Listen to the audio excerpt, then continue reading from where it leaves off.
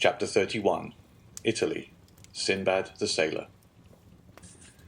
Towards the beginning of the year 1838, two young men belonging to the First Society of Paris, the Vicomte Albert de Morcerf and the Baron Franz d'Épinay, were at Florence. They had agreed to see the carnival at Rome that year, and that Franz, who for the last 3 or 4 years had inhabited Italy, should act as cicerone to Albert. As it is no inconsiderable affair to spend the carnival at Rome, especially when you have no great desire to sleep on the Piazza del Popolo or the Campo Vaccino, they wrote to Signor Pastrini, the proprietor of the Hotel de Londres, Piazza di Spagna, to reserve comfortable apartments for them. Signor Pastrini replied that he had only 2 rooms and a parlour on the 3rd floor, which he offered at the low charge of a louis per diem. They accepted this offer, but wishing to make the best use of the time that was left, Albert started for Naples. As for Franz, he remained at Florence, and after having passed a few days in exploring the paradise of the Cascine and spending 2 or 3 evenings at the houses of the Florentine nobility, he took a fancy into his head, having already visited Corsica, the cradle of Bonaparte, to visit Elba, the waiting place of Napoleon. One evening, he cast off the painter of a sailboat from the iron ring that secured it to the dock at Leghorn, wrapped himself in his coat, and lay down and said to the crew, "To the island of Elba." The boat shot out of the harbour like a bird, and the next morning Franz disembarked at Portoferraio. He traversed the island after having followed the traces which the footsteps of the giant have left, and re-embarked for Marciana. 2 hours after he again landed at Pianosa, where he was assured that red partridges abounded. The sport was bad. Franz only succeeded in killing a few partridges, and like every unsuccessful sportsman, he returned to the boat very much out of temper. "Ah, if your Excellency chose," said the captain, "you might have capital sport." "Where?" "Do you see that island?" continued the captain, pointing to a conical pile rising from the Indigo Sea. "Well, what is this island?" "The island of Monte Cristo." "But I have no permission to shoot over this island." "Your Excellency does not require a permit, for the island is uninhabited." "Ah, indeed," said the young man. "A desert island in the midst of the Mediterranean must be a curiosity." "It is very natural. This island is a mass of rocks, and does not contain an acre of land capable of cultivation." "To whom does this island belong?" "To Tuscany." "What game shall I find there?" "Thousands of wild goats." "Who live upon the stones, I suppose," said Franz, with an incredulous smile. "No, but by browsing the shrubs and trees that grow out of the crevices of the rocks." "Where can I sleep?" "On shore in the grottos, or on board in your cloak. Besides, if your Excellency pleases, we can leave as soon as you like. We can sail as well by night as by day, and if the wind drops, we can use our oars." As Franz had sufficient time, and his apartments at Rome were not yet available, he accepted the proposition. Upon his answer in the affirmative, the sailors exchanged a few words together in a low tone. "Well," asked he, "what now? Is there any difficulty in the way?" "No," replied the captain, "but we must warn your Excellency that the island is an infected port." "What do you mean?" "Monte Cristo, although uninhabited, yet serves occasionally as a refuge for the smugglers and pirates who come from Corsica, Sardinia, and Africa, and if it becomes known that we have been there, we shall have to perform a quarantine for 6 days on our return to Leghorn." "The deuce! That puts a different face on the matter. 6 days! Why, that's as long as the Almighty took to make the world. Too long a wait. Too long." "But who will say your Excellency has been to Monte Cristo?" "Oh, I shall not," cried Franz.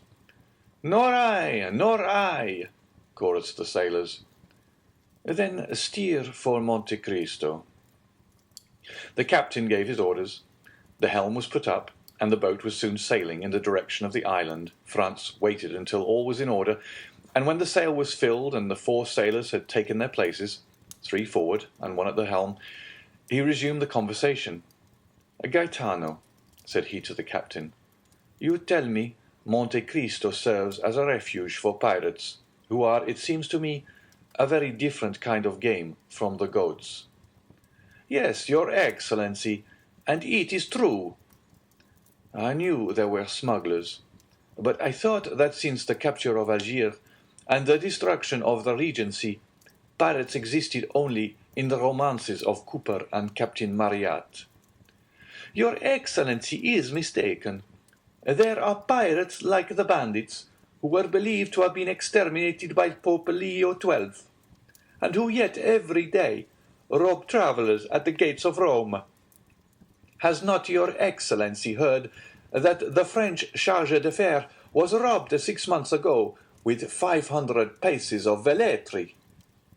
"Oh yes, I heard that."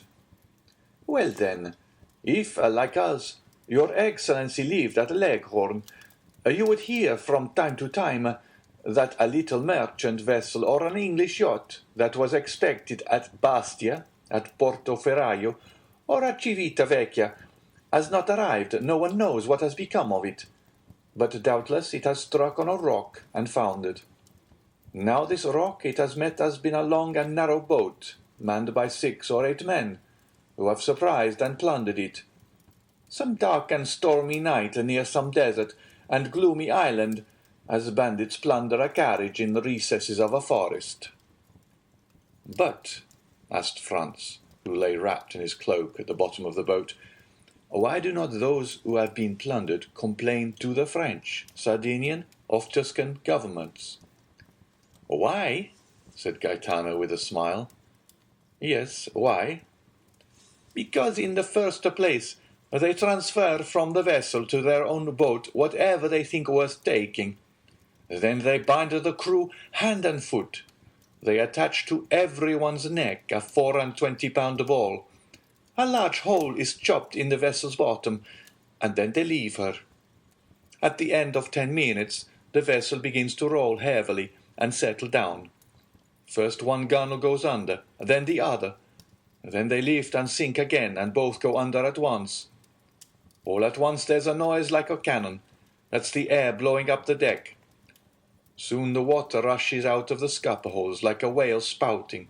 The vessel gives a last groan, spins around, and disappears, forming a vast whirlpool in the ocean.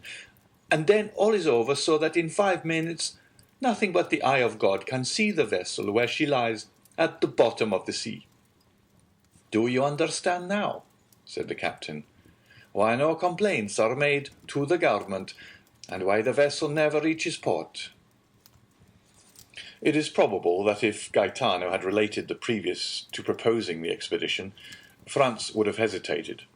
But now that they had started, he thought it would be cowardly to draw back. He was one of those men who do not rashly court danger, but if danger presents itself, combat it with the most unalterable coolness. Calm and resolute, he treated any peril as he would an adversary in a duel, calculated its probable method of approach, retreated, if at all, as a point of strategy, and not from cowardice, was quick to see an opening for attack, and won victory at a single thrust. "Bah," said he, "I have travelled through Sicily and Calabria. I have sailed 2 months in the archipelago, and yet I never saw even the shadow of a bandit or a pirate." "I did not tell your Excellency this to deter you from your project," replied Gaetano. "But you questioned me, and I have answered, that's all."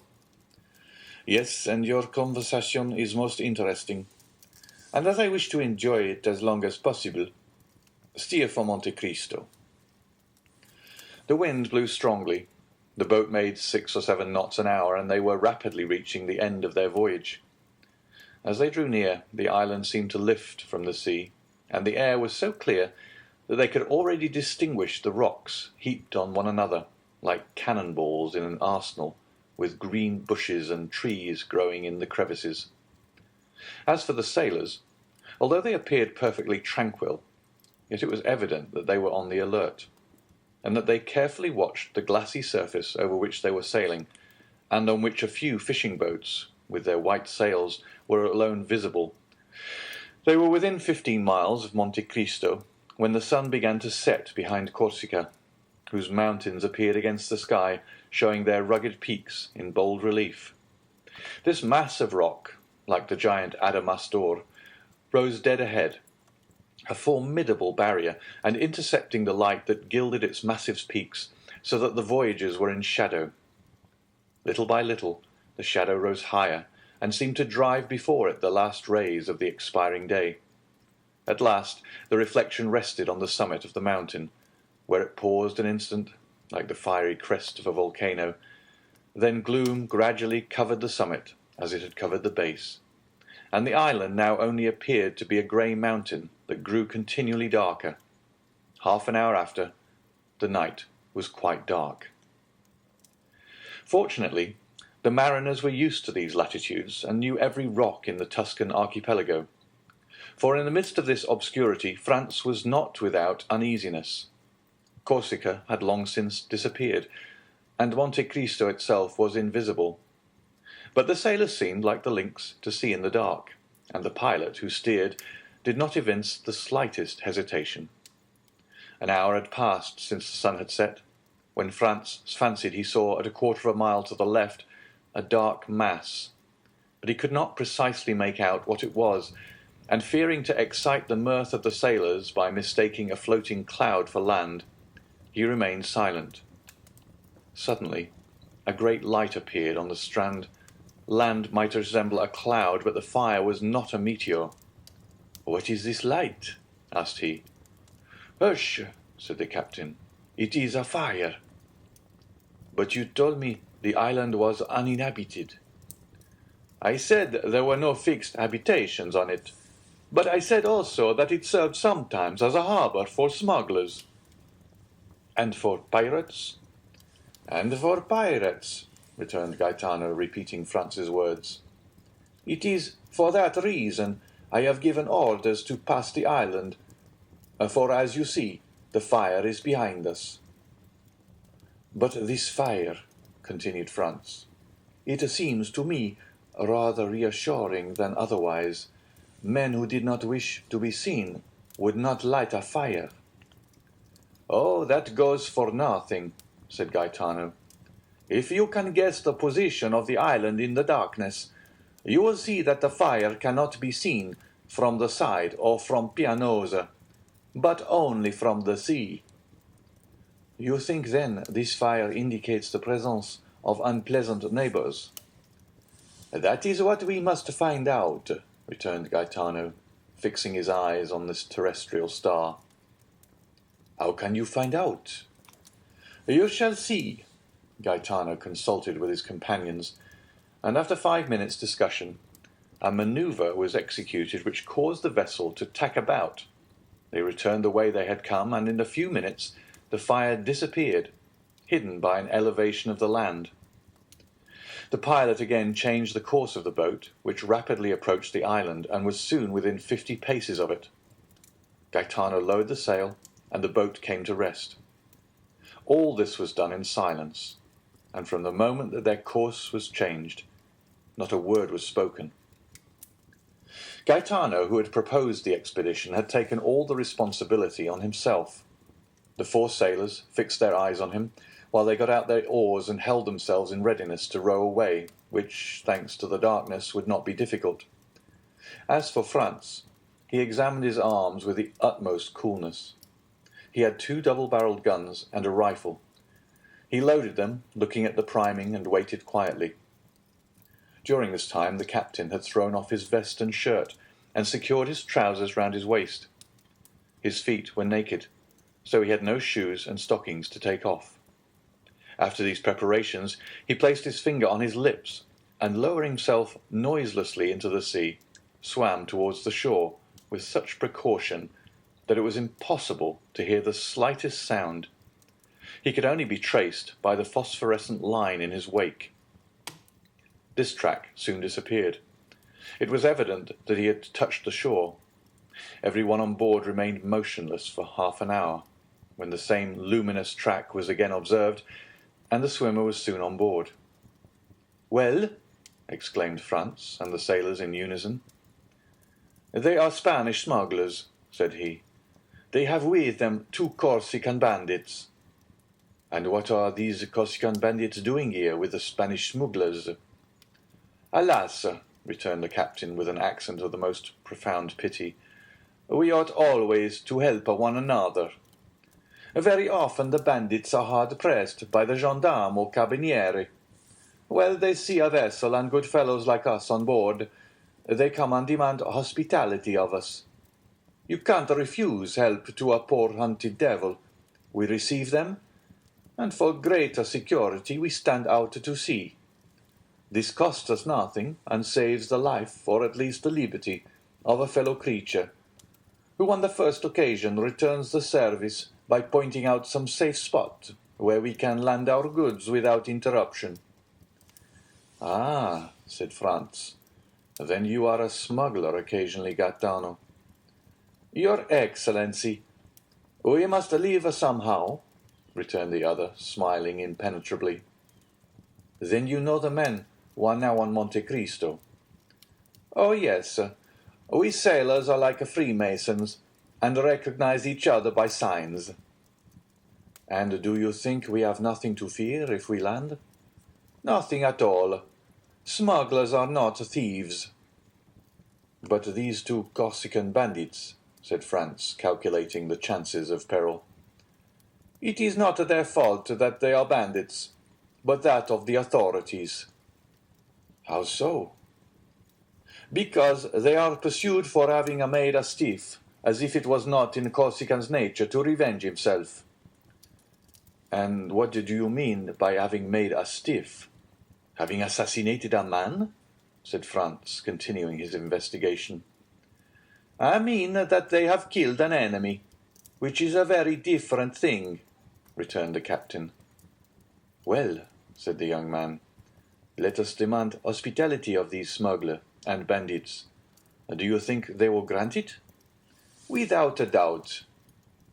"How many are they?"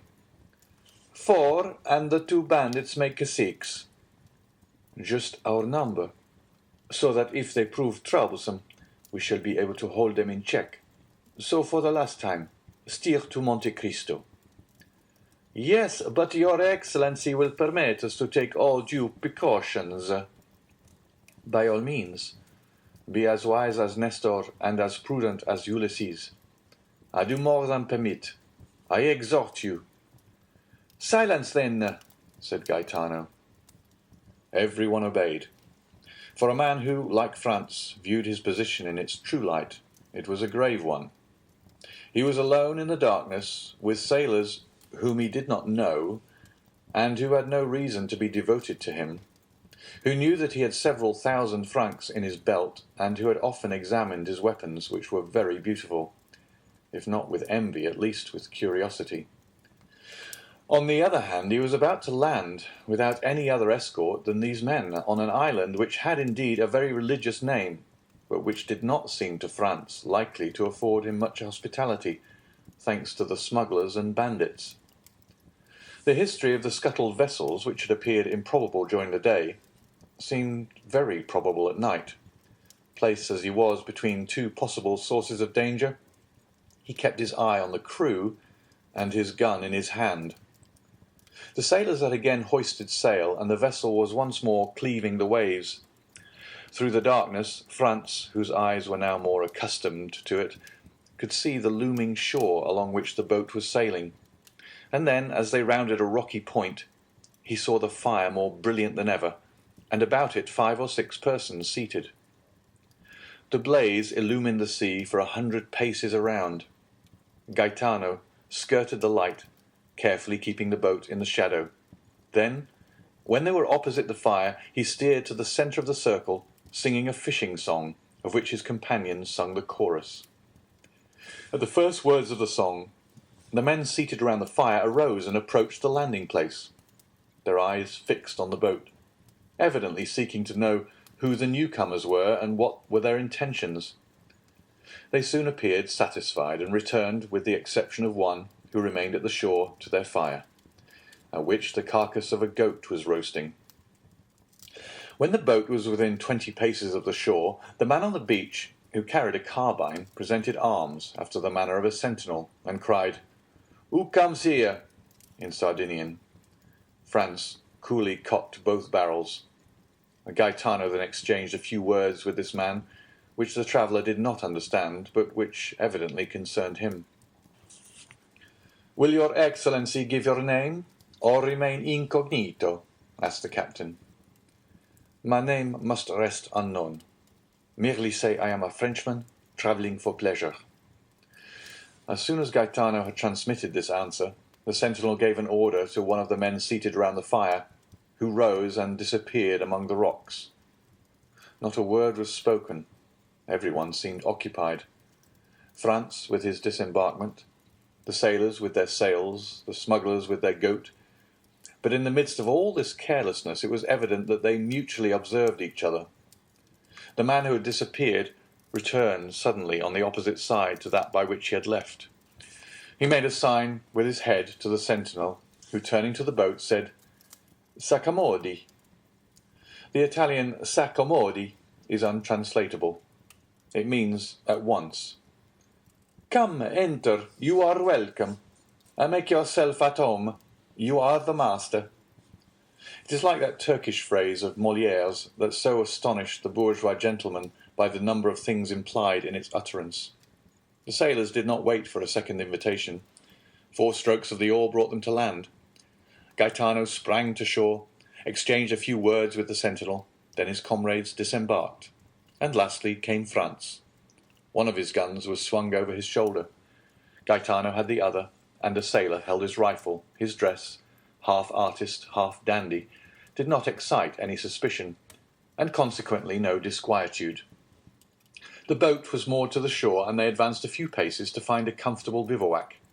But doubtless the spot they chose did not suit the smuggler, who filled the post of sentinel, for he cried out, "Not that way, if you please." Gaetano faltered an excuse, and advanced to the opposite side, while 2 sailors kindled torches at the fire to light them on their way. They advanced about 30 paces, and then stopped at a small esplanade surrounded with rocks, in which seats had been cut, not unlike sentry boxes. Around in the crevices of the rocks grew a few dwarf oaks and thick bushes of myrtles. Franz lowered a torch, and saw by the mass of cinders that had accumulated that he was not the first to discover this retreat, which was doubtless one of the halting places of the wandering visitors of Monte Cristo.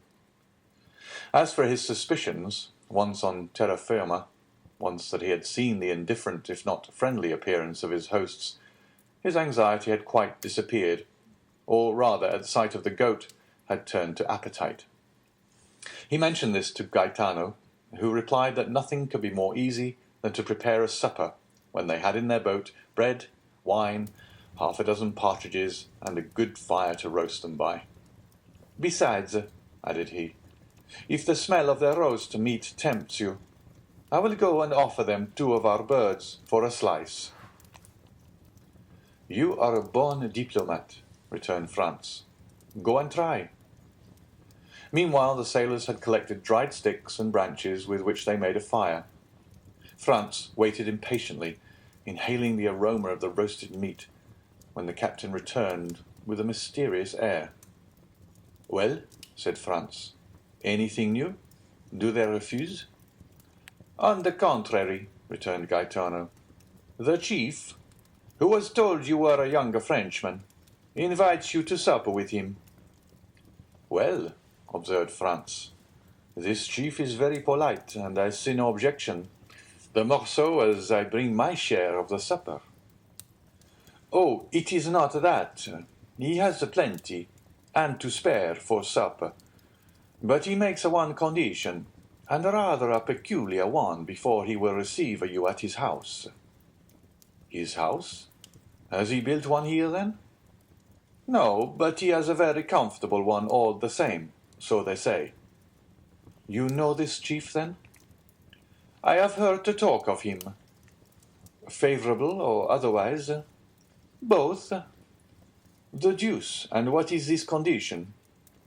That you are blindfolded, and do not take off the bandage until he himself bids you. Franz looked at Gaetano to see if possible what he thought of this proposal. Ah, replied he, guessing Franz's thought. I know this is a serious matter. What should you do in my place? I, who have nothing to lose, I should go. You would accept? Yes, were it only out of curiosity. There is something very peculiar about this chief, then. Listen, said Gaetano, lowering his voice. I do not know if what they say is true. He stopped to see if anyone was near. What do they say? That this chief inhabits a cavern, to which the petty palace is nothing. What nonsense, said Franz, reseating himself. It is no nonsense, it is quite true. Kama, the pilot of the St. Ferdinand, went in once, and he came back amazed, vowing that such treasures were only to be heard of in fairy tales. Do you know, observed Franz, that with such stories you make me think of Ali Baba's enchanted cavern. I tell you what I have been told. Then you advise me to accept? Oh, I didn't say that, Your Excellency will do as you please. I should be sorry to advise you in the matter. Franz pondered the matter for a few moments, concluded that a man so rich could not have any intention of plundering him of what little he had, and seeing only the prospect of a good supper, accepted. Gaetano departed with the reply. Franz was prudent, and wished to learn all he possibly could concerning his host. He turned towards the sailor, who, during this dialogue, had sat gravely plucking the partridges with the air of a man proud of his office, and asking him how these men had landed, as no vessel of any kind was visible. "Never mind that," returned the sailor. "I know their vessel." "Is it a very beautiful vessel?" "I would not wish for a better to sail round the world." "Of what burden is she?" "About 100 tons, but she is built to stand any weather. She is what the English call a yacht." "Where was she built?" "I know not, but my own opinion is she is a Genoese." "And how did a leader of smugglers," continued Franz, "venture to build a vessel designed for such a purpose at Genoa?" "I did not say that the owner was a smuggler," replied the sailor. "No, but Gaetano did, I thought." "Gaetano had only seen the vessel from a distance.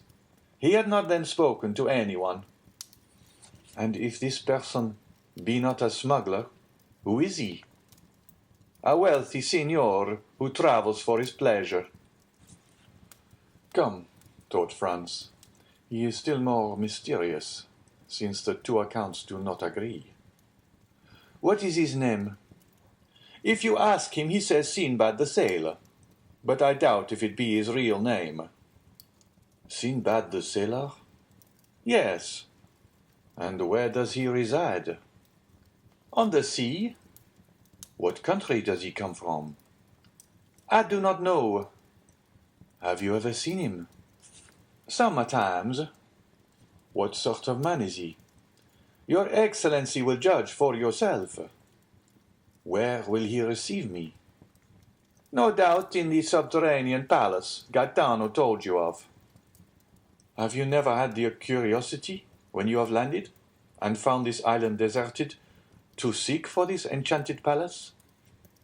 "Oh yes, more than once, but always in vain.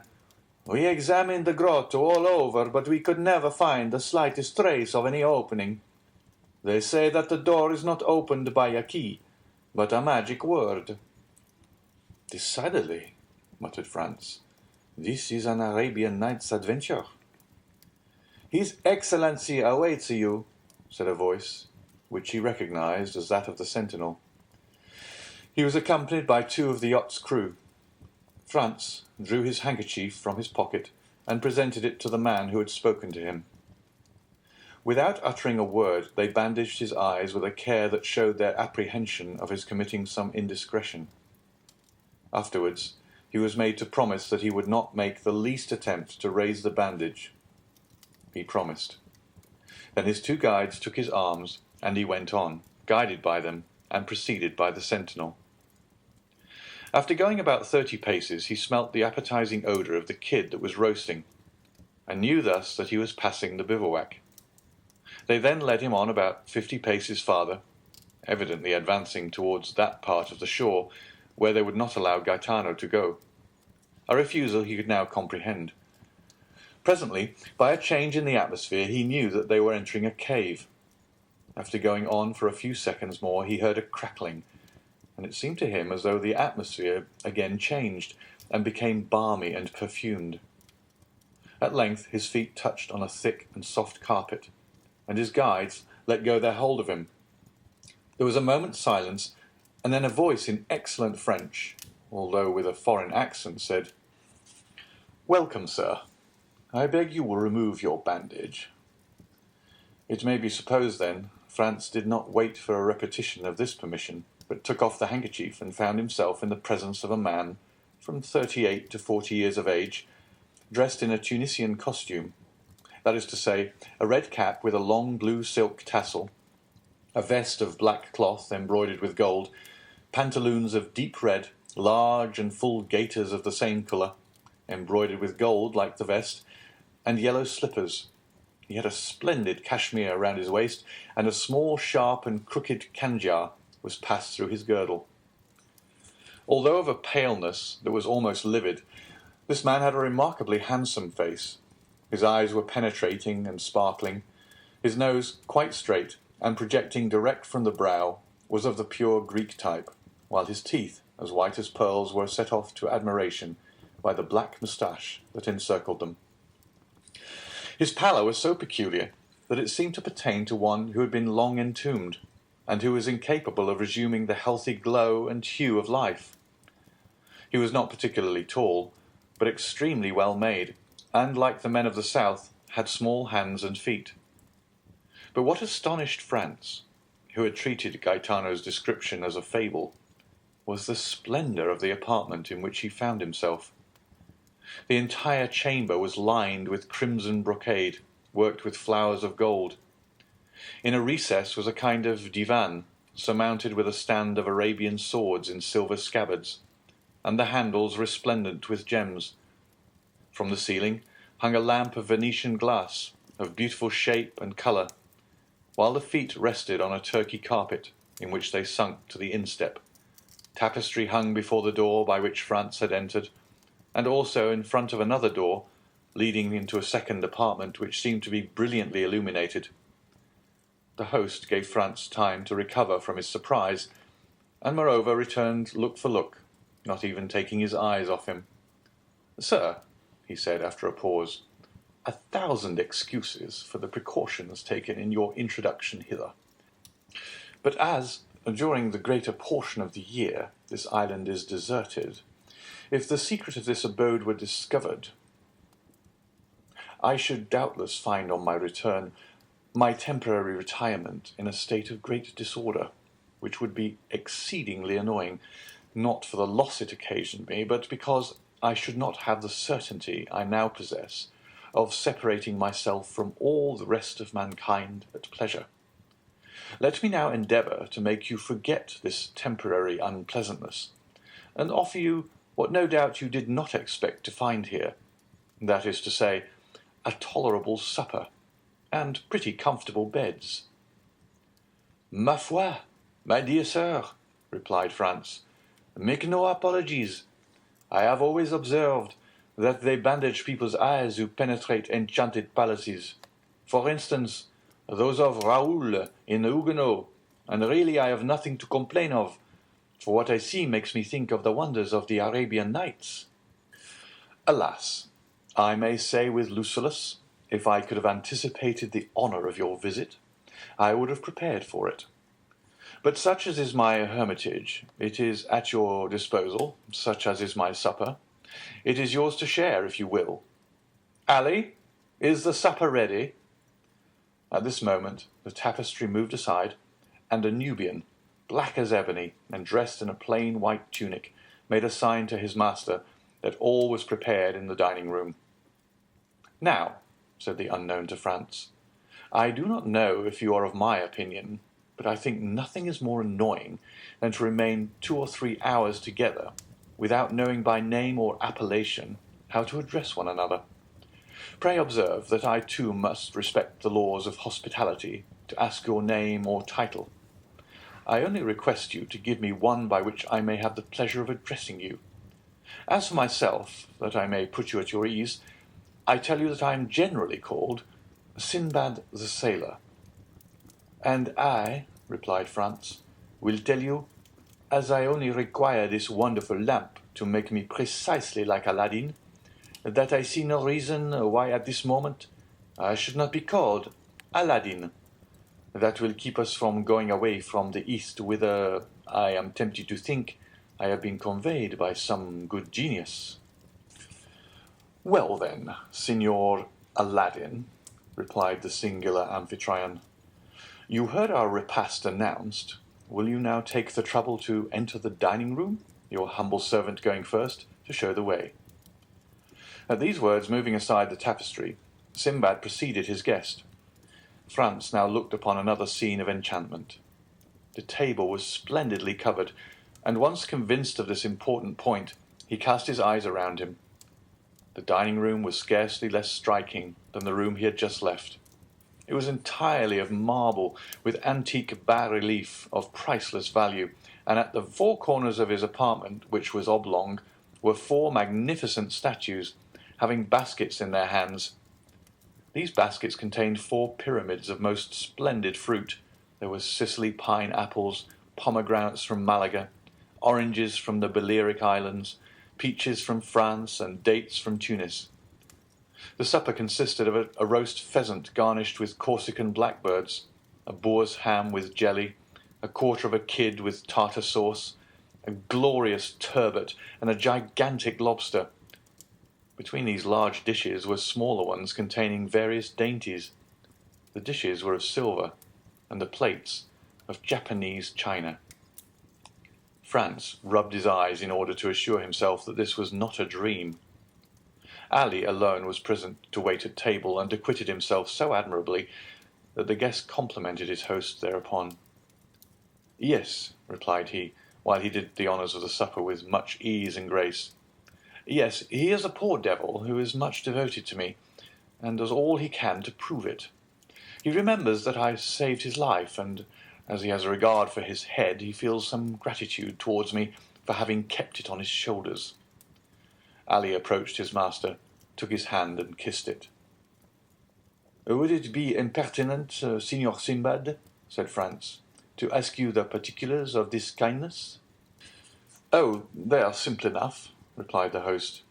"It seems the fellow had been caught wandering nearer to the harem of the Bey of Tunis than etiquette permits to one of his colour, and he was condemned by the Bey to have his tongue cut out and his hand and head cut off, the tongue the first day, the hand the second, and the head the third. I always had a desire to have a mute in my service, so learning the day his tongue was cut out, I went to the Bey and proposed to give him for Ali a splendid double-barrelled gun, which I knew he was very desirous of having. He hesitated a moment. He was so very desirous to complete the poor devil's punishment. But when I added to the gun an English cutlass, with which I had shivered his Highness's yataghan to pieces, the Bey yielded and agreed to forgive the hand and head, but on condition that the poor fellow never again set foot in Tunis. This was a useless clause in the bargain, for whenever the coward sees the first glimpse of the shores of Africa, he runs down below and can only be induced to appear again when we're out of sight of that quarter of the globe." Franz remained a moment silent and pensive, hardly knowing what to think of the half-kindness, half-cruelty with which his host related the brief narrative. "And like the celebrated sailor whose name you have assumed," he said, by way of changing the conversation, "you pass your life in travelling." "Yes, I made a vow at a time when I little thought I should ever be able to accomplish it," said the unknown with a singular smile, "and I made some others also, which I hope I may fulfil in due season." Although Sinbad pronounced these words with such calmness, his eyes gave forth gleams of extraordinary ferocity. "You have suffered a great deal, sir?" said Franz inquiringly. Sinbad started and looked fixedly at him as he replied, "What makes you suppose so?" "Everything," answered Franz. "Your voice, your look, your pallid complexion, and even the life you lead." "I? I live the happiest life possible, the real life of a pasha. I am king of all creation. I am pleased with one place and stay there. I get tired of it and leave it. I am free as a bird and have wings like one. My attendants obey my slightest wish. Sometimes I amuse myself by delivering some bandit or criminal from the bonds of the law. Then I have my mode of dispensing justice, silent and sure, without respite or appeal, which condemns or pardons, and which no one sees. Ah, if you had tasted my life, you would not desire any other, and would never return to the world, unless you had some great project to accomplish there." "Revenge, for instance?" observed Franz. The unknown fixed on the young man one of those looks which penetrates into the depth of the heart and thoughts. "And why revenge?" he asked. "Because," replied Franz, "you seem to me like a man who, persecuted by society, has a fearful account to settle with it." "Ah," responded Sinbad, laughing with his singular laugh, which displayed his white and sharp teeth, "you have not guessed rightly. Such as you see me, I am a sort of philosopher, and one day perhaps I shall go to Paris to rival Monsieur Appert and the little man in the blue cloak." "And will that be the first time you ever took that journey?" "Yes, it will. I must seem to you by no means curious, but I assure you that it is not my fault I have delayed it so long. It will happen one day or the other." "And do you propose to make this journey very shortly?" "I do not know. It depends on circumstances, which depend on certain arrangements."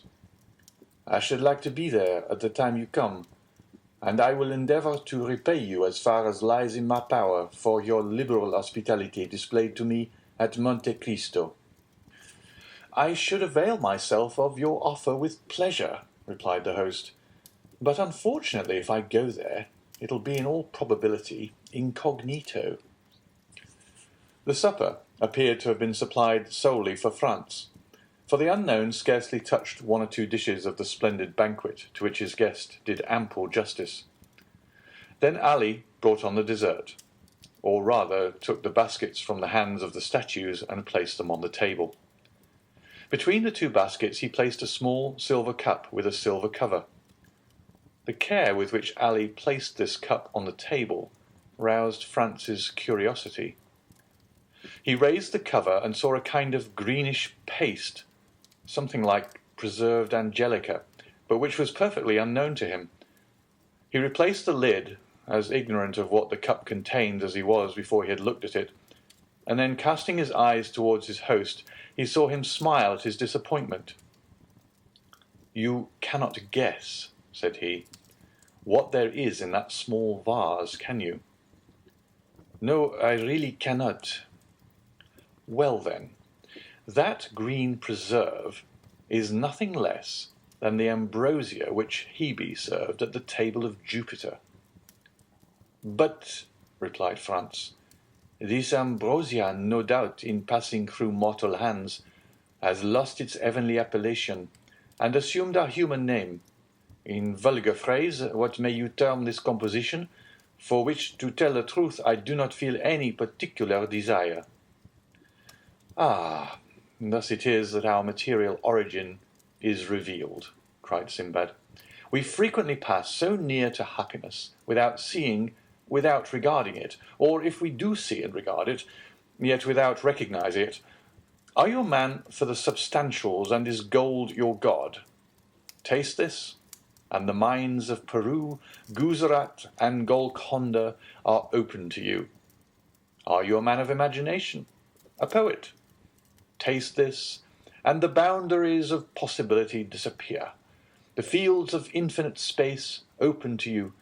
You advance free in heart, free in mind, into the boundless realms of unfettered reverie.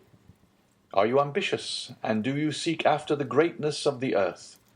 Taste this, and in an hour you will be a king. Not a king of a petty kingdom hidden in some corner of Europe like France, Spain, or England, but king of the world, king of the universe, king of creation. Without bowing at the feet of Satan, you will be king and master of all the kingdoms of the earth. Is it not tempting what I offer you?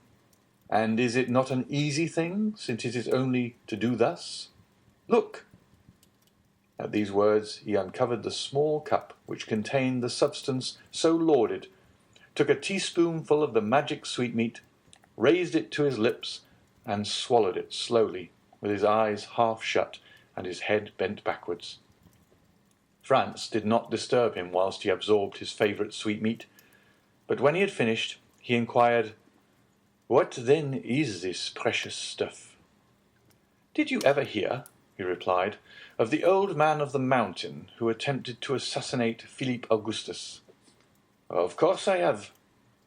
"Well, you know he reigned over a rich valley which was overhung by the mountain whence he derived his picturesque name. In this valley were magnificent gardens planted by Hassan ben Sabah, and in these gardens isolated pavilions. Into these pavilions he admitted the elect, and there, says Marco Polo, gave them to eat a certain herb, which transported them to paradise in the midst of ever-blooming shrubs, ever-ripe fruit, and ever-lovely virgins. What these happy persons took for reality was but a dream. But it was a dream so soft, so voluptuous, so enthralling, that they sold themselves body and soul to him who gave it to them, and obedient to his orders, as to those of a deity, struck down the designated victim, died in torture without a murmur, believing that the death they underwent was but a quick transition to that life of delights, of which the holy herb now before you had given them a slight foretaste. "Then," cried Franz, "it is hashish. I know that, by name at least." "That is it precisely, Signor Aladdin. It is hashish, the purest and most unadulterated hashish of Alexandria, the hashish of Abu Ghor, the celebrated maker, the only man, the man to whom there should be built a palace inscribed with these words, 'A grateful word to the dealer in happiness.'" "Do you know," said Franz, "I have a very great inclination to judge for myself of the truth or exaggeration of your eulogies." "Judge for yourself, Signor Aladdin. Judge, but do not confine yourself to one trial. Like everything else, we must habituate the senses to a fresh impression, gentle or violent, sad or joyous. There is a struggle in nature against this divine substance, in nature which is not made for joy and clings to pain. Nature subdued must yield in the combat. The dream must succeed to reality, and then the dream reigns supreme. Then the dream becomes life, and life becomes the dream. But what changes occur? It is only by comparing the pains of actual being with the joys of the assumed existence that you would desire to live no longer, but to dream thus forever. When you return to this mundane sphere from your visionary world, you would seem to leave a Neapolitan spring for a Lapland winter, to quit paradise for earth, heaven for hell. Taste the hashish, guest of mine, taste the hashish." Franz's only reply was to take a teaspoonful of the marvellous preparation, about as much in quantity as his host had eaten, and lift it to his mouth. "Diable!" he said, after having swallowed the divine preserve. "I do not know if the result will be as agreeable as you describe, but the thing does not appear to me as palatable as you say." "Because your palate has not yet been attuned to the sublimity of the substances it flavours. Tell me, the first time you tasted oysters, tea, porter, truffles, and sundry other dainties which you now adore, did you like them? Could you comprehend how the Romans stuffed their pheasants with asafoetida, and the Chinese eat swallows? Nests, eh? No. Well, it's the same with hashish. Only eat for a week, and nothing in the world will seem to you to equal the delicacy of its flavour, which now appears to you flat and distasteful. Let us now go into the adjoining chamber, which is your apartment, and Ali will bring us coffee and pipes. They both arose, and while he who called himself Sinbad, and whom we have occasionally named so that we might, like his guest, have some title by which to distinguish him, gave some orders to the servant, Franz entered still another apartment. It was simply yet richly furnished. It was round, and a large divan completely encircled it. Divan, walls, ceiling, floor were all covered with magnificent skins as soft and downy as the richest carpets. There were heavy-maned lion skins from Atlas, striped tiger skins from Bengal, panther skins from the Cape, spotted beautifully like those that appeared to Dante, bear skins from Siberia, fox skins from Norway, and so on. And all these skins were strewn in profusion, one on the other, so that it seemed like walking over the most mossy turf, or reclining on the most luxurious bed. Both laid themselves down on the divan. Chibouk and jasmine tubes and amber mouthpieces were within reach, and all prepared so that there was no need to smoke the same pipe twice. Each of them took one, which Ali lighted and then retired to prepare the coffee. There was a moment's silence, during which Sinbad gave himself up to thoughts that seemed to occupy him incessantly, even in the midst of his conversation, and Franz abandoned himself to that mute reverie into which we always sink when smoking excellent tobacco, which seems to remove with its fume all the troubles of the mind, and to give the smoker in exchange all the visions of the soul. Ali brought in the coffee. "How do you take it?" inquired the unknown. "In French or Turkish style? Strong or weak? Sugar or none? Cool or boiling? As you please. It's ready in all ways." "I'll take it in the Turkish style," replied Franz. "And you are right," said his host. "It shows you have a tendency for an Oriental life. Ah, those Orientals! They're the only men who know how to live. As for me," he added, with one of those singular smiles which did not escape the young man, "when I have completed my affairs in Paris, I shall go and die in the East. And should you wish to see me again, you must seek me at Cairo, Baghdad, or Ispahan." "Ma foi," said Franz, "it would be the easiest thing in the world, for I feel eagle's wings springing out my shoulders, and with those wings I could make a tour of the world in 24 hours.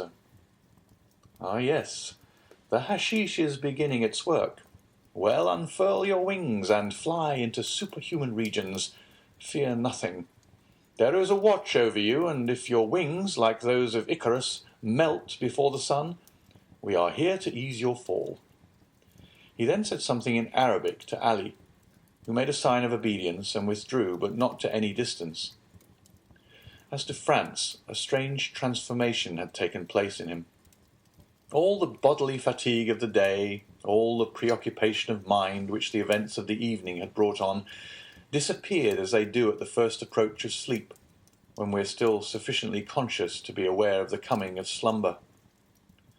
His body seemed to acquire an airy lightness. His perception brightened in a remarkable manner. His senses seemed to redouble their power. The horizon continued to expand, but it was not the gloomy horizon of vague alarms, and which he had seen before he slept, but a blue, transparent, unbounded horizon, with all the blue of the ocean, all the spangles of the sun, all the perfumes of the summer breeze. Then, in the midst of the songs of his sailors, songs so clear and sonorous that they would have made a divine harmony had their notes been taken down, he saw the island of Monte Cristo, no longer as a threatening rock in the midst of the waves, but as an oasis in the desert. Then, as his boat drew nearer, the songs became louder, for an enchanting and mysterious harmony rose to heaven, as if some Lorelei had decreed to attract the soul thither, or Amphion the enchanter intended there to build a city. At length the boat touched the shore, but without effort, without shock, as lips touch lips, and he entered the grotto amidst continued strains of most delicious melody.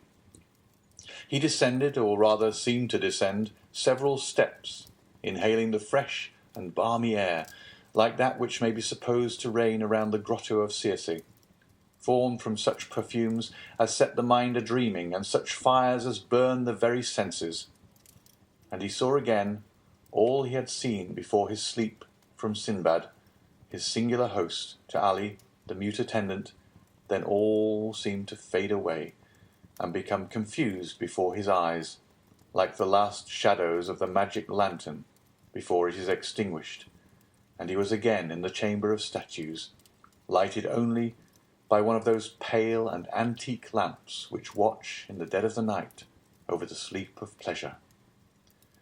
They were the same statues, rich in form, in attraction and poesy, with eyes of fascination, smiles of love, and bright and flowing hair.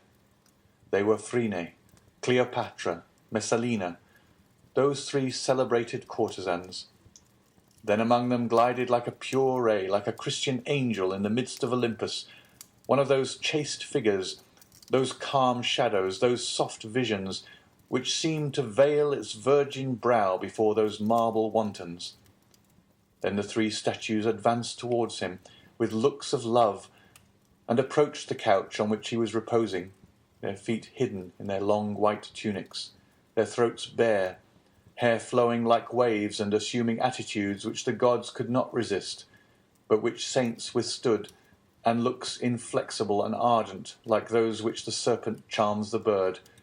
And then he gave way before looks that held him in a torturing grasp and delighted his senses as with a voluptuous kiss. It seemed to Franz that he closed his eyes, and in a last look about him saw the vision of modesty completely veiled, and then followed a dream of passion like that promised by the prophet to the elect. Lips of stone turned to flame, breasts of ice became like heated lava, so that to Franz, yielding for the first time to the sway of the drug, love was a sorrow and voluptuousness a torture, as burning mouths were pressed to his thirsty lips, and he was held in cool, serpent-like embraces. The more he strove against this unhallowed passion, the more his senses yielded to its thrall, and at length, weary of a struggle that taxed his very soul, he gave way, and sank back breathless and exhausted beneath the kisses of these marble goddesses and the enchantment of his marvellous dream. End of chapter 31.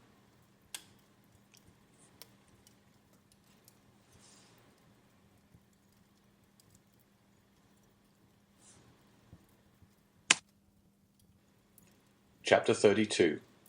The Waking. When Franz returned to himself, he seemed still to be in a dream.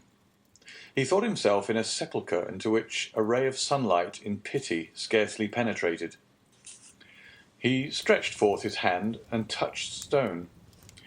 He rose to his seat and found himself lying on his bournous in a bed of dry heather, very soft and odoriferous. The vision had fled, and as if the statues had been but shadows from the tomb, they had vanished at his waking. He advanced several paces towards the point whence the light came, and to all the excitement of his dream succeeded the calmness of reality. He found that he was in a grotto, went towards the opening, and through a kind of fanlight saw a blue sea and an azure sky. The air and water were shining in the beams of the morning sun. On the shore the sailors were sitting, chatting and laughing, and at 10 yards from them the boat was at anchor, undulating gracefully on the water. There for some time he enjoyed the fresh breeze which played on his brow, and listened to the dash of the waves on the beach, that left against the rocks a lace of foam as white as silver. He was for some time without reflection or thought for the divine charm which is in the things of nature, especially after a fantastic dream. Then gradually this view of the outer world, so calm, so pure, so grand, reminded him of the elusiveness of his vision, and once more awakened memory. He recalled his arrival on the island, his presentation to a smuggler chief, a subterranean palace full of splendour, an excellent supper, and a spoonful of hashish.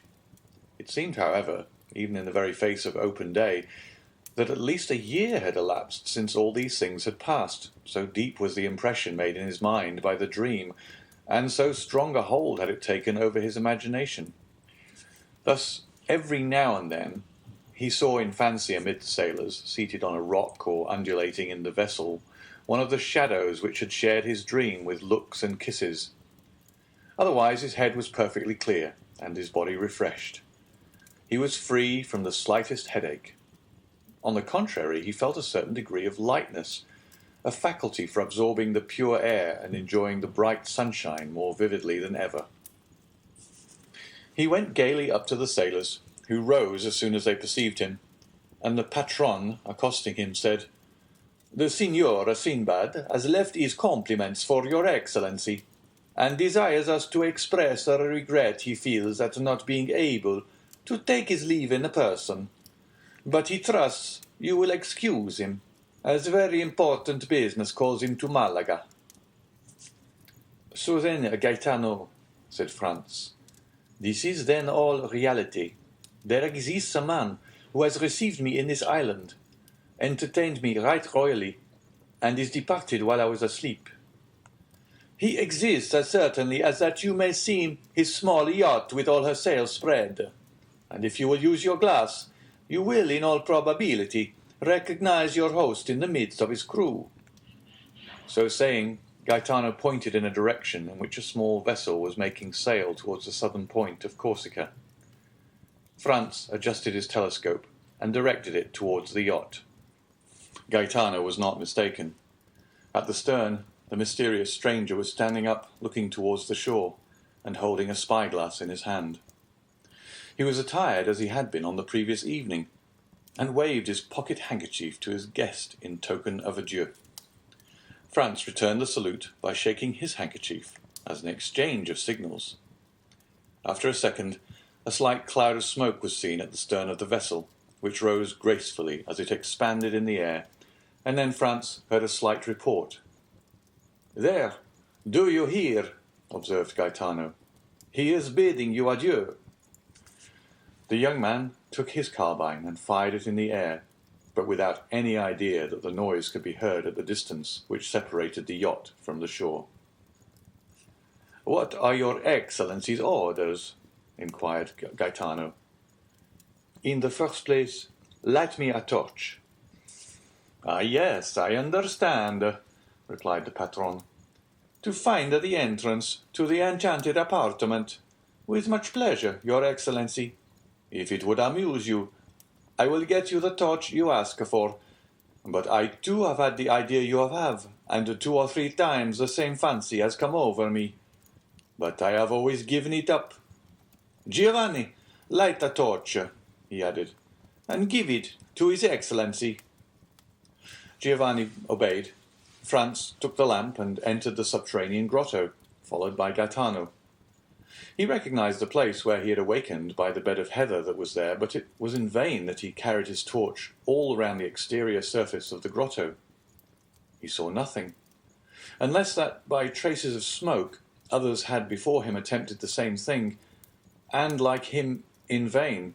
Yet he did not leave a foot of this granite wall as impenetrable as futurity without strict scrutiny.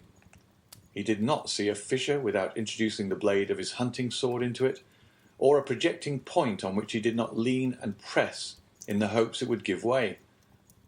All was vain, and he lost 2 hours in his attempts, which were at last utterly useless. At the end of this time he gave up his search, and Gaetano smiled. When Franz appeared again on the shore, the yacht only seemed like a small white speck on the horizon.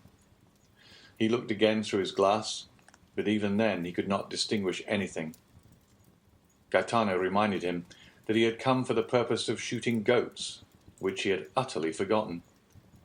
He took his fowling piece and began to hunt over the island with the air of a man who is fulfilling a duty rather than enjoying a pleasure. And at the end of a quarter of an hour, he had killed a goat and 2 kids. These animals, though wild and agile as chamois, were too much like domestic goats, and Franz could not consider them as game. Moreover, other ideas, much more enthralling, occupied his mind. Since the evening before, he had really been the hero of one of the tales of the 1,001 Nights, and he was irresistibly attracted toward the grotto. Then, in spite of the failure of his first search, he began a second, after having told Gaetano to roast one of the 2 kids. The second visit was a long one, and when he returned, the kid was roasted and the repast ready. Franz was sitting on the spot where he was on the previous evening when his mysterious host had invited him to supper, and he saw the little yacht, now like a seagull on the wave, continuing her flight toward Corsica. "Why," he remarked to Gaetano, "you told me that Signor Sinbad was going to Malaga, while it seems he is in the direction of Porto Vecchio." "Don't you remember," said the patron, "I told you that among the crew there were 2 Corsican brigands." "True, and he is going to land them?" added Franz. "Precisely so," replied Gaetano. "He is one who fears neither God nor Satan, they say, and would at any time run 50 leagues out of his course to do a poor devil a service." "But such service as these might involve him with the authorities of the country in which he practices this kind of philanthropy," said Franz. "And what cares he for that?" replied Gaetano with a laugh. "Or any authorities? He smiles at them. Let them try to pursue him. Why, in the first place, his yacht is not a ship, but a bird, and he would beat any frigate 3 knots in every 9. And if he were to throw himself on the coast, why, is he not certain of finding friends everywhere?" It was perfectly clear that the Signor Sinbad, Franz's host, had the honour of being on excellent terms with the smugglers and bandits along the whole coast of the Mediterranean, and so enjoyed exceptional privileges. As to Franz, he had no longer any inducement to remain at Monte Cristo. He had lost all hope of detecting the secret of the grotto. He consequently dispatched his breakfast, and, his boat being ready, he hastened on board, and they were soon under way. At the moment the boat began her course, they lost sight of the yacht, as it disappeared in the Gulf of Porto Vecchio. With it was effaced the last trace of the preceding night, and then supper, Sinbad, hashish, statues, all became a dream for Franz. The boat sailed on all day and all night, and next morning, when the sun rose, they had lost sight of Monte Cristo. When Franz had once again set foot on shore, he forgot, for the moment at least, the events which had just passed, while he finished his affairs of pleasure at Florence, and then thought of nothing but how he should rejoin his companion, who was awaiting him at Rome. He set out, and on the Saturday evening reached the Eternal City by the mail coach. An apartment, as we have said, had been retained beforehand, and thus he had but to go to Signor Pastrini's hotel. But this was not so easy a matter, for the streets were thronged with people, and Rome was already a prey to that low and feverish murmur which precedes all great events. And at Rome there are 4 great events in every year: the Carnival, Holy Week, Corpus Christi, and the Feast of St. Peter. All the rest of the year the city is in that state of dull apathy between life and death which renders it similar to a kind of station between this world and the next, a sublime spot, a resting place full of poetry and character, and at which Franz had already halted 5 or 6 times, and at each time found it more marvellous and striking. At last he made his way through the mob, which was continually increasing and getting more and more turbulent, and reached the hotel. On his first inquiry he was told, with the impertinence peculiar to hired hackney coachmen and innkeepers with their houses full, that there was no room for him at the Hôtel de Londres. Then he sent his card to Signor Pastrini and asked for Albert de Morcerf. This plan succeeded, and Signor Pastrini himself ran to him, excusing himself for having made His Excellency wait, scolding the waiters, taking the candlestick from the porter, who was ready to pounce on the traveller and was about to lead him to Albert, when Morcerf himself appeared. The apartment consisted of 2 small rooms and a parlour. The 2 rooms looked on to the street, a fact which Signor Pastrini commented upon as an inappreciable advantage. The rest of the floor was hired by a very rich gentleman who was supposed to be a Sicilian or Maltese, but the host was unable to decide to which of the 2 nations the traveller belonged.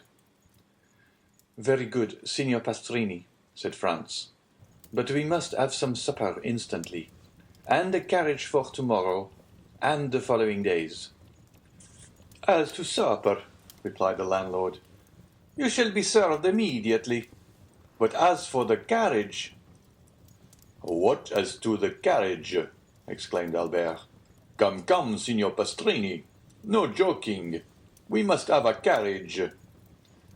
"Sir," replied the host, "we will do all in our power to procure you one. This is all I can say." "And when shall we know?" inquired Franz. "Tomorrow morning," answered the innkeeper. "Oh, the deuce! Then we shall pay the more, that's all. I see plainly enough. At Drake's or Aaron's one pays 25 lire for common days, and 30 or 35 lire a day more for Sundays and feast days. Add 5 lire a day more for extras. That will make 40, and there's an end of it. I am afraid, if we offer them double, that we shall not procure a carriage." "Then they must put horses to mine. It is a little worse for the journey, but that's no matter." "There are no horses."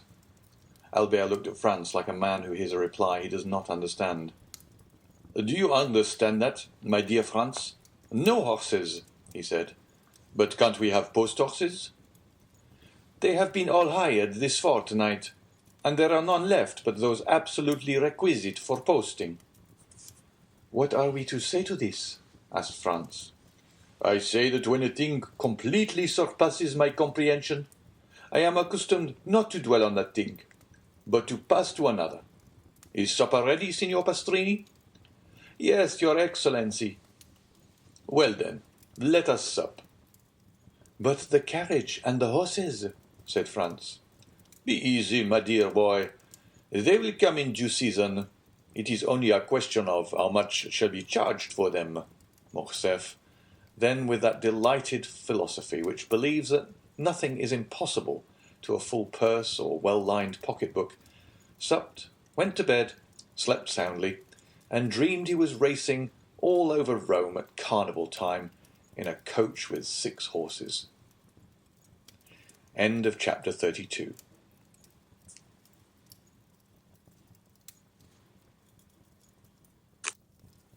Chapter 33. Roman Bandits. The next morning, Franz woke first and instantly rang the bell. The sound had not yet died away when Signor Pastrini himself entered. "Well, Excellency," said the landlord triumphantly, and without waiting for Franz to question him, "I feared yesterday, when I would not promise you anything, that you were too late. There is not a single carriage to be had. That is for the last 3 days of the carnival." "Yes," returned Franz. "For the very 3 days it is most needed." "What is the matter?" said Albert, entering. "No carriage to be had?" "Just so," returned Franz. "You have guessed it." "Well, your eternal city is a nice sort of place."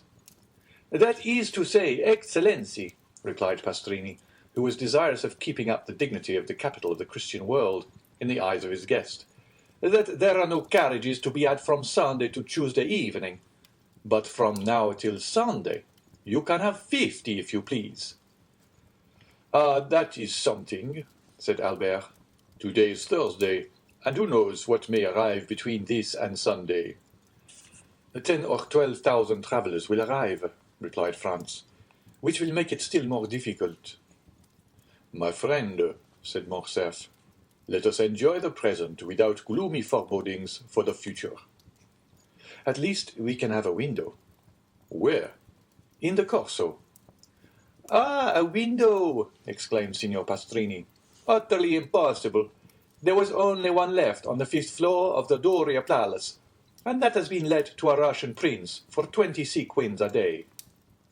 The two young men looked at each other with an air of stupefaction. Well, said Franz to Albert, do you know what is the best thing we can do? It is to pass the carnival at Venice. There we are sure of obtaining gondolas, if we cannot have carriages. Oh, the devil, no, cried Albert. I came to Rome to see the carnival, and I will, though I see it on stilts. Bravo! An excellent idea. We will disguise ourselves as monster pulcinellos or shepherds of the land, and we shall have complete success. Do your excellencies still wish for a carriage from now to Sunday morning? Parbleu, said Albert. Do you think we are going to run about on foot in the streets of Rome, like lawyers' clerks? I hasten to comply with your excellency's wishes. Only I tell you beforehand, the carriage will cost you 6 piastres a day. And as I am not a millionaire, like the gentleman in the next apartment, said Franz, I warn you that as I have been 4 times before at Rome, I know the prices of all the carriages. We will give you 12 piastres for today, tomorrow, and the day after, and then you will make a good profit. But, excellency, said Pastrini, still striving to gain his point.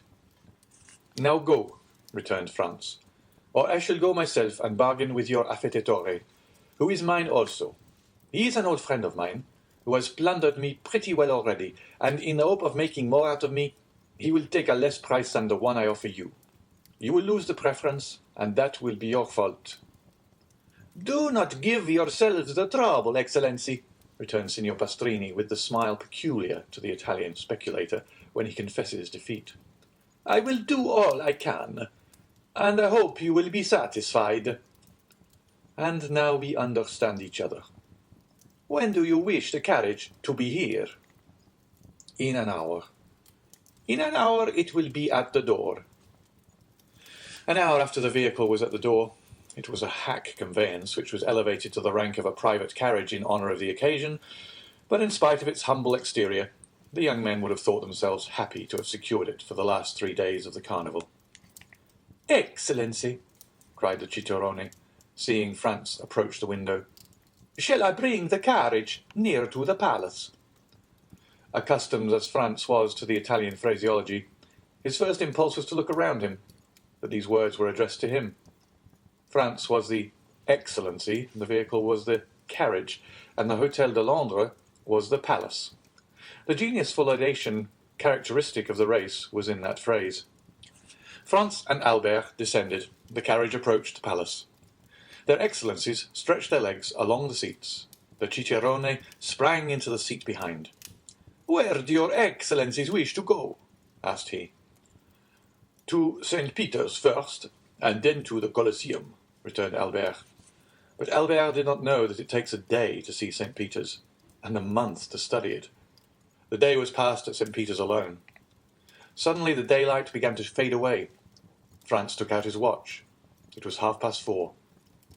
They returned to the hotel. At the door, Franz ordered the coachman to be ready to 8. He wished to show Albert the Colosseum by moonlight, as he had shown him St. Peter's by daylight. When we show a friend a city one has already visited, we feel the same pride as when we point out a woman whose lover we have been. He was to leave the city by the Porta del Popolo, skirt the outer wall, and re-enter by the Porta San Giovanni. Thus they would behold the Colosseum, without finding their impressions dulled by first looking on the Capitol, the Forum, the Arch of Septimus Severus, the Temple of Antoninus and Faustina, and the Via Sacra. They sat down to dinner. Signor Pastrini had promised them a banquet. He gave them a tolerable repast. At the end of the dinner he entered in person. Franz thought that he came to hear his dinner praised, and began accordingly. But at the first words he was interrupted. "Excellency," said Pastrini, "I am delighted to have your approbation, but it was not for that I came." "Did you come to tell us you have procured a carriage?" asked Albert, lighting his cigar. "No, and your excellencies will do well not to think of that any longer." At Rome things can or cannot be done. When you are told anything cannot be done, there is an end of it. It is much more convenient at Paris. When anything cannot be done, you pay double, and it is done directly. That is what all the French say, returned Signor Pastrini, somewhat piqued. For that reason, I do not understand why they travel. But, said Albert, emitting a volume of smoke and balancing his chair on its hind legs, only madmen or blockheads like us ever do travel. Men in their senses do not quit their hotel in the Rue du Helder, their walk on the Boulevard de Gand, and the Café de Paris. It is of course understood that Albert resided in the aforesaid street, appeared every day on the fashionable walk, and dined frequently at the only restaurant where you can really dine. That is if you are on good terms with its frequenters. Signor Pastrini remained silent a short time. It was evident that he was musing over this answer, which did not seem very clear. But, said Franz, in his turn interrupting his host's meditation, you had some motive for coming here. May I beg to know what it was? Yes, you have ordered your carriage at 8 o'clock precisely. I have. You intend visiting Il Colosseo. You mean the Colosseum? It is the same thing. You have told your coachman to leave the city by the Porta del Popolo, to drive around the walls and re-enter by the Porta San Giovanni. These are my words exactly. Well, this route is impossible. Impossible? Very dangerous, to say the least. Dangerous? Why? On account of the famous Luigi Vampa. Pray, who may this famous Luigi Vampa be? Inquired Albert. He may be very famous at Rome, but I can assure you he is quite unknown at Paris. What? Do you not know him? I have not that honour. You have never heard his name? Never. Well, then, he is a bandit, compared to whom the De Casares and the Gasparones were mere children. Now then, Albert, cried Franz, here is a bandit for you at last. I forewarn you, Signor Pastrini, that I shall not believe one word of what you are going to tell us. Having told you this, begin. Once upon a time. Well, go on. Signor Pastrini turned toward Franz, who seemed to him the more reasonable of the two. We must do him justice. He had had a great many Frenchmen in his house, but had never been able to comprehend them. Excellency, said he gravely, addressing Franz, if you look upon me as a liar, it is useless for me to say anything. It was for your interest. Albert does not say you are a liar, Signor Pastrini, said Franz, but that he will not believe what you are going to tell us. But I will believe all you say, so proceed. But if your Excellency doubt my veracity, Signor Pastrini, returned Franz, you are more susceptible than Cassandra, who was a prophetess, and yet no one believed her, while you at least are sure of the credence of half your audience. Come, sit down and tell us all about this Signor Vampa. I had told your Excellency, he is the most famous bandit we have had since the days of Mastrilla. Well, what has this bandit to do with the order I have given the coachman to leave the city by the Porta del Popolo and to re-enter by the Porta San Giovanni? This, replied Signor Pastrini, that you will go out by one, but I very much doubt your returning by the other. Why? asked Franz. Because after nightfall you are not safe 50 yards from the gates. On your honour, is that true? Cried Albert. Count, returned Signor Pastrini, hurt at Albert's repeated doubts of the truth of his assertions. I do not say this to you, but to your companion, who knows Rome and knows too that these things are not to be laughed at.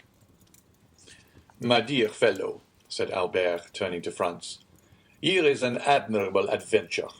We will fill our carriage with pistols, blunderbusses, and double-barreled guns.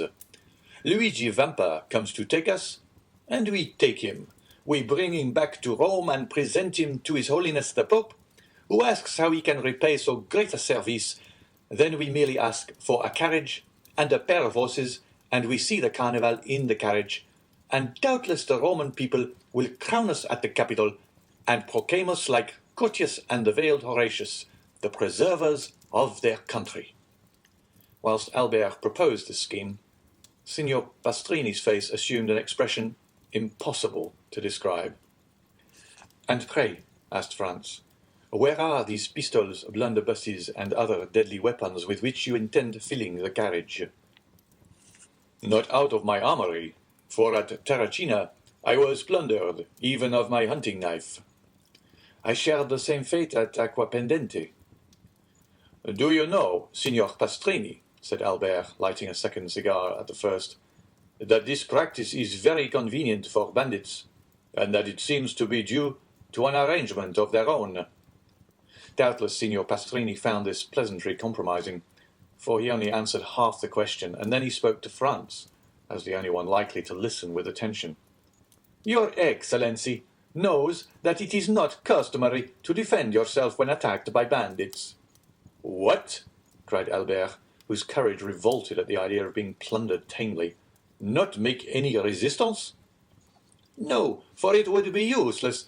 What could you do against a dozen bandits who spring out of some pit, ruin, or aqueduct, and level their pieces at you?" "Et parbleu, they should kill me." The innkeeper turned to Franz with an air that seemed to say, "Your friend is decidedly mad."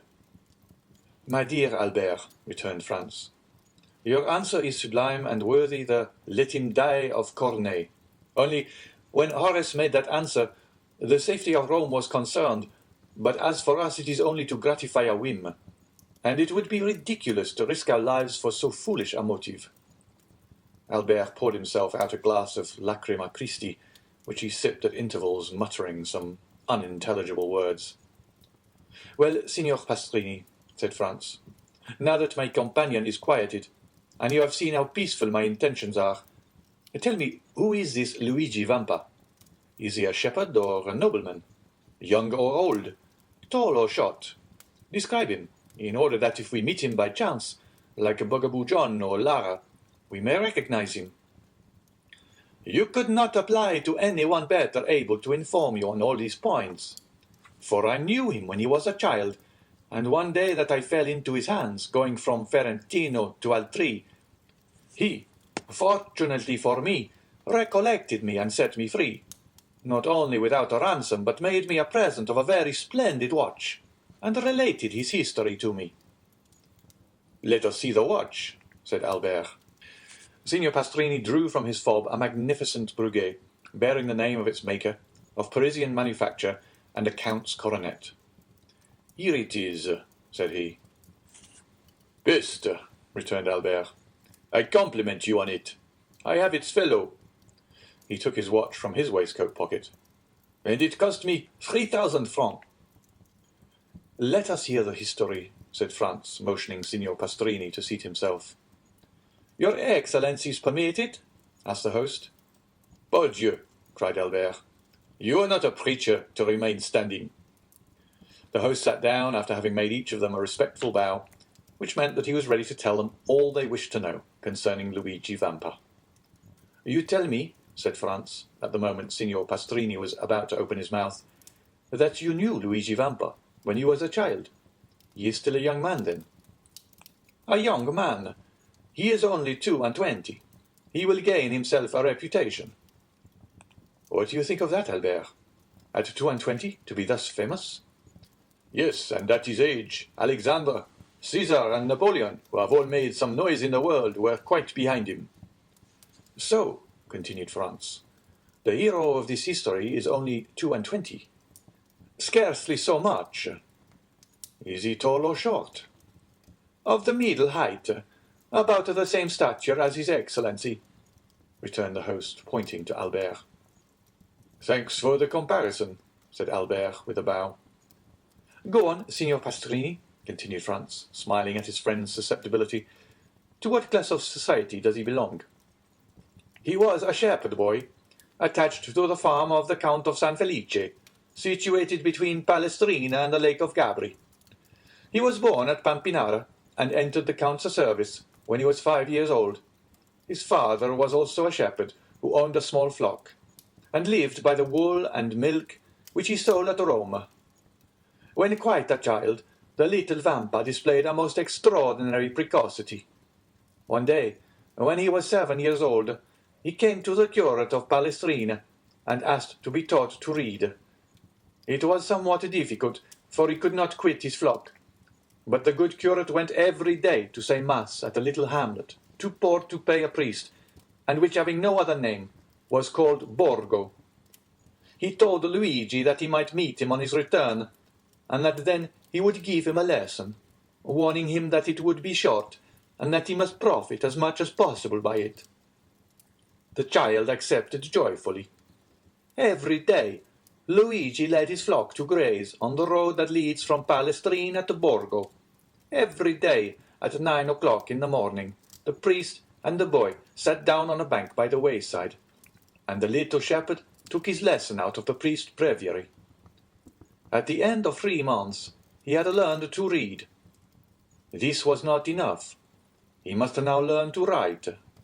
The priest had a writing teacher at Rome make 3 alphabets, one large, one middling, and one small, and pointed out to him that by the help of a sharp instrument he could trace the letters on a slate, and thus learned to write. The same evening, when the flock was safe at the farm, the little Luigi hastened to the smith at Palestrina, took a large nail, heated and sharpened it, and formed a sort of stylus. The next morning he gathered an armful of pieces of slate, and began. At the end of 3 months he had learned to write. The curate, astonished at his quickness and intelligence, made him a present of pens, paper, and a penknife. This demanded new effort, but nothing compared to the first. At the end of a week he wrote as well with his pen as with the stylus. The curate related the incident to the Count of San Felice, who sent for the little shepherd, made him read and write before him, ordered his attendants to let him eat with the domestics, and to give him 2 piastres a month. With this, Luigi purchased books and pencils. He applied his imitative powers to everything, and like Giotto, when young he drew on his slate sheep, houses, and trees. Then with his knife he began to carve all sorts of objects in the wood. It was thus that Pinelli, the famous sculptor, had commenced. A girl of 6 or 7, that is a little younger than Vampa, tended sheep on a farm near Palestrina. She was an orphan, born at Valmontone, and was named Teresa. The 2 children met, sat down near each other, let their flocks mingle together, played, laughed, and conversed together. In the evening they separated the Count of San Felice's flock from those of Baron Cervetri, and the children returned to their respective farms, promising to meet the next morning. The next day they kept their word, and thus they grew up together. Vampa was 12, and Teresa 11. And yet their natural disposition revealed itself. Beside his taste for the fine arts, which Luigi had carried as far as he could in his solitude, he was given to alternating fits of sadness and enthusiasm, was often angry and capricious, and always sarcastic. None of the lads of Pampinara, Palestrina, or Valmontone had been able to gain any influence over him, or even to become his companion. His disposition, always inclined to exact concessions rather than to make them, kept him aloof from all friendships. Teresa alone ruled by a look, a word, a gesture, this impetuous character, which yielded beneath the hand of a woman, and which beneath the hand of a man might have broken, but could never have been bended. Teresa was lively and gay, but coquettish to excess. The 2 piastres that Luigi received every month from the Count of San Felice's steward, and the price of all the little carvings in wood he sold at Rome, were expended in earrings, necklaces, and gold hairpins, so that, thanks to her friend's generosity, Teresa was the most beautiful and the best attired peasant near Rome. The 2 children grew up together, passing all their time with each other, and giving themselves up to the wild ideas of their different characters. Thus, in all their dreams, their wishes, and their conversations, Vampa saw himself the captain of a vessel, general of an army, or governor of a province. Teresa saw herself rich, superbly attired, and attended by a train of liveried domestics. Then, when they had thus passed the day in building castles in the air, they separated their flocks and descended from the elevation of their dreams to the reality of their humble position. One day, the younger shepherd told the count's steward that he had seen a wolf come out of the Sabine mountains and prowl around his flock. The steward gave him a gun. This was what Vampa longed for. This gun had an excellent barrel, made at Brescia and carrying a ball with the precision of an English rifle. But one day, the count broke the stock, and had then cast the gun aside. This, however, was nothing to a sculptor like Vampa. He examined the broken stock, calculated what change it would require to adapt the gun to his shoulder, and made a fresh stock, so beautifully carved that it would have fetched 15 or 20 piastres, had he chosen to sell it. But nothing could be farther from his thoughts. For a long time, a gun had been the young man's greatest ambition. In every country where independence has taken the place of liberty, the first desire of a manly heart is to possess a weapon which at once renders him capable of defense or attack, and by rendering its own terrible, often makes him feared. From this moment, Vampa devoted all his leisure time to perfecting himself in the use of his precious weapon. He purchased powder and ball, and everything served him for a mark, the trunk of some old and moss-grown olive tree that grew on the Sabine mountains, the fox as he quitted his earth on some marauding excursion, the eagle that soared above their heads. And thus he soon became an expert. Teresa overcame the terror she had first felt at the report, and amused herself by watching him direct the ball wherever he pleased, with as much accuracy as if he placed it by hand. One evening, a wolf emerged from a pine wood here which they were usually stationed, but the wolf had scarcely advanced 10 yards ere he was dead. Proud of this exploit, Vampa took the dead animal on his shoulders and carried him to the farm. These exploits had gained Luigi considerable reputation. The man of superior abilities always finds admirers, go where he will. He was spoken of as the most adroit, the strongest, and the most courageous contadino for 10 leagues around, and although Teresa was universally allowed to be the most beautiful girl of the Sabines, no one had ever spoken to her of love, because it was known that she was beloved by Vampa. And yet the two young people had never declared their affection. They had grown together, like two trees whose roots are mingled, whose branches intertwined, and whose intermingled perfume rises to the heavens. Only their wish to see each other had become a necessity, and they would have preferred death to a day's separation. Teresa was 16 and Vampa 17. About this time a band of brigands that had established itself in the Lepini mountains began to be much spoken of. The brigands have never been really extirpated from the neighbourhood of Rome. Sometimes a chief is wanted, but when a chief presents himself, he rarely has to wait long for a band of followers.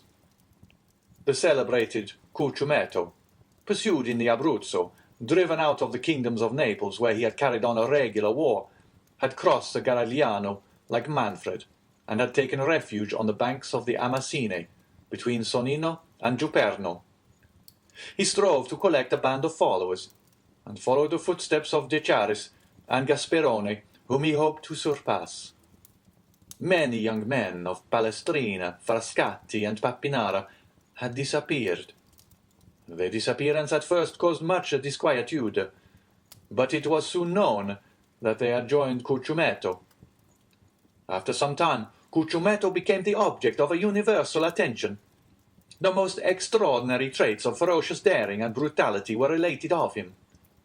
One day he carried off a young girl, the daughter of a surveyor of Frosinone. The bandits' laws are positive. A young girl belongs first to him who carries her off. Then the rest draw lots for her, and she is abandoned to their brutality until death relieves her sufferings. When their parents are sufficiently rich to pay a ransom, a messenger is sent to negotiate. The prisoner is hostage for the security of the messenger. Should the ransom be refused, the prisoner is irrevocably lost. The young girl's lover was in Curciumetto's troop. His name was Carlini. When she recognized her lover, the poor girl extended her arms to him and believed herself safe. But Carlini felt his heart sink, for he but too well knew the fate that awaited her. However, as he was a favorite with Curciumetto, as he had for 3 years faithfully served him, and as he had saved his life by shooting a dragoon who was about to cut him down, he hoped the chief would have pity on him. He took Curciumetto one side, while the young girl, seated at the foot of a huge pine that stood in the center of the forest, made a veil of her picturesque headdress to hide her face from the lascivious gaze of the bandits. There he told the chief all, his affection for the prisoner, the promises of mutual fidelity, and how every night since he had been near, they had met in some neighboring ruins. It so happened that night that Curciumetto had sent Carlini to a village, so that he had been unable to go to the place of meeting. Curciumetto had been there, however, by accident, as he said, and had carried the maiden off. Carlini besought his chief to make an exception in Rita's favor, as her father was rich and he could pay a larger ransom. Curciumetto seemed to yield to his friend's entreaties, and bade him find a shepherd to send to Rita's father at Frosinone. Carlini flew joyfully to Rita, telling her she was saved, and bidding her write to her father to inform him what had occurred, and that her ransom was fixed at 300 piastres. 12 hours' delay was all that was granted, that is, until 9 the next morning. The instant the letter was written, Carlini seized it and hastened to the plain to find a messenger. He found a young shepherd watching his flock. The natural messengers of the bandits are the shepherds who live between the city and the mountains, between civilized and savage life. The boy undertook the commission, promising to be in Frosinone in less than an hour. Carlini returned, anxious to see his mistress, and announced the joyful intelligence. He found the troop in the glade, supping off the provisions exacted as contributions from the peasants, but his eye vainly sought Rita, and Curciumetto among them. He inquired where they were, and was answered by a burst of laughter. A cold perspiration burst from every pore, and his hair stood on end. He repeated his question. One of the bandits rose and offered him a glass, filled with Orvieto, saying, "To the health of the brave Curciumetto and the fair Rita." At this moment Carlini heard a woman's cry. He divined the truth, seized the glass, broke it across the face of him who presented it, and rushed towards the spot whence the cry came. After 100 yards, he turned the corner of the thicket. He found Rita senseless in the arms of Curciumetto. At the sight of Carlini, Curciumetto rose, a pistol in each hand. The two brigands looked at each other for a moment, the one with a smile of lasciviousness on his lips, the other with the pallor of death on his brow. A terrible battle between the two men seemed imminent, but by degrees Carlini's features relaxed. His hand, which had grasped one of the pistols in his belt, fell to his side. Rita lay between them. The moon lighted the group. "Well," said Curciumetto, "have you executed your commission?" "Yes, Capitaine," returned Carlini. "At 9 o'clock tomorrow Rita's father will be here with the money. It is well. In the meantime we will have a merry night. This young girl is charming and does credit to your taste. Now, as I am not egotistical, we will return to our comrades and draw lots for her." "You have determined, then, to abandon her to the common law," said Carlini. "Why should an exception be made in her favour?" "I thought that my entreaties—" "What right have you, any more than the rest, to ask for an exception? It is true. But never mind," continued Cucumetto, laughing. "Sooner or later your turn will come." Carlini's teeth clinched convulsively. "Now then," said Cucumetto, advancing toward the other bandits. "Are you coming? I follow you." Cucumetto departed without losing sight of Carlini, for doubtless he feared lest he should strike him unawares. But nothing betrayed a hostile design on Carlini's part. He was standing, his arms folded, near Rita, who was still insensible.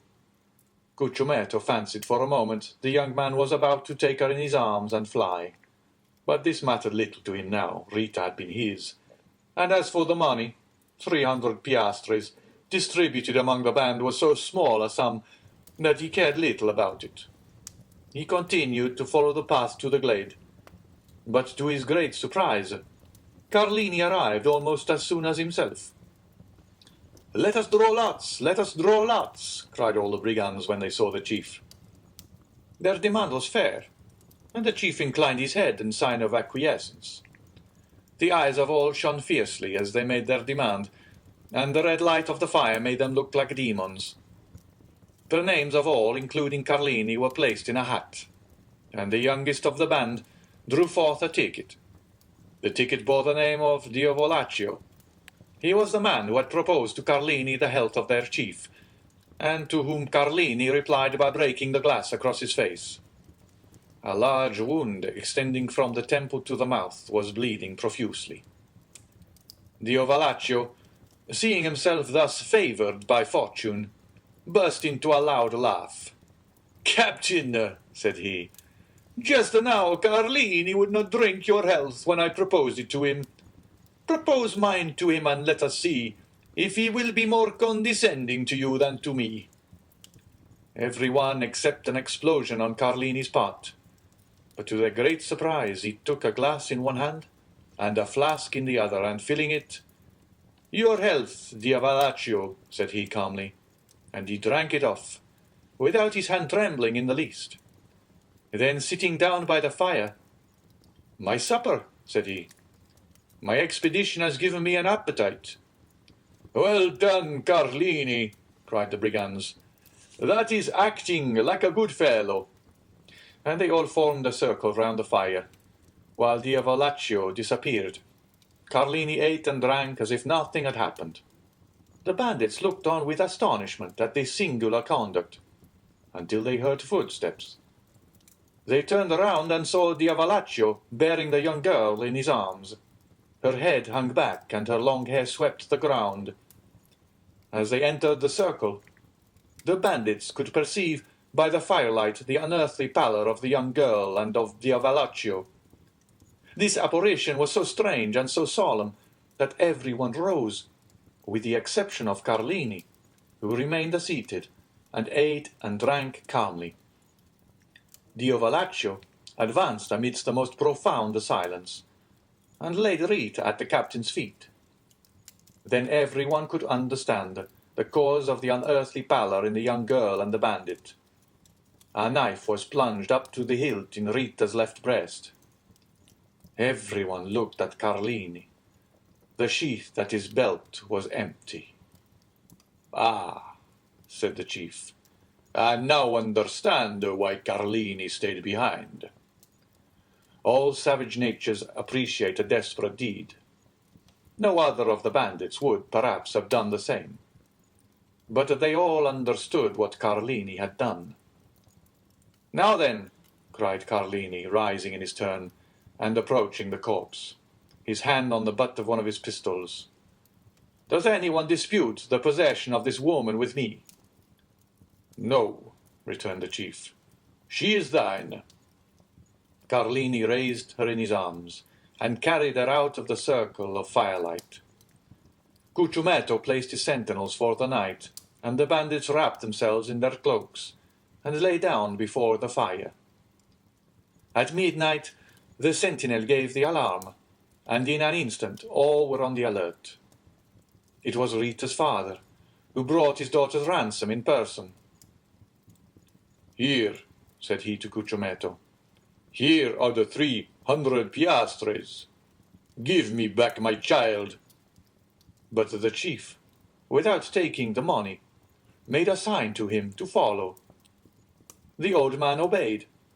They both advanced beneath the trees, through whose branches streamed the moonlight. Cucciumetto stopped at last, and pointed to two persons grouped at the foot of a tree. "There," said he, "demand thy child of Carlini. He will tell thee what has become of her." And he returned to his companions. The old man remained motionless. He felt that some great and unforeseen misfortune hung over his head. At length he advanced toward the group, the meaning of which he could not comprehend. As he approached, Carlini raised his head, and the forms of two persons became visible to the old man's eyes. A woman lay on the ground, her head resting on the knees of a man who was seated by her. As he raised his head, the woman's face became visible. The old man recognized his child, and Carlini recognized the old man. "I expected thee," said the bandit to Rita's father. "Wretch," returned the old man, "what hast thou done?" And he gazed with terror on Rita, pale and bloody, a knife buried in her bosom. A ray of moonlight poured through the tree, and lighted up the face of the dead.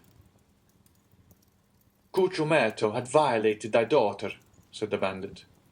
"I loved her, therefore I slew her, for she would have served as the sport of the whole band." The old man spoke not, and grew pale as death. "Now," continued Carlini, "if I have done wrongly, avenge her." And withdrawing the knife from the wound in Rita's bosom, he held it out to the old man with one hand, while with the other he tore open his vest. "Thou hast done well," returned the old man in a hoarse voice. "Embrace me, my son." Carlini threw himself, sobbing like a child, into the arms of his mistress's father. These were the first tears the man of blood had ever wept. "Now," said the old man, "aid me to bury my child." Carlini fetched two pickaxes, and the father and the lover began to dig at the foot of a huge oak, beneath which the young girl was to repose. When the grave was formed, the father kissed her first and then the lover afterwards, one taking the head, the other the feet. They placed her in the grave. Then they knelt on each side of the grave and said the prayers of the dead. Then, when they had finished, they cast the earth over the corpse until the grave was filled. Then, extending his hand, the old man said, "I thank you, my son, and now leave me alone." "Yet," replied Carlini, "leave me, I command you." Carlini obeyed, rejoined his comrades, folded himself in his cloak, and soon appeared to sleep as soundly as the rest. It had been resolved the night before to change their encampment. An hour before daybreak, Cucciumetto aroused his men and gave the word to march. But Carlini would not quit the forest without knowing what had become of Rita's father. He went toward the place where he had left him. He found the old man suspended from one of the branches of the oak which shaded his daughter's grave. He then took an oath of bitter vengeance over the dead body of the one and the tomb of the other. But he was unable to complete his oath, for 2 days afterwards, in an encounter with the Roman carbineers, Carlini was killed. There was some surprise, however, that as he was with his face to the enemy, he should have received a ball between his shoulders. That astonishment ceased when one of the brigands remarked to his comrades that Cucciumetto was stationed 10 paces in Carlini's rear when he fell. On the morning of the departure from the forest of Frosinone, he had followed Carlini in the darkness, and heard this oath of vengeance, and like a wise man, anticipated it. They told 10 other stories of this bandit chief, each more singular than the other. Thus, from Fondi to Perusia, everyone trembles at the name of Cucciumetto.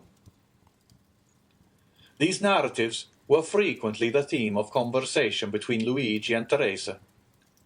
The young girl trembled very much at hearing the stories, but Vampa reassured her with a smile, tapping the butt of his good fowling piece, which threw its ball so well, and if that did not restore her courage, he pointed to a crow, perched on some dead branch, took aim, touched the trigger, and the bird fell dead at the foot of the tree. Time passed on, and the 2 young people had agreed to be married when Vampa should be 20 and Teresa 19 years of age. They were both orphans and had only their employer's leave to ask, which had been already sought and obtained. One day, when they were talking over their plans for the future, they heard 2 or 3 reports of firearms, and then suddenly a man came out of the wood near which the 2 young persons used to graze their flocks, and hurried towards them. When he came within hearing, he exclaimed, "I am pursued! Can you conceal me?" They knew full well that this fugitive must be a bandit, but there is an innate sympathy between the Roman brigand and the Roman peasant, and the latter is always ready to aid the former. Vampa, without saying a word, hastened to the stone that closed up the entrance to their grotto, drew it away, made a sign to the fugitive to take refuge there in a retreat unknown to everyone, closed the stone upon him, and then went and resumed his seat by Teresa. Instantly afterwards, 4 carbineers on horseback appeared on the edge of the wood. 3 of them appeared to be looking for the fugitive, while the 4th dragged a brigand prisoner by the neck. The 3 carbineers looked about carefully on every side, saw the young peasants, and galloping up began to question them. They had seen no one. "That is very annoying," said the brigadier, "for the man we are looking for is the chief." "Cucciumetto," cried Luigi and Teresa at the same moment. "Yes, sir," replied the brigadier, "and as his head is valued at 1,000 Roman crowns, there would have been 500 for you if you had helped us to catch him." The 2 young persons exchanged looks. The brigadier had a moment's hope. 500 crowns are 3,000 lire, and 3,000 lire are a fortune for 2 poor orphans who are going to be married. "Yes, it is very annoying," said Vampa, "but we have not seen him." Then the carbineers scoured the country in different directions, but in vain. Then after a time they disappeared. Vampa then removed the stone, and Cucciumetto came out. Through the crevices in the granite, he had seen the 2 young peasants talking with the carbineers, and guessed the subject of their parley. He had read in the countenances of Luigi and Teresa their steadfast resolution not to surrender him, and he drew from his pocket a purse full of gold, which he offered to them. But Vampa raised his head proudly. As to Teresa, her eyes sparkled when she thought of all the fine gowns and gay jewelry she could buy with this purse of gold. Cucciumetto was a cunning fiend, and had assumed the form of a brigand instead of a serpent, and this look from Teresa showed to him that she was a worthy daughter of Eve, and he returned to the forest, pausing several times on his way, under the pretext of saluting his protectors. Several days elapsed, and they neither saw nor heard of Cucciumetto. The time of the carnival was at hand. The Count of San Felice announced a grand masked ball, to which all that were distinguished in Rome were invited. Teresa had great desire to see this ball. Luigi asked permission of his protector, the steward, that she and he might be present amongst the servants of the house. This was granted. The ball was given by the Count for the particular pleasure of his daughter Carmela, whom he adored. Carmela was precisely the age and figure of Teresa, and Teresa was as handsome as Carmela. On the evening of the ball, Teresa was attired in her best, her most brilliant ornaments in her hair and gayest glass beads. She was in the costume of the women of Frascati, She wore the very picturesque garb of the Roman peasant at holiday time. They both mingled, as they had leave to do, with the servants and the peasants. The festa was magnificent, but only was the villa brilliantly illuminated, but thousands of colored lanterns were suspended from the trees in the garden, and very soon the palace overflowed to the terraces, and the terraces to the garden walks. At each cross-path was an orchestra, and tables spread with refreshments. The guests stopped, formed quadrilles, and danced in any part of the grounds they pleased. Carmela was attired like a woman of Sonnino. Her cap was embroidered with pearls. The pins in her hair were of gold and diamonds. Her girdle was of Turkey silk with large embroidered flowers. Her bodice and skirt were of cashmere. Her apron of Indian muslin, and the buttons of her corset were of jewels. Two of her companions were dressed, the one as a woman of Nettuno, and the other as a woman of La Riccia. 4 young men of the richest and noblest families of Rome accompanied them with that Italian freedom which has not its parallel in any other country in the world. They were attired as peasants of Albano, Velletri, Civita Castellana, and Sora. We need hardly add that these peasant costumes, like those of the young women, were brilliant with gold and jewels. Carmela wished to form a quadrille, but there was one lady wanting. Carmela looked all around her, but not one of the guests had a costume similar to her own, or those of her companions. The Count of San Felice pointed out Teresa, who was hanging on Luigi's arm in a group of peasants. "Will you allow me, father?" said Carmela. "Certainly," replied the Count. "Are we not in Carnival time?" Carmela turned towards a young man who was talking with her and saying a few words to him, pointed with her finger to Teresa. The young man looked, bowed in obedience, and then went to Teresa and invited her to dance in a quadrille directed by the Count's daughter. Teresa felt a flush pass over her face. She looked at Luigi, who could not refuse his assent. Luigi slowly relinquished Teresa's arm, which he had held beneath his own, and Teresa, accompanied by her elegant cavalier, took her appointed place with much agitation in the aristocratic quadrille. Certainly, in the eyes of an artist, the exact and strict costume of Teresa had a very different character from that of Carmela and her companions, and Teresa was frivolous and coquettish, and thus the embroidery and muslins, the cashmere waist girdles, all dazzled her, and the reflection of sapphires and diamonds almost turned her giddy brain. Luigi felt a sensation hitherto unknown arising in his mind. It was like an acute pain, which gnawed at his heart, and then thrilled through his whole body. He followed with his eye each movement of Teresa and her cavalier. When their hands touched, he felt as though he should swoon. Every pulse beat with violence, and it seemed as though a bell were ringing in his ears. When they spoke, although Teresa listened timidly and with downcast eyes to the conversation of her cavalier, as Luigi could read in the ardent looks of the good-looking young man that his language was that of praise. It seemed as if the whole world was turning round with him, and all the voices of hell were whispering in his ears ideas of murder and assassination. Then, fearing that his paroxysm might get the better of him, he clutched with one hand the branch of a tree against which he was leaning, and with the other convulsively grasped the dagger with a carved handle which was in his belt, and which unwittingly he drew from the scabbard from time to time. Luigi was jealous. He felt that, influenced by her ambitions and coquettish disposition, Teresa might escape him. The young peasant girl, at first timid and scared, soon recovered herself. We have said that Teresa was handsome, but this is not all. Teresa was endowed with all those wild graces which are so much more potent than our affected and studied elegancies. She had almost all the honours of the quadrille, and if she were envious of the Count of San Felice's daughter, we will not undertake to say that Carmela was not jealous of her. And with overpowering compliments, her handsome cavalier led her back to the place whence he had taken her, and where Luigi waited her. Twice or thrice, during the dance, the young girl had glanced at Luigi, and each time she saw that he was pale, and that his features were agitated.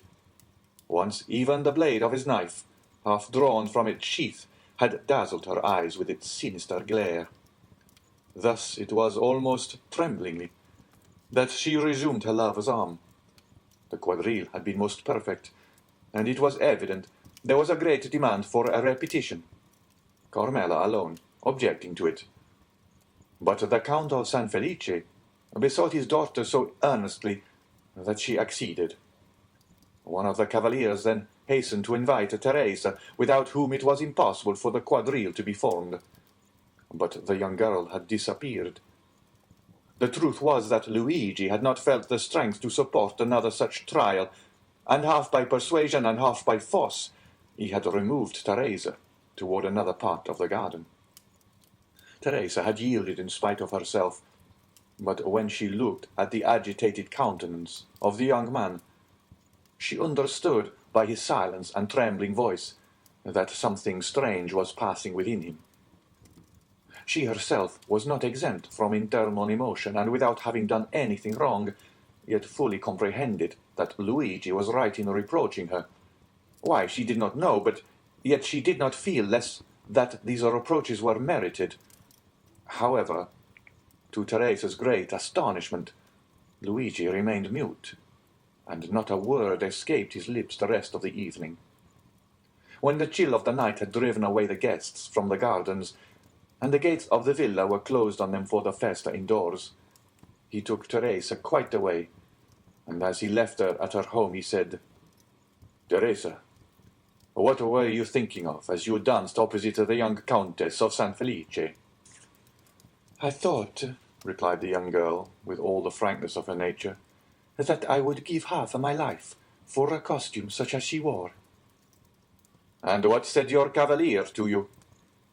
"He said it only depended on myself to have it, and I had only one word to say." "He was right," said Luigi. "Do you desire it as ardently as you say?" "Yes." "Well, then, you shall have it." The young girl, much astonished, raised her head to look at him, but his face was so gloomy and terrible that her words froze to her lips.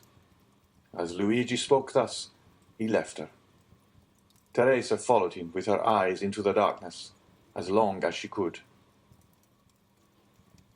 And when he had quite disappeared, she went into the house with a sigh. That night, a memorable event occurred, due no doubt to the imprudence of some servant who had neglected to extinguish the lights. The villa of San Felice took fire in the rooms adjoining the very apartment of the lovely Carmela. Awakened in the night by the light of the flames, she sprang out of the bed, wrapped herself in a dressing gown, and attempted to escape by the door. But the corridor by which she hoped to fly was already a prey to the flames. She then returned to her room, calling for help as loudly as she could, when suddenly her window, which was 20 feet from the ground, was opened. A young peasant jumped into the chamber, seized her in his arms, and with superhuman skill and strength conveyed her to the turf of the grass plot, where she fainted. When she recovered, her father was by her side. All the servants surrounded her, offering her assistance. An entire wing of the villa was burnt down, but what of that, as long as Carmela was safe and uninjured? Her preserver was everywhere sought for, but he did not appear. He was inquired after, but no one had seen him. Carmela was greatly troubled, but she had not recognized him, as the Count was immensely rich, excepting the danger Carmela had run, and the marvellous manner in which she had escaped made that appear to him rather a favour of Providence than a real misfortune. The loss occasioned by the conflagration was to him but a trifle. The next day, at the usual hour, the two young peasants were on the borders of the forest. Luigi arrived first. He came toward Teresa in high spirits and seemed to have completely forgotten the events of the previous evening. The young girl was very pensive, but seeing Luigi so cheerful, she on her part assuming a smiling air, which was natural to her when she was not excited or in her passion. Luigi took her arm beneath his own, and led her to the door of the grotto. Then he paused. The young girl, perceiving that there was something extraordinary, looked at him steadfastly. "Teresa," said Luigi, "yesterday evening you told me you would give all the world to have a costume similar to that of the Count's daughter." "Yes," replied Teresa with astonishment, "but I was mad to utter such a wish." And I replied, "Very well, you shall have it." "Yes," replied the young girl, whose astonishment increased at every word uttered by Luigi. "But of course your reply was only to please me." "I have promised no more than I have given you, Teresa," said Luigi proudly. "Go into the grotto and dress yourself." At these words he drew away the stone and showed Teresa the grotto, lighted up by 2 wax lights, which burnt on each side of a splendid mirror on a rustic table made by Luigi. Was spread out the pearl necklace and the diamond pins, and on a chair at the side was laid the rest of the costume. Teresa uttered a cry of joy, and without inquiring whence this attire came, or even thanking Luigi, darted into the grotto, transformed into a dressing-room. Luigi pushed the stone behind her, for on the crest of a small adjacent hill, which cut off the view toward Palestrina, he saw a traveller on horseback, stopping a moment, as if uncertain of his road, and thus presenting against the blue sky that perfect outline which is peculiar to distant objects in certain climes. When he saw Luigi, he put his horse into a gallop and advanced toward him. Luigi was not mistaken. The traveller, who was going from Palestrina to Tivoli, had mistaken his way. The young man directed him, but as at a distance of 1/4 of a mile the road again divided into 3 ways, and on reaching these the traveller might again stray from his route, he begged Luigi to be his guide. Luigi threw his cloak on the ground, placed his carbine on his shoulder, and, freed from his heavy covering, preceded the traveller with the rapid step of a mountaineer, which a horse can scarcely keep up with. In 10 minutes, Luigi and the traveller reached the crossroads. On arriving there, with an air as majestic as that of an emperor, he stretched his hand towards that of one of the roads, which the traveller was to follow. "That is your road, Excellency, and now you cannot again mistake." "And here is your recompense," said the traveller, offering the young herdsman some small pieces of money. "Thank you," said Luigi, drawing back his hand. "I render a service. I do not sell it." "Well," replied the traveller, who seemed used to this difference between the servility of a man of the cities and the pride of the mountaineer, "if you refuse wages, you will perhaps accept a gift." "Ah, yes, that is another thing." "Then," said the traveller, "take these 2 Venetian sequins, and give them to your bride to make herself a pair of earrings." "And then do you take this poniard?"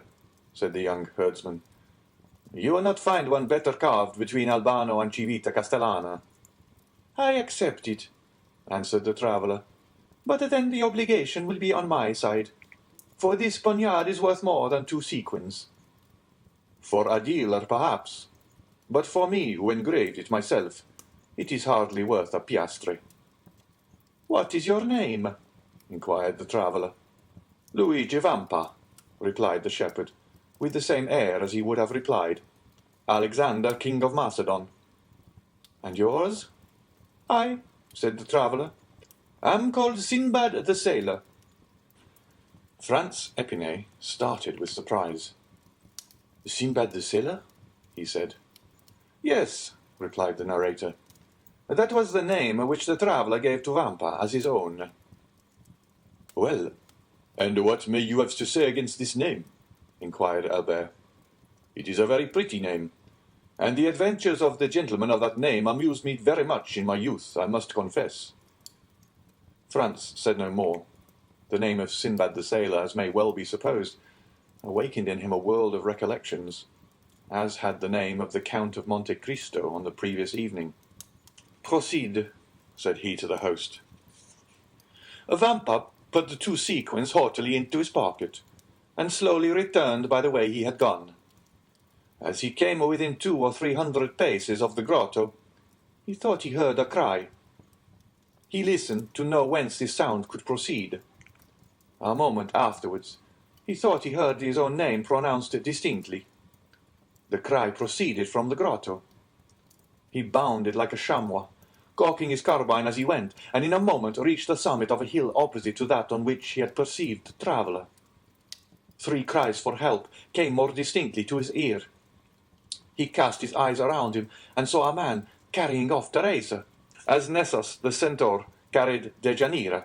This man, who was hastening toward the wood, was already 3/4 of the way on the road from the grotto to the forest. Vampa measured the distance. The man was at least 200 paces in advance of him, and there was not a chance of overtaking him. The young shepherd stopped, as if his feet had been rooted to the ground. Then he put the butt of his carbine to his shoulder, took aim at the ravisher, followed him for a second in his track, and then fired. The ravisher stopped, suddenly. His knees bent under him, and he fell with Teresa in his arms. The young girl rose instantly, but the man lay on earth, struggling in the agonies of death. Vampa then rushed towards Teresa, for at 10 paces from the dying man, her legs had failed her, and she had dropped on her knees, so that the young man feared that the ball that had brought down his enemy had also wounded his betrothed. Fortunately, she was unscathed, and it was fright alone that had overcome Teresa. When Luigi had assured himself that she was safe and unharmed, he turned towards the wounded man. He had just expired, with clenched hands, his mouth in a spasm of agony, and his hair on end in the sweat of death. His eyes remained open and menacing.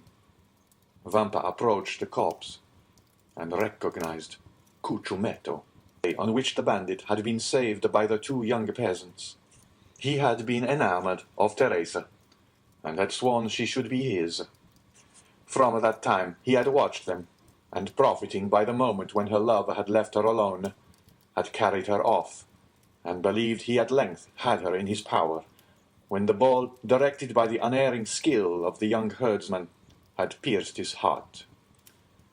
Vampa gazed on him for a moment without betraying the slightest emotion, while on the contrary, Teresa, shuddering in every limb, dared not approach the slain ruffian, but by degrees, and threw a hesitating glance at the dead body over the shoulder of her lover. Suddenly, Vampa turned towards his mistress. "Ah," said he, "good, good, you are dressed. It is now my turn to dress myself." Teresa was clothed from head to foot in the garb of the Count of San Felice's daughter. Vampa took Cucumetto's body in his arms and conveyed it to the grotto, while in her turn Teresa remained outside. If a second traveller had passed, he would have seen a strange thing: a shepherdess watching her flock, clad in a cashmere gown, with earrings and necklace of pearls, diamond pins and buttons of sapphires, emeralds and rubies. He would no doubt have believed that he had returned to the times of Florian, and would have declared on reaching Paris that he had met an Alpine shepherdess seated at the foot of the Sabine hill. At the end of a quarter of an hour, Vampa quitted the grotto. His costume was no less elegant than that of Teresa. He wore a vest of garnet-coloured velvet, with buttons of cut gold, a silk waistcoat covered with embroidery, a Roman scarf tied around his neck, a cartridge box worked with gold and red and green silk, sky-blue velvet breeches, fastened above the knee, with diamond buckles, garters of deerskin, worked with 1,000 arabesques, and a hat whereon hung ribbons of all colours. 2 watches hung from his girdle, and a splendid poniard was on his belt. Teresa uttered a cry of admiration. Vampa, in this attire, resembled a painting by Leopold Robert or Schmetz. He had assumed the entire costume of Cucumetto. The young man saw the effect produced on his betrothed, and a smile of pride passed over his lips. "Now," he said to Teresa, Are you ready to share my fortune, whatever it may be?" "Oh, yes," exclaimed the young girl, enthusiastically. "And follow me wherever I go?" "To the world's end." "Then take my arm, and let us on. We have no time to lose." The young girl did so without questioning her lover as to where he was conducting her, for he appeared to her at this moment as handsome, proud, and powerful as a god. They went towards the forest, and soon entered it. We need scarcely say that all the paths of the mountain were known to Vampa. He therefore went forward without a moment's hesitation, although there was no beaten track. But he knew his path by looking at the trees and bushes, and thus they kept on advancing for nearly an hour and a half. At the end of this time, they had reached the thickest of the forest. A torrent, whose bed was dry, led into a deep gorge. Vampa took this wild road, which, enclosed between two ridges and shadowed by the tufted umbrage of the pines, seemed, but for the difficulties of its descent, that path to Avernus of which Virgil speaks. Teresa had become alarmed at the wild and deserted look of the plain around her, and pressed closely against her guide, not uttering a syllable. But as she saw him advance, with even step and composed countenance, she endeavoured to repress her emotion. Suddenly, about 10 paces from them, a man advancing from behind a tree and aimed at Vampa. "Not another step," he said, "or you are a dead man." "What then?" said Vampa, raising his hand with a gesture of disdain, while Teresa, no longer able to restrain her alarm, clung closely to him. "Do wolves rend each other? Who are you?" inquired the sentinel. "I am Luigi Vampa, shepherd of the San Felice farm." "What do you want?" "I would speak with your companions, who are in the glade at Rocca Bianca." "Follow me, then," said the sentinel. "Or, as you know your way, go first." Vampa smiled disdainfully at this precaution on the part of the bandit, went before Teresa, and continued to advance with the same firm and easy step as before. At the end of 10 minutes, the bandit made them a sign to stop. The two young persons obeyed. Then the bandit thrice imitated the cry of a crow. A croak answered the signal. "Good," said the sentry. "You may now go on." Luigi and Teresa again set forward. As they went on, Teresa clung tremblingly at her lover at the sight of weapons and the glistening of carbines through the trees. The retreat of Rocca Bianca was at the top of a small mountain, which no doubt in former days had been a volcano, an extinct volcano before the days when Remus and Romulus had deserted Alba to come and found the city of Rome. Teresa and Luigi reached the summit, and all at once found themselves in the presence of 20 bandits. "Here is a young man who seeks and wishes to speak to you," said the sentinel. "What has he to say?" inquired the young man who was in command in the chief's absence. "I wish to say that I am tired of a shepherd's life," was Vampa's reply.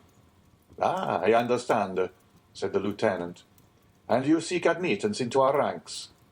"Welcome," cried several bandits from Ferrocino, Pampinara, and Anagni, who had recognized Luigi Vampa. "Yes, but I came to ask something more than to be your companion." "And what may that be?" inquired the bandits with astonishment. "I come to ask to be your captain," said the young man. The bandits shouted with laughter. "And what have you done to aspire to this honor?" demanded the lieutenant. "I have killed your chief Cucciumetto, whose dress I now wear, and I set fire to the Villa San Felice to procure a wedding dress for my betrothed."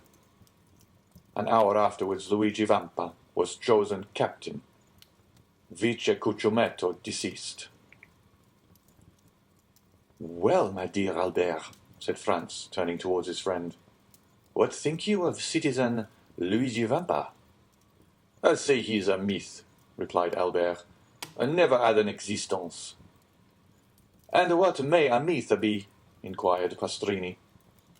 "The explanation would be too long, my dear landlord," replied Franz. "And what say you, Signor Vampa exercises his profession at this moment in the environs of Rome?" and with a boldness of which no bandit before him ever gave an example." "Then the police have vainly tried to lay hands on him?" "Why, you see, he has a good understanding with the shepherds in the plains, the fishermen of the Tiber, and the smugglers of the coast. They seek for him in the mountains, and he is on the waters. They follow him on the waters, and he is on the open sea. Then they pursue him, and he has suddenly taken refuge in the islands at Giglio, Guanoti, or Monte Cristo. And when they hunt for him there, he reappears suddenly at Albano, Tivoli, or La Riccia." "And how does he behave toward travellers?" "Alas, his plan is very simple.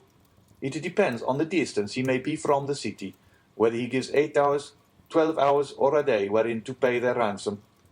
And when that time has elapsed, he allows another hour's grace. At the 60th minute of this hour, if the money is not forthcoming, he blows out the prisoner's brains with a pistol shot, or plants his dagger in his heart, and that settles the account." "Well, Albert," inquired Franz of his companion, "are you still disposed to go to the Colosseum by the outer wall?" "Quite so," said Albert, "if the way be picturesque." The clock struck 9 as the door opened and a coachman appeared. "Excellencies," said he, "the coach is ready." "Well then," said Franz, "let us to the Colosseum." "By the Porta del Popolo, or by the streets, your excellencies?" "By the streets, morbleu, by the streets," cried Franz. "Ah, my dear fellow," said Albert, rising and lighting his third cigar. "Really, I thought you had more courage." So saying, the two young men went down the staircase and got into the carriage. End of chapter 33.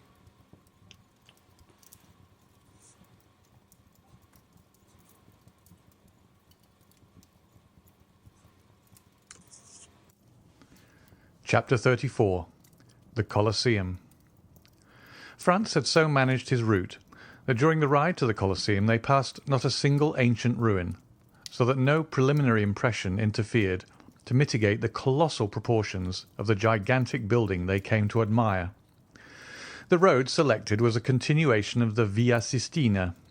Then, by cutting off the right angle of the street in which stands Santa Maria Maggiore, and proceeding by the Via Urbana and San Pietro in Vincoli, the travellers would find themselves directly opposite the Colosseum. This itinerary possessed another great advantage, that of leaving Franz at full liberty to indulge his deep reverie upon the subject of Signor Pastrini's story, in which his mysterious host of Monte Cristo was so strangely mixed up. Seated with folded arms in a corner of the carriage, he continued to ponder over the singular history he had so lately listened to, and to ask himself an interminable number of questions touching its various circumstances, without, however, arriving at a satisfactory reply to any of them. One fact more than the rest brought his friend Sinbad the sailor back to his recollection, and that was the mysterious sort of intimacy that seemed to exist between the brigands and the sailors, and Pastrini's account of Vampa's having found refuge on board the vessels of smugglers and fishermen reminded Franz of the two Corsican bandits he had found supping so amicably with the crew of the little yacht, which had even deviated from its course and touched at Porto Vecchio for the sole purpose of landing them. The very name assumed by his host of Monte Cristo, and again repeated by the landlord of the Hôtel de Londres, abundantly proved to him that his island friend was playing his philanthropic part on the shores of Piombino, Civitavecchio, Ostia, and Gaeta, as on those of Corsica, Tuscany, and Spain. And further, Franz bethought him of having heard his singular entertainer speak both of Tunis and Palermo, proving thereby how largely his circle of acquaintances extended. But however the mind of the young man might be absorbed in these reflections, they were at once dispersed at the sight of the dark, frowning ruins of the stupendous Colosseum, through the various openings of which the pale moonlight played and flickered like the unearthly gleam from the eyes of the wondering dead. The carriage stopped near the Meta Sudans. The door was opened, and the young men, eagerly alighting, found themselves opposite a cicerone, who appeared to have sprung up from the ground, so unexpected was his appearance. The usual guide from the hotel having followed them, they had paid 2 conductors. Nor is it possible at Rome to avoid this abundant supply of guides. Besides the ordinary cicerone who seizes upon you directly you set foot in your hotel, and never quits you while you remain in the city, there's also a special cicerone belonging to each monument, nay, almost to each part of a monument.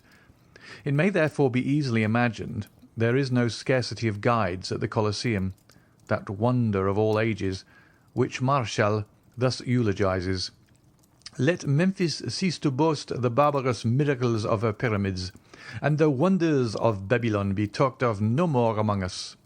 All must bow to the superiority of the gigantic labour of the Caesars, and the many voices of fame spread far and wide the surpassing merits of this incomparable monument." As for Albert and Franz, they essayed not to escape from their Ciceronian tyrants, and indeed it would have been so much the more difficult to break their bondage, as the guides alone are permitted to visit these monuments with torches in their hands. Thus, then, the young men made no attempt at resistance, but blindly and confidently surrendered themselves into the care and custody of their conductors.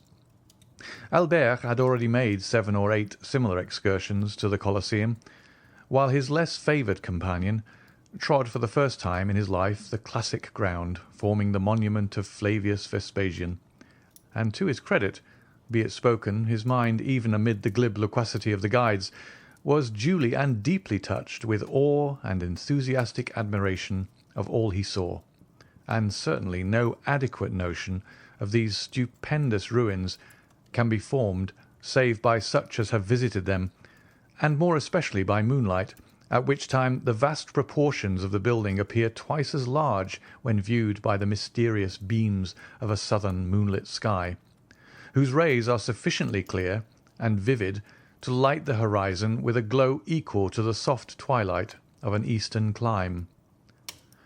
Scarcely, therefore, had the reflective Franz walked 100 steps beneath the interior porticos of the ruin, than, abandoning Albert to the guides, who would by no means yield their prescriptive right of carrying their victims through the routine regularly laid down, and as regularly followed by them, but dragged the unconscious visitor to the various objects with a pertinacity that admitted of no appeal, beginning, as a matter of course, with the lion's den, and finishing with Caesar's podium, to escape a jargon and mechanical survey of the wonders by which he was surrounded. Franz ascended a half-dilapidated staircase, and leaving them to follow their monotonous round, seated himself at the foot of a column, and immediately opposite a large aperture which permitted him to enjoy a full and undisturbed view of the gigantic dimensions of the majestic ruin. Franz had remained for nearly a quarter of an hour perfectly hidden by the shadow of the vast column, at whose base he had found a resting-place, and from whence his eyes followed the motions of Albert and his guides, who, holding torches in their hands, had emerged from a vomitarium at the opposite extremity of the Colosseum, and then again disappeared down the steps, conducting to the seats reserved for the Vestal Virgins, resembling as they glided along some restless shades following the flickering glare of so many ignes fatui. All at once his ear caught a sound resembling that of a stone rolling down the staircase opposite the one by which he had himself ascended. There was nothing remarkable in the circumstance of a fragment of granite giving way and falling heavily below, but it seemed to him that the substance that fell gave way beneath the pressure of a foot, and also that someone who endeavoured as much as possible to prevent his footsteps from being heard was approaching the spot where he sat. Conjecture soon became certainty, for the figure of a man was distinctly visible to Franz, gradually emerging from the staircase opposite, upon which the moon was at that moment pouring a full tide of silvery brightness. The stranger, thus presenting himself, was probably a person who, like Franz, preferred the enjoyment of solitude and his own thoughts to the frivolous gabble of the guides, and his appearance had nothing extraordinary in it, but the hesitation with which he proceeded, stopping and listening with anxious attention at every step he took, convinced Franz that he expected the arrival of some person. By a sort of instinctive impulse, Franz withdrew as much as possible behind his pillar. About 10 feet from the spot where he and the stranger were, the roof had given way, leaving a large round opening through which might be seen the blue vault of heaven, thickly studded with stars. Around this opening, which had possibly for ages permitted a free entrance to the brilliant moonbeams that now illumined the vast pile, grew a quantity of creeping plants, whose delicate green branches stood out in bold relief against the clear azure of the firmament, while large masses of thick, strong, fibrous shoots forced their way through the chasm and hung floating to and fro like so many waving strings. The person whose mysterious arrival had attracted the attention of Franz stood in a kind of half-light that rendered it impossible to distinguish his features, although his dress was easily made out. He wore a large brown mantle, one fold of which, thrown over his left shoulder, served likewise to mask the lower part of his countenance, while the upper part was completely hidden by his broad-brimmed hat. The lower part of his dress was more distinctly visible by the bright rays of the moon, which, entering through the broken ceiling, shed their refulgent beams on feet cased in elegantly made boots of polished leather, over which descended fashionably cut trousers of black cloth. From the imperfect means Franz had of judging, he could only come to one conclusion, that the person whom he was thus watching certainly belonged to no inferior station of life. Some few minutes had elapsed, and the stranger began to show manifest signs of impatience, when a slight noise was heard outside the aperture in the roof, and almost immediately a dark shadow seemed to obstruct the flood of light that had entered it, and the figure of a man was clearly seen gazing with eager scrutiny on the immense space beneath him.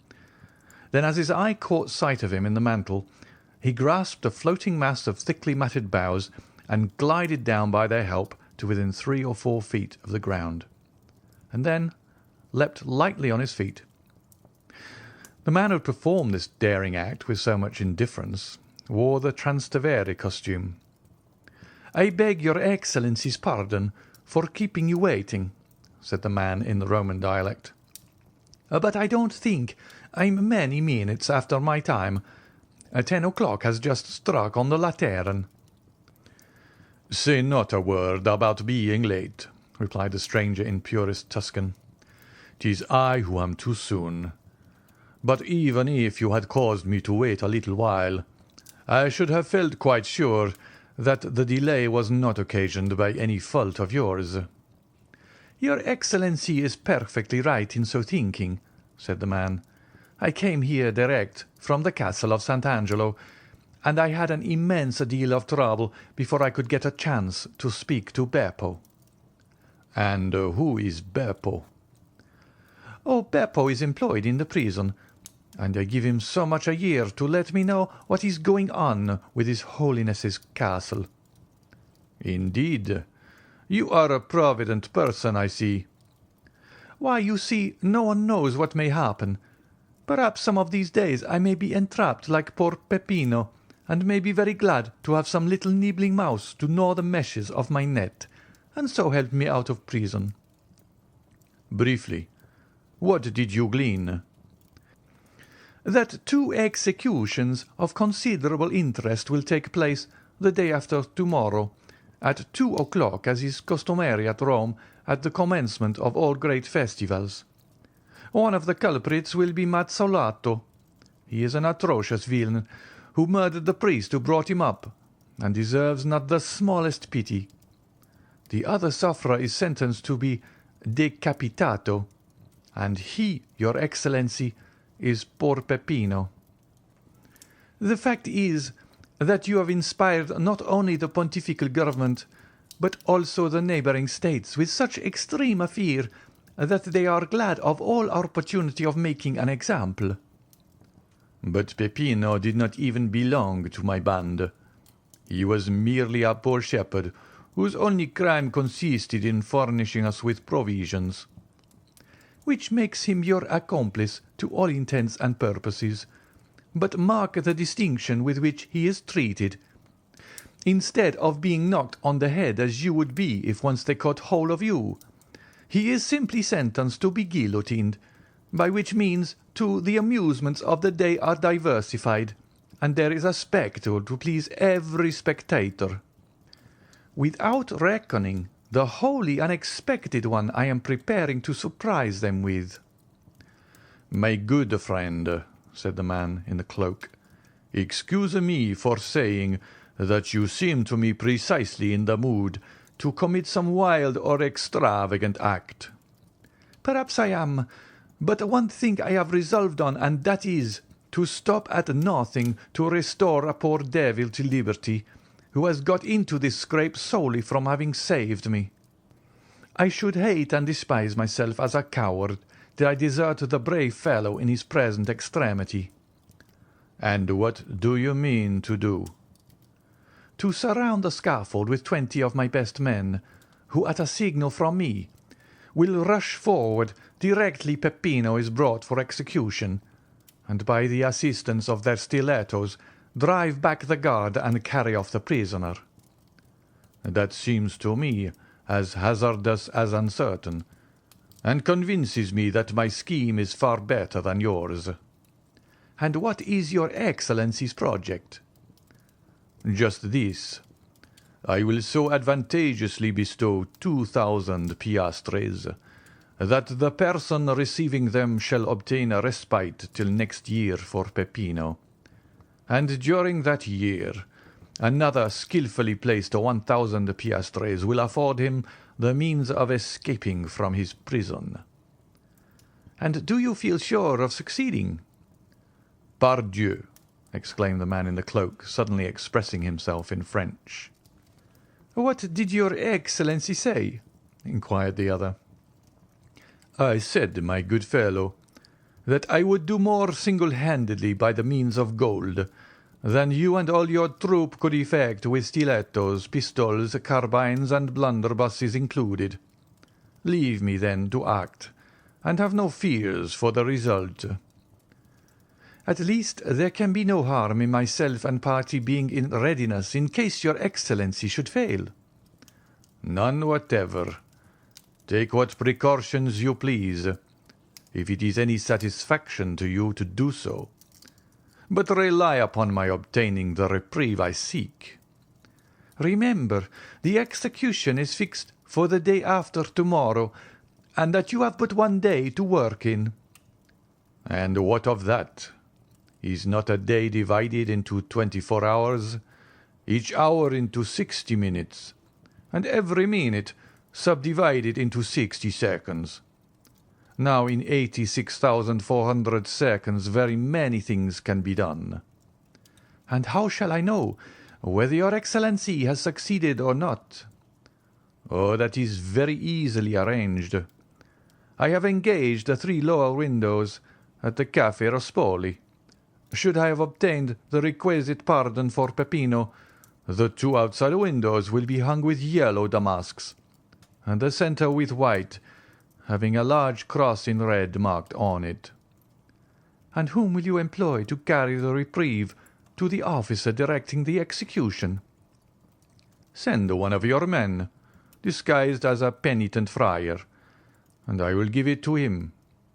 His dress will procure him the means of approaching the scaffold itself, and he will deliver the official order to the officer who in his turn will hand it to the executioner.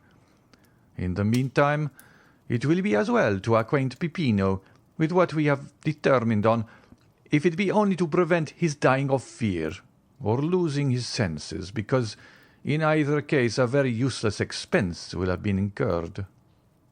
"Your Excellency," said the man, "you are fully persuaded of my entire devotion to you, are you not?" "Nay, I flatter myself that there can be no doubt of it," replied the cavalier in the cloak. "Well, then, only fulfil your promise of rescuing Peppino, and henceforward you shall receive not only devotion, but the most absolute obedience from myself and those under me that one human being can render to another. Have a care how far you pledge yourself, my good friend, for I may remind you of your promise at some, perhaps not very distant period, when I, in my turn, may require your aid and influence. Let that day come sooner or later, your Excellency will find me what I have found you in this my heavy trouble, and if from the other end of the world you but write me word to do such or such a thing, you may regard it as done, for done it shall be, on the word and faith of— "Shh!" interrupted the stranger. "I hear a noise." "'Tis some travellers who are visiting the Colosseum by torchlight." "'Twere better we should not be seen together. Those guides are nothing but spies, and might possibly recognize you. And however I may be honoured by your friendship, my worthy friend, if once the extent of our intimacy were known, I am sadly afraid both my reputation and credit would suffer thereby." "Well, then, if you obtain the reprieve—" "The middle window at the Café Rospoli will be hung with white damask, bearing a red cross." "And if you fail?" "Then all three windows will have yellow draperies." "And then?" "And then, my good fellow, use your daggers in any way you please, and I further promise you to be there as a spectator of your prowess." "We understand each other perfectly, then. Adieu, your Excellency. Depend upon me as firmly as I do upon you." Saying these words, the Transteverin disappeared down the staircase, while his companion, muffling his features more closely than before in the folds of his mantle, passed almost close to Franz, and descended to the arena by an outward flight of steps. The next minute Franz heard himself called by Albert, who made the lofty building re-echo with the sound of his friend's name. Franz, however, did not obey the summons till he had satisfied himself that the two men, whose conversation he had overheard, were at a sufficient distance to prevent his encountering them in his descent. In 10 minutes after the strangers had departed, Franz was on the road to the Piazza di Spagna, listening with studied indifference to the learned dissertation delivered by Albert after the manner of Pliny and Calpurnius, touching the iron-pointed nets used to prevent the ferocious beasts from springing on the spectators. Franz let him proceed without interruption, and, in fact, did not hear what was said. He longed to be alone and free to ponder over all that had occurred. One of the two men whose mysterious meeting in the Colosseum he had so unintentionally witnessed was an entire stranger to him. But not so the other, and though Franz had been unable to distinguish his features from his being either wrapped in his mantle or obscured by the shadow, the tones of his voice had made too powerful an impression on him the first time he had heard them for him ever again to forget them, hear them when or where he might. It was more especially when this man was speaking in a manner half jesting, half bitter, that Franz's ear recalled most vividly the deep, sonorous yet well-pitched voice that had addressed him in the grotto of Monte Cristo, and which he heard for the second time amid the darkness and ruined grandeur of the Colosseum. And the more he thought, the more entire was his conviction that the person who wore the mantle was no other than his former host and entertainer, Sinbad the sailor. Under any other circumstances, Franz would have found it impossible to resist his extreme curiosity to know more of so singular a personage, and with that intent have sought to renew their short acquaintance. But in the present instance, the confidential nature of the conversation he had overheard made him with propriety judge that his appearance at such time would be anything but agreeable. As we have seen, therefore, he permitted his former host to retire without attempting a recognition, but fully promising himself a rich indemnity for his present forbearance should chance afford him another opportunity. In vain did Franz endeavour to forget the many perplexing thoughts which assailed him, In vain did he court the refreshment of sleep. Slumber refused to visit his eyelids, and the night was passed in feverish contemplation of the chain of circumstances tending to prove the identity of the mysterious visitant to the Colosseum with the inhabitant of the grotto of Monte Cristo. And the more he thought, the firmer grew his opinion on the subject. Worn out at length, he fell asleep at daybreak and did not awake till late. Like a genuine Frenchman, Albert had employed his time in arranging for the evening's diversion.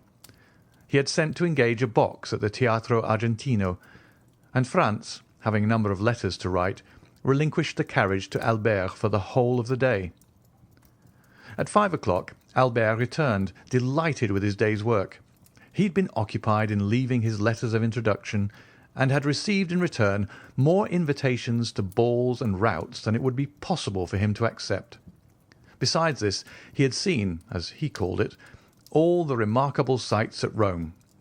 Yes, in a single day he had accomplished what his more serious-minded companion would have taken weeks to effect. Neither had he neglected to ascertain the name of the piece to be played that night at the Teatro Argentino, and also what performers appeared in it. The opera of Parisina was announced for representation, and the principal actors were Coselli, Moriani, and La Spezia. The young man, therefore, had reason to consider themselves fortunate in having the opportunity of hearing one of the best works by the composer of Lucia di Lammermoor, supported by three of the most renowned vocalists of Italy. Albert had never been able to endure the Italian theatres, with their orchestras from which it is impossible to see, and the absence of balconies or open boxes. All these defects pressed hard on a man who had had his stall at the Bouffe, and had shared a lower box at the Opera. Still, in spite of this, Albert displayed his most dazzling and effective costumes each time he visited the theatres. But alas, his elegant toilet was wholly thrown away, and one of the most worthy representatives of Parisian fashion had to carry with him the mortifying reflection that he had nearly overrun Italy without meeting with a single adventure.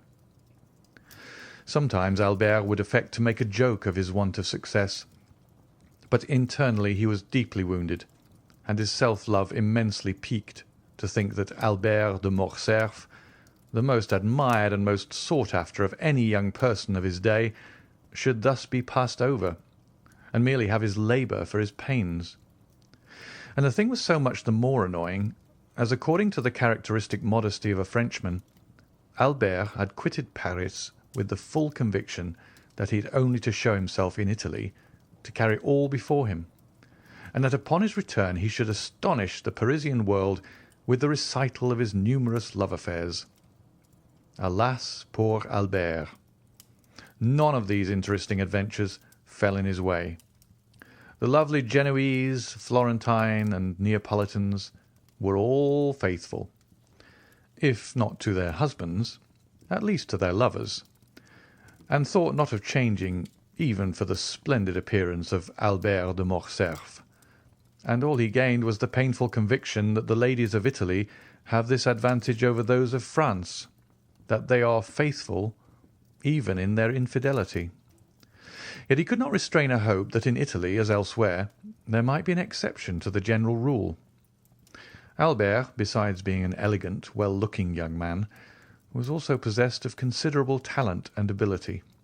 Moreover, he was a viscount, a recently created one, certainly, but in the present day it is not necessary to go as far back as Noah in tracing a descent, and a genealogical tree is equally estimated, whether dated from 1399 or merely 1815. But to crown all these advantages, Albert de Morcerf commanded an income of 50,000 livres, a more than sufficient sum to render him a personage of considerable importance in Paris. It was therefore no small mortification to him to have visited most of the principal cities in Italy without having excited the most trifling observation. Albert, however, hoped to indemnify himself for all these slights and indifferences during the Carnival, knowing full well that among the different states and kingdoms in which this festivity is celebrated, Rome is the spot where even the wisest and gravest throw off the usual rigidity of their lives and deign to mingle in the follies of this time of liberty and relaxation. The carnival was to commence on the morrow. Therefore Albert had not an instant to lose in setting forth the programme of his hopes, expectations, and claims to notice. With this design he had engaged a box in the most conspicuous part of the theatre, and exerted himself to set off his personal attractions by the aid of the most rich and elaborate toilet. The box taken by Albert was in the first circle, although each of the 3 tiers of boxes is deemed equally aristocratic, and is for this reason generally styled the nobility's boxes. And although the box engaged for the 2 friends was sufficiently capacious to contain at least a dozen persons, it had cost less than would be paid at some of the French theatres for one admitting merely 4 occupants. Another motive had influenced Albert's selection of his seat. Who knew but that, thus advantageously placed, he might not in truth attract the notice of some fair Roman, and an introduction might ensue that would procure him the offer of a seat in a carriage, or a place in a princely balcony from which he might behold the gaieties of the Carnival. These united considerations made Albert more lively and anxious to please than he had hitherto been. Totally disregarding the business of the stage, he leaned from his box and began attentively scrutinizing the beauty of each pretty woman, aided by a powerful opera-glass. But alas, this attempt to attract notice wholly failed. Not even curiosity had been excited, and it was but too apparent that the lovely creatures into whose good graces he was desirous of stealing were all so much engrossed with themselves, their lovers, or their own thoughts, that they had not so much as noticed him, or the manipulation of his glass. The truth was that the anticipated pleasures of the Carnival with the Holy Week that was to succeed it so filled every fair breast as to prevent the least attention being bestowed even on the business of the stage. The actors made their entries and exits unobserved or unthought of. At certain conventional moments, the spectators would suddenly cease their conversation or rouse themselves from their musings to listen to some brilliant effort of Moriani's, a well-executed recitative by Coselli, or to join in loud applause at the wonderful powers of La Spezia. But that momentary excitement over, they quickly relapsed into their former state of preoccupation or interesting conversation. Towards the close of the first act, the door of a box which had been hitherto vacant was opened. A lady entered to whom Franz had been introduced in Paris, where indeed he had imagined she still was. The quick eye of Albert caught the involuntary start with which his friend beheld the new arrival, and turning to him he said hastily, "Do you know the woman who has just entered that box?" "Yes. What did you think of her?" "Oh, she is perfectly lovely. What a complexion! And such magnificent hair. Is she French?" "No, a Venetian." "And her name is—" "Countess—" "I know her by name," exclaimed Albert. "She is said to possess as much wit and cleverness as beauty. I was to have been presented to her when I met her at Madame Villefort's ball." "Shall I assist you in repairing your negligence?" asked Franz. "My dear fellow, are you really on such good terms with her as to venture to take me to her box?" "Why, I have only had the honour of being in her society and conversing with her 3 or 4 times in my life. But you know that even such an acquaintance as that might warrant my doing what you ask." At that instant the Countess perceived Franz and graciously waved her hand to him, to which he replied by a respectful inclination of the head. "Upon my word," said Albert, "you seem to be on excellent terms with the beautiful Countess." "You are mistaken in thinking so," returned Franz calmly. "But you merely fall into the same error which leads so many of our countrymen to commit the most egregious blunders. I mean that of judging the habits and customs of Italy and Spain by our Parisian notions. Believe me, nothing is more fallacious than to form any estimate of the degree of intimacy you may suppose existing among persons by the familiar terms they seem upon. There is a similarity of feeling at this instant between ourselves and the Countess. Nothing more. Is there, indeed, my good fellow? Pray tell me, is it sympathy of heart? No, of taste, continued Franz gravely.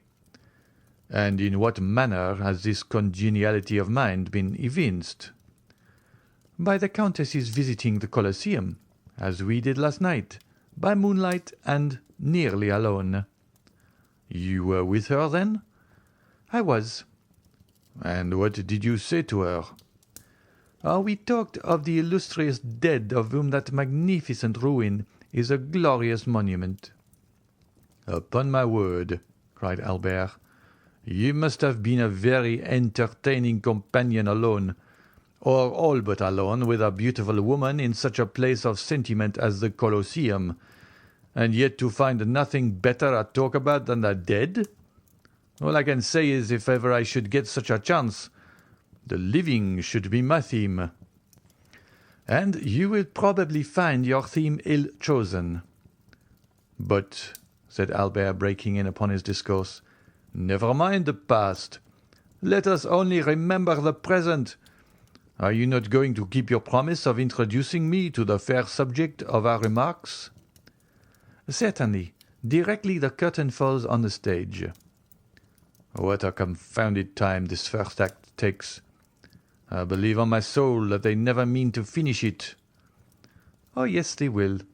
Only listen to that charming finale. How exquisitely Coselli sings his part. But what an awkward, inelegant fellow he is. Well, then, what do you say to La Spezia? Did you ever see anything more perfect than her acting? Why, you know, my dear fellow, when one has been accustomed to Malibran and Sontag, such singers as these don't make the same impression on you. They perhaps do on others. At least you must admire Mariani's style and execution. I never fancied men of his dark, ponderous appearance singing with a voice like a woman's. My good friend, said Franz, turning to him, while Albert continued to point his glass at every box in the theatre, you seem determined not to approve.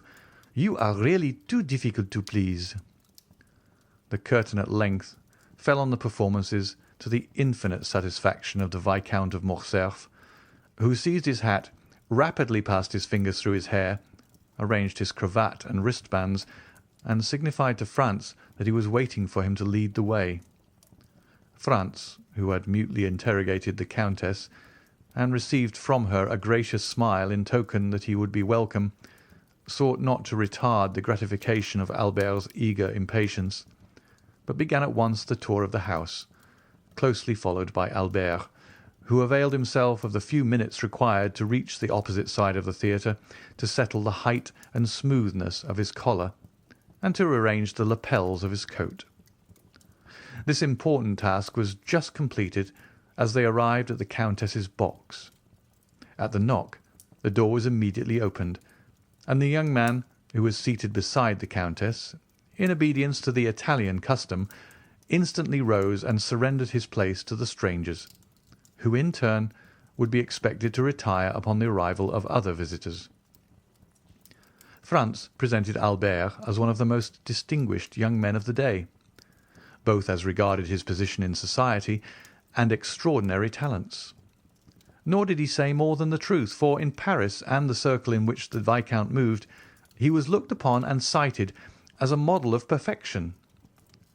Franz added that his companion, deeply grieved at having been prevented the honour of being presented to the Countess during her sojourn in Paris, was most anxious to make up for it, and had requested him, Franz, to remedy the past misfortune by conducting him to her box, and concluded by asking pardon for his presumption in having taken it upon himself to do so. The Countess in reply bowed gracefully to Albert, and extended her hand with cordial kindness to Franz. Then, inviting Albert to take the vacant seat beside her, she recommended Franz take the next best, if he wished to view the ballet, and pointed to the one behind her own chair. Albert was soon deeply engrossed in discoursing upon Paris and Parisian matters, speaking to the Countess of the various persons they both knew there. Franz perceived how completely he was in his element, and, unwilling to interfere with the pleasure he so evidently felt, took up Albert's glasses and began in his turn to survey the audience. Sitting alone, in the front of a box immediately opposite, but situated on the third row, was a woman of exquisite beauty, dressed in a Greek costume, which evidently, from the ease and grace with which she wore it, was her national attire. Behind her, but in deep shadow, was the outline of a masculine figure, but the features of this latter personage it was not possible to distinguish. Franz could not forbear breaking in upon the apparently interesting conversation passing between the Countess and Albert, to inquire of the former if she knew who was the fair Albanian opposite, since beauty such as hers was well worthy of being observed by either sex.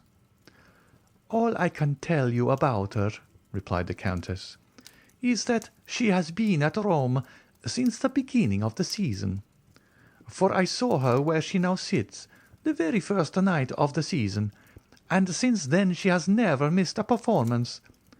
Sometimes she is accompanied by the person who is now with her, and at others she is merely attended by a black servant." "And what do you think of her personal appearance?" "Oh, I consider her perfectly lovely. She is just my idea of what Medora must have been."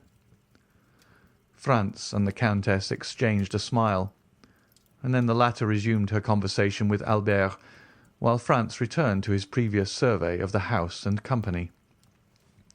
The curtain rose on the ballet, which was one of those excellent specimens of the Italian school, admirably arranged and put on the stage by Henri, who has established for himself a great reputation throughout Italy for his taste and skill in the choreographic art, one of those masterly productions of grace, method, and elegance, in which the whole corps de ballet, from the principal dancers to the humblest supernumerary, are all engaged on the stage at the same time, and 150 persons may be seen exhibiting the same attitude or elevating the same arm or leg with a simultaneous movement that would lead you to suppose that but one mind, one act of volition, influenced the moving mass. The ballet was called Poliska. However much the ballet might have claimed his attention, Franz was too deeply occupied with the beautiful Greek to take any note of it, while she seemed to experience an almost childlike delight in watching it, her eager animated looks contrasting strongly with the utter indifference of her companion, who during the whole time the piece lasted never even moved, not even when the furious crashing din produced by the trumpets, cymbals, and Chinese bells sounded their loudest from the orchestra. Of this he took no heed, but was, as far as appearances might be trusted, enjoying soft repose and bright celestial dreams.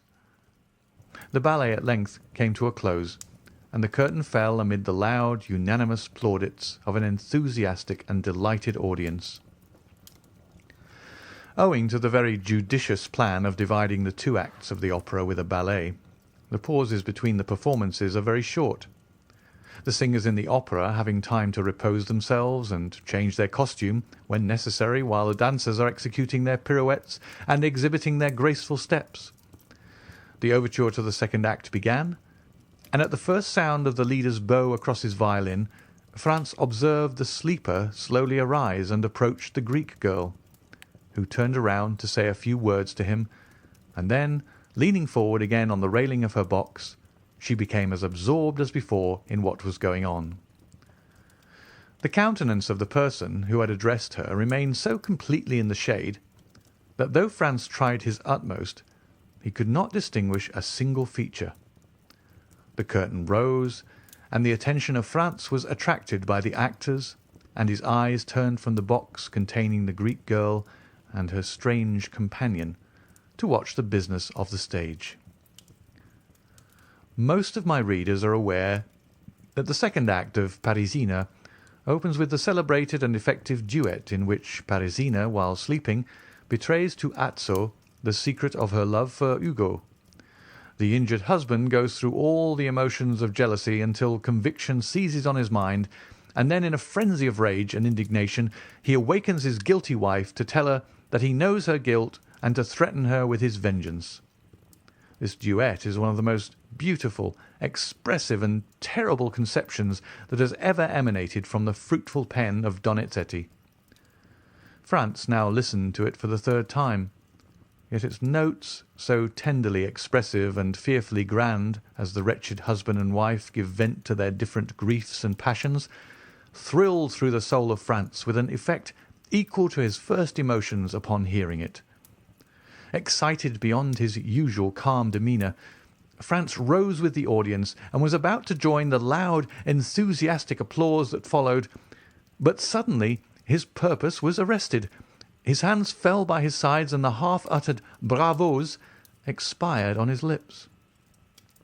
The occupant of the box in which the Greek girl sat appeared to share the universal admiration that prevailed, for he left his seat to stand up in front, so that his countenance being fully revealed, Franz had no difficulty in recognizing him as the mysterious inhabitant of Monte Cristo, and the very same person he had encountered the preceding evening in the ruins of the Colosseum, and whose voice and figure had seemed so familiar to him.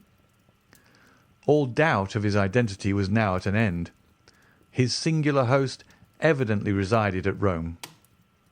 The surprise and agitation occasioned by this full confirmation of Franz's former suspicion had no doubt imparted a corresponding expression to his features, for the Countess, after gazing with a puzzled look at his face, burst into a fit of laughter and begged to know what had happened.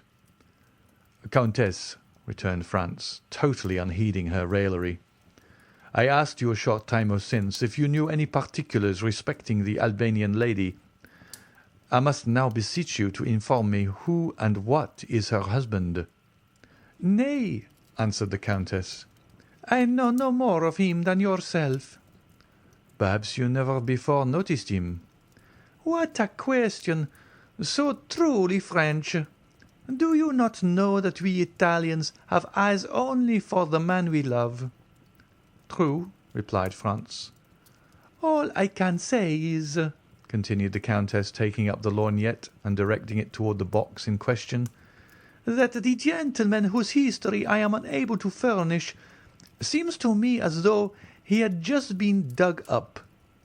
He looks more like a corpse permitted by some friendly grave-digger to quit his tomb for a while and revisit this earth of ours than anything human. How ghastly pale he is!" "Oh, he is always as colourless as you now see him," said Franz. "Then you know him?" almost screamed the Countess. "Oh, pray do, for heaven's sake, tell us all about it. Is he a vampire, or a resuscitated corpse, or what?" "I fancy I have seen him before, and I even think he recognizes me." "And I can well understand," said the Countess, shrugging up her beautiful shoulders, as though an involuntary shudder passed through her veins, "that those who have seen once that man will never be likely to forget him." The sensation experienced by Franz was evidently not peculiar to himself. Another, and wholly uninterested person, felt the same unaccountable awe and misgiving. "Well," inquired Franz, after the Countess had a second time directed her lorgnette at the box, "what do you think of our opposite neighbour?" "Why, that he is no other than Lord Ruthven himself, in a living form." This fresh allusion to Byron drew a smile to Franz's countenance, although he could but allow that if anything was likely to induce belief in the existence of vampires, it would be the presence of such a man as the mysterious personage before him. "I must positively find out who and what he is," said Franz, rising from his seat. "No, no," cried the Countess. You must not leave me. I depend upon you to escort me home. Oh, indeed, I cannot permit you to go." "Is it possible," whispered Franz, "that you entertain any fear?" "I'll tell you," answered the Countess. "Baron had the most perfect belief in the existence of vampires, and even assured me that he had seen them. The description he gave me perfectly corresponds with the features and character of the man before us. Oh, he is the exact personification of what I have been led to expect.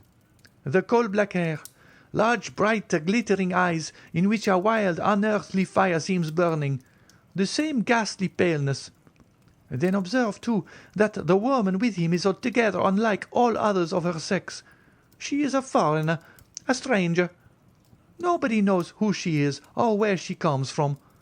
No doubt she belongs to the same horrible race he does, and is like himself a dealer in magical arts.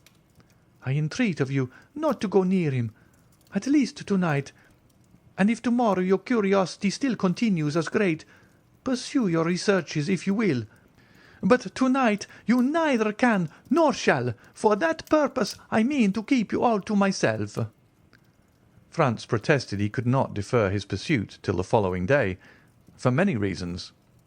"Listen to me," said the Countess, "and do not be so very headstrong. I am going home. I have a party at my house tonight, and therefore cannot possibly remain till the end of the opera. Now I cannot for one instant believe you so devoid of gallantry as to refuse a lady your escort when she even condescends to ask you for it." There was nothing else left for Franz to do but to take up his hat, open the door of the box, and offer the Countess his arm.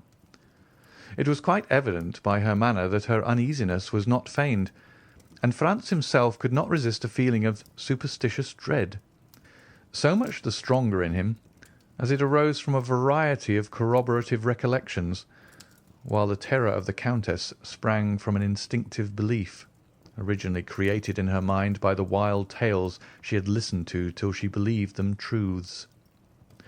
Franz could even feel her arm tremble as he assisted her into the carriage. Upon arriving at her hotel, Franz perceived that she had deceived him when she spoke of expecting company. On the contrary, her own return before the appointed hour seemed greatly to astonish the servants. "Excuse my little subterfuge," said the Countess in reply to her companion's half-reproachful observation on the subject, "but that horrid man had made me feel quite uncomfortable, and I longed to be alone, that I might compose my startled mind." Franz essayed to smile. "Nay," said she, "do not smile. It ill accords with the expression of your countenance, and I am sure it does not spring from your heart. However, promise me one thing." "What is it?" "Promise me, I say." "I will do anything you desire, except relinquish my determination of finding out who this man is. I have more reasons than you can imagine for desiring to know who he is, from whence he came, and whither he is going." "Where he comes from I am ignorant, but I can readily tell you where he is going to, and that is down below, without the least doubt." "Let us only speak of the promise you wish me to make," said Franz. "Well, then, you must give me your word to return immediately to your hotel, and make no attempt to follow this man tonight. There are certain affinities between the persons we quit and those we meet afterwards. For heaven's sake, do not serve as a conductor between that man and me. Pursue your chase after him tomorrow, as eagerly as you please, but never bring him near me, if you would not see me die of terror. And now, good night. Go to your rooms and try to sleep away all the recollections of this evening. For my own part, I am quite sure I shall not be able to close my eyes." So saying, the Countess quitted Franz, leaving him unable to decide whether she were merely amusing herself at his expense, or whether her fears and agitations were genuine. Upon his return to the hotel, Franz found Albert in his dressing gown and slippers, listlessly extended on a sofa, smoking a cigar. "My dear fellow," cried he, springing up, "is it really you? Why, I did not expect to see you before tomorrow." "My dear Albert," replied Franz, "I am glad of this opportunity to tell you once and forever that you entertain a most erroneous notion concerning Italian women. I should have thought the continual failures you have met with in all your own love affairs might have taught you better by this time." "Upon my soul, these women would puzzle the very devil to read them aright. Why, here they give you their hand, they press yours in return, they keep up a whispering conversation, permit you to accompany them home. Why, if a Parisian were to indulge in a quarter of these marks of flattering attention, her reputation would be gone forever." "And the very reason why the women of this fine country put so little restraint on their words and actions is because they live so much in public and have really nothing to conceal. Besides, you must have perceived that the Countess was really alarmed." "At what? At the sight of that respectable gentleman sitting opposite to us in the same box with the lovely Greek girl? Now, for my part, I met them in the lobby after the conclusion of the piece, and hang me if I can guess where you took your notions of the other world from. I can assure you that this hobgoblin of yours is a deuced fine-looking fellow, admirably dressed. Indeed, I feel quite sure, from the cut of his clothes, they are made by a first-rate Paris tailor, probably Blin or Humann. He was rather too pale, certainly. But then, you know, paleness is always looked upon as a strong proof of aristocratic descent and distinguished breeding." Franz smiled, for he well remembered that Albert particularly prided himself on the entire absence of colour in his own complexion. "Well, that tends to confirm my own ideas," said Franz, "that the Countess's suspicions were destitute alike of sense and reason. Did he speak in your hearing, and did you catch any of his words?" "I did, but they were uttered in the Romaic dialect. I knew that from the mixture of Greek words. I don't know whether I ever told you that when I was at college I was rather strong in Greek." "He spoke the Romaic language, did he?" "I think so." "That settles it," murmured Franz. "'Tis he, past all doubt." "What did you say?" "Nothing, nothing. But tell me, what were you thinking about when I came in?" "Oh, I was arranging a little surprise for you." "Indeed? Of what nature?" "Why, you know it is quite impossible to procure a carriage." "Certainly. And I also know that we have done all that human means afforded to endeavour to get one." "Now then, in this difficulty a bright idea has flashed across my brain." Franz looked at Albert as though he had not much confidence in the suggestions of his imagination. "I tell you what, Sir Franz," cried Albert, "you deserve to be called out for such a misgiving and incredulous glance as that you are pleased to bestow on me just now." "And I promise to give you the satisfaction of a gentleman if your scheme turns out as ingenious as you assert." "Well, then, hearken to me." "I listen." "You agree, do you not, that obtaining a carriage is out of the question?" "I do." "Neither can we procure horses." "True. We have offered any sum, but have failed." "Well, now, what do you say to a cart?" "I dare say such a thing might be had." "Very possibly." "And a pair of oxen?" "As easily found as the cart." "Then you see, my good fellow, with a cart and a couple of oxen, our business can be managed. The cart must be tastefully ornamented, and if you and I dress ourselves as Neapolitan reapers, we might get up a striking tableau, after the manner of that splendid picture by Leopold Robert. It would add greatly to the effect if the Countess would join us in the costume of a peasant from Puzzoli or Sorrento. Our group would then be quite complete, more especially as the Countess is quite beautiful enough to represent a Madonna." "Well," said Franz, "this time, Albert, I am bound to give you credit for having hit upon a most capital idea." "And quite a national one, too," replied Albert with a gratified pride. "A mere mask borrowed from our own festivities. Ha, ha! Ye Romans, ye thought to make us unhappy strangers, trot at the heels of your processions like so many lazzaroni, because no carriages or horses are to be had in your beggarly city. But you don't know us. When we can't have one thing, we invent another." "And have you communicated your triumphant idea to anybody?" "Only to our host. Upon my return home I sent for him, and I then explained to him what I wished to procure. He assured me that nothing would be easier than to furnish all I desired. One thing I was sorry for when I bade him have the horns of the oxen gilded. He told me there would not be time, as it would require 3 days to do that. So you see we must do without this little superfluity." "And where is he now?" "Who?" "Our host." "Gone out in search of our equipage. By tomorrow it might be too late." "Then you will be able to give us an answer tonight." "Oh, I expect him every minute." At this instant the door opened, and the head of Signor Pastrini appeared. "Permesso?" inquired he. "Certainly, certainly," cried Franz. "Come in, mine host." "Now then," asked Albert eagerly, "have you found the desired cart and oxen?" "Better than that," replied Signor Pastrini with the air of a man perfectly well satisfied with himself. "Take care, my worthy host," said Albert. "Better is a sure enemy to well." "Let your Excellencies only leave the matter to me," returned Signor Pastrini in a tone indicative of unbounded self-confidence. "But what have you done?" asked Franz. "Speak out, there's a worthy fellow."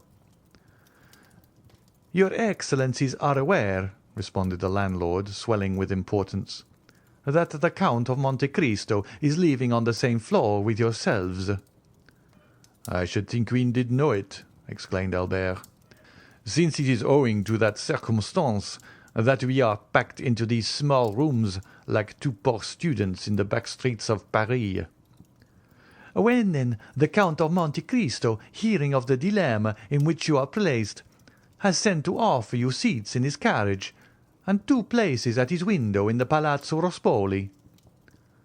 The friends looked at each other with unutterable surprise. "But do you think," asked Albert, "that we ought to accept such offers from a perfect stranger?" "What sort of person is this Count of Monte Cristo?" asked Franz of his host. "A very great nobleman, but whether Maltese or Sicilian, I cannot exactly say. But this I know, that he is a noble as a Borghese and rich as a gold mine." "It seems to me," said Franz, speaking in an undertone to Albert, "that if this person merited the high panegyrics of our landlord, he would have conveyed his invitation through another channel, and not permitted it to be brought to us in this unceremonious way. He would have written or—" At this instant someone knocked at the door. "Come in," said Franz. A servant wearing a livery of considerable style and richness appeared at the threshold, and placing 2 cards in the landlord's hands, who forthwith presented them to the 2 young men, he said, "Please to deliver these from the Count of Monte Cristo to Vicomte Albert de Morcerf and Monsieur Franz d'Épinay. The Count of Monte Cristo," continued the servant, "begs these gentlemen's permission to wait upon them as their neighbour, and he will be honoured by an intimation of what time they will please to receive him." "Faith, Franz," whispered Albert, "there is not much to find fault with here." "Tell the Count," replied Franz, "that we will do ourselves the pleasure of calling on him." The servant bowed and retired. "That is what I call an elegant mode of attack," said Albert. "You were quite correct in what you said, Signor Pastrini. The Count of Monte Cristo is unquestionably a man of first-rate breeding and a knowledge of the world." "Then you accept his offer?" said the host. "Of course we do," replied Albert. "Still, I must own, I am sorry to be obliged to give up the cart and the group of reapers. It would have produced such an effect. And were it not for the windows at the Palazzo Rospoli by way of recompense for the loss of our beautiful scheme, I don't know but what I should have held on by my original plan. What say you, Franz?" "Oh, I agree with you. The windows in the Palazzo Rospoli alone decided me." The truth was that the mention of two places in the Palazzo Rospoli had recalled to Franz the conversation he had overheard the preceding evening in the ruins of the Colosseum between the mysterious unknown and the Trasteverin, in which the stranger in the cloak had undertaken to obtain the freedom of a condemned criminal.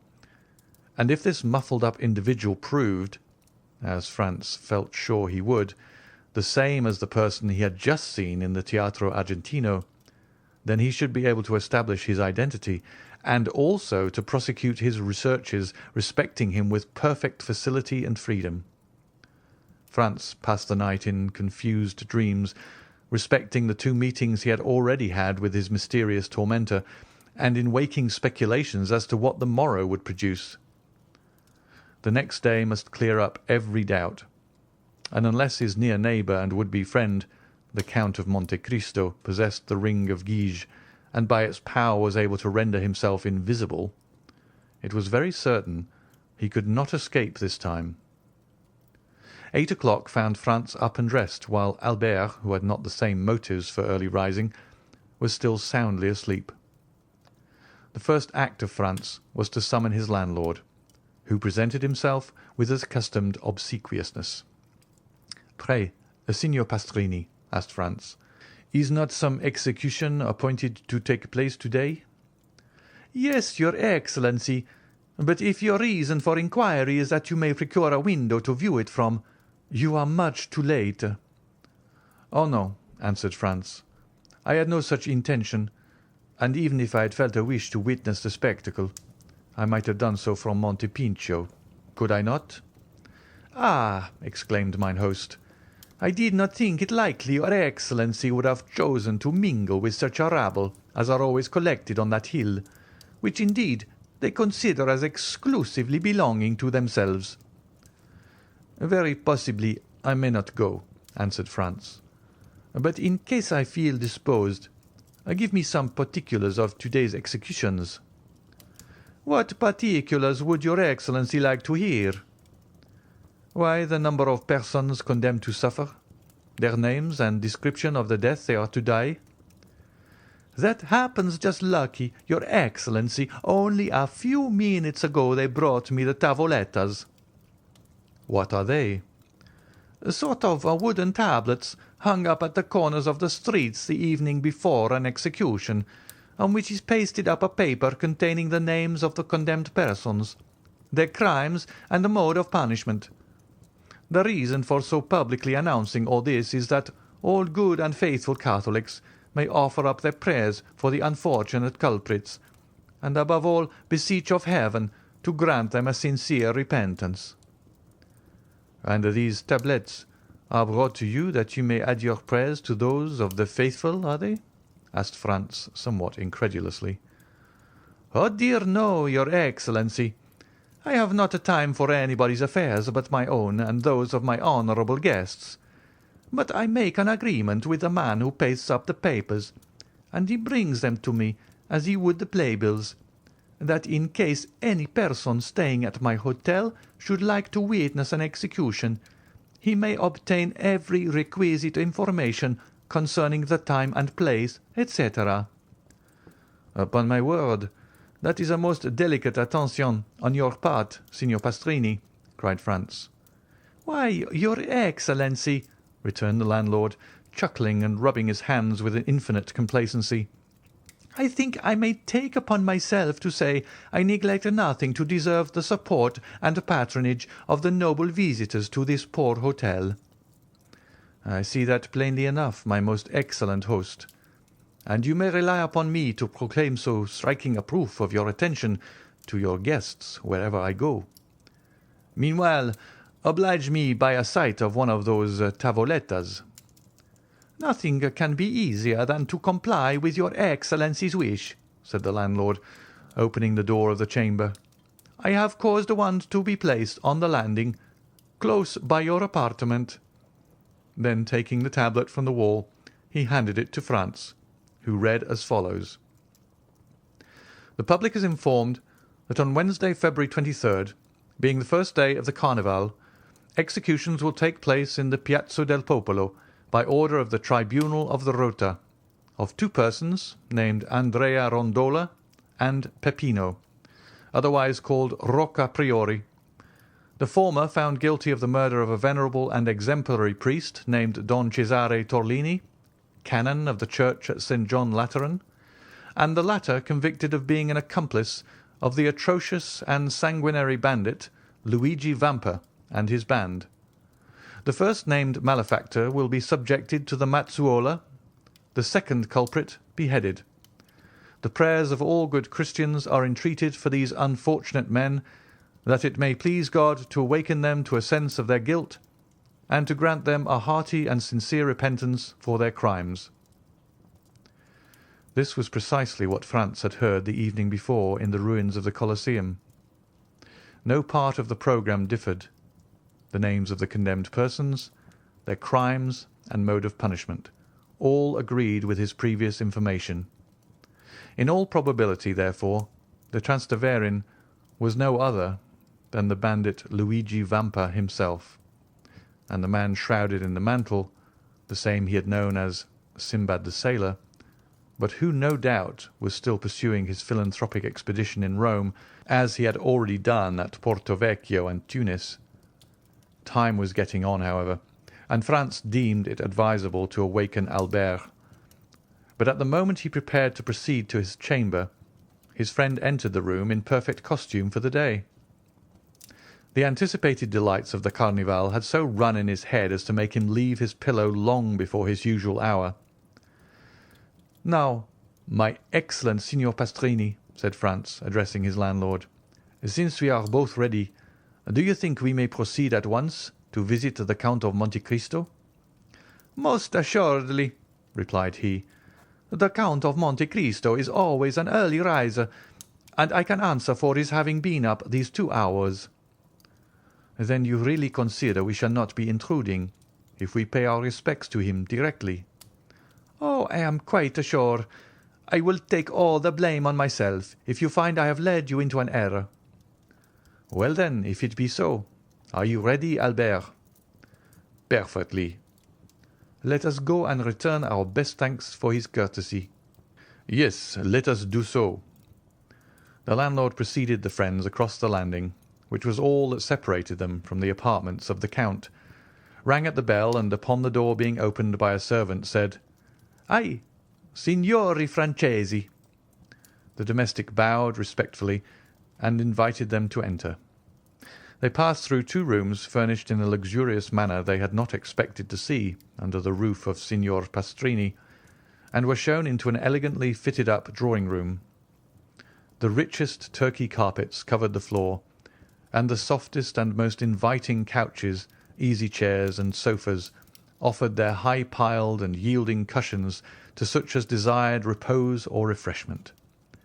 Splendid paintings by the first masters were ranged against the walls, intermingled with magnificent trophies of war, while heavy curtains of costly tapestry were suspended before the different doors of the room.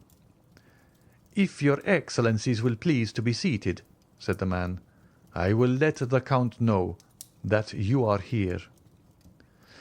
And with these words he disappeared behind one of the tapestried portières.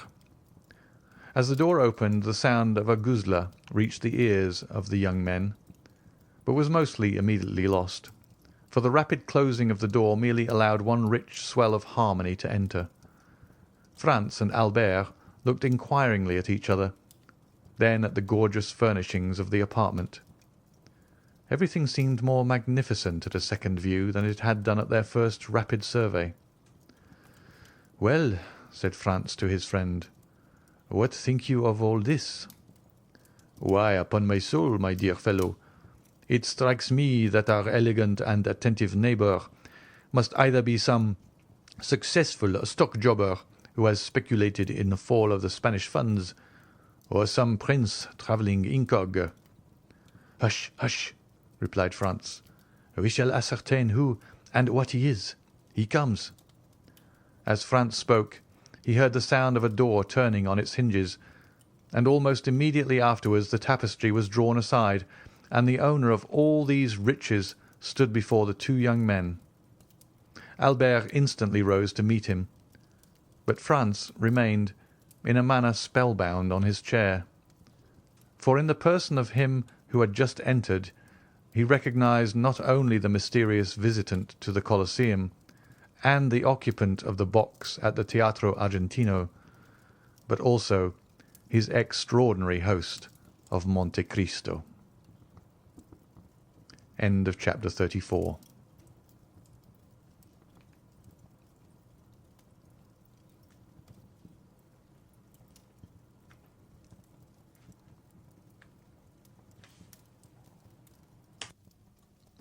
Chapter 35. La Mazzolata. "Gentlemen," said the Count of Monte Cristo as he entered, "I pray you excuse me for suffering my visit to be anticipated, but I feared to disturb you by presenting myself earlier at your apartments. Besides, you sent me word that you would come to me, and I have held myself at your disposal."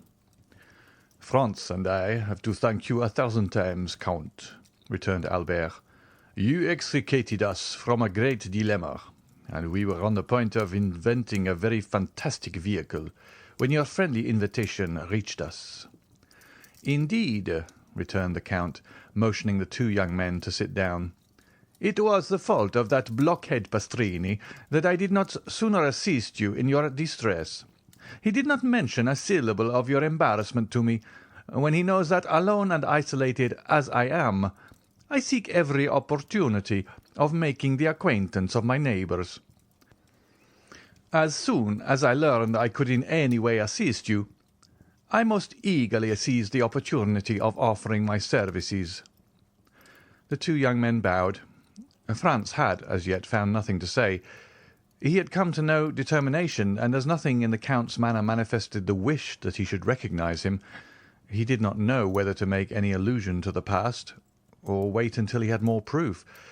Besides, although sure it was he who had been in the box the previous evening, he could not be equally positive that this was the man he had seen at the Colosseum.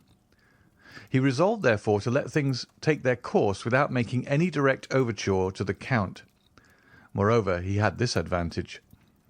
He was master of the Count's secret, while the Count had no hold on Franz, who had nothing to conceal. However, he resolved to lead the conversation into a subject which might possibly clear up his doubts. "Count," said he, "you have offered us places in your carriage, and at your windows in the Rospoli Palace. Can you tell us where we can obtain a sight of the Piazza del Popolo?" "Ah," said the Count, negligently, looking attentively at Morcerf, "is there not something like an execution upon the Piazza del Popolo?" "Yes," returned Franz, finding that the Count was coming to the point he wished. "Stay, I think I told my steward yesterday to attend to this. Perhaps I can render you this slight service also." He extended his hand and rang the bell thrice. "Did you ever occupy yourself," said he to Franz, "with the employment of time and the means of simplifying the summoning your servants? I have. When I ring once, it is for my valet, twice for my majordomo, thrice for my steward. Thus I do not waste a minute or a word. Here he is."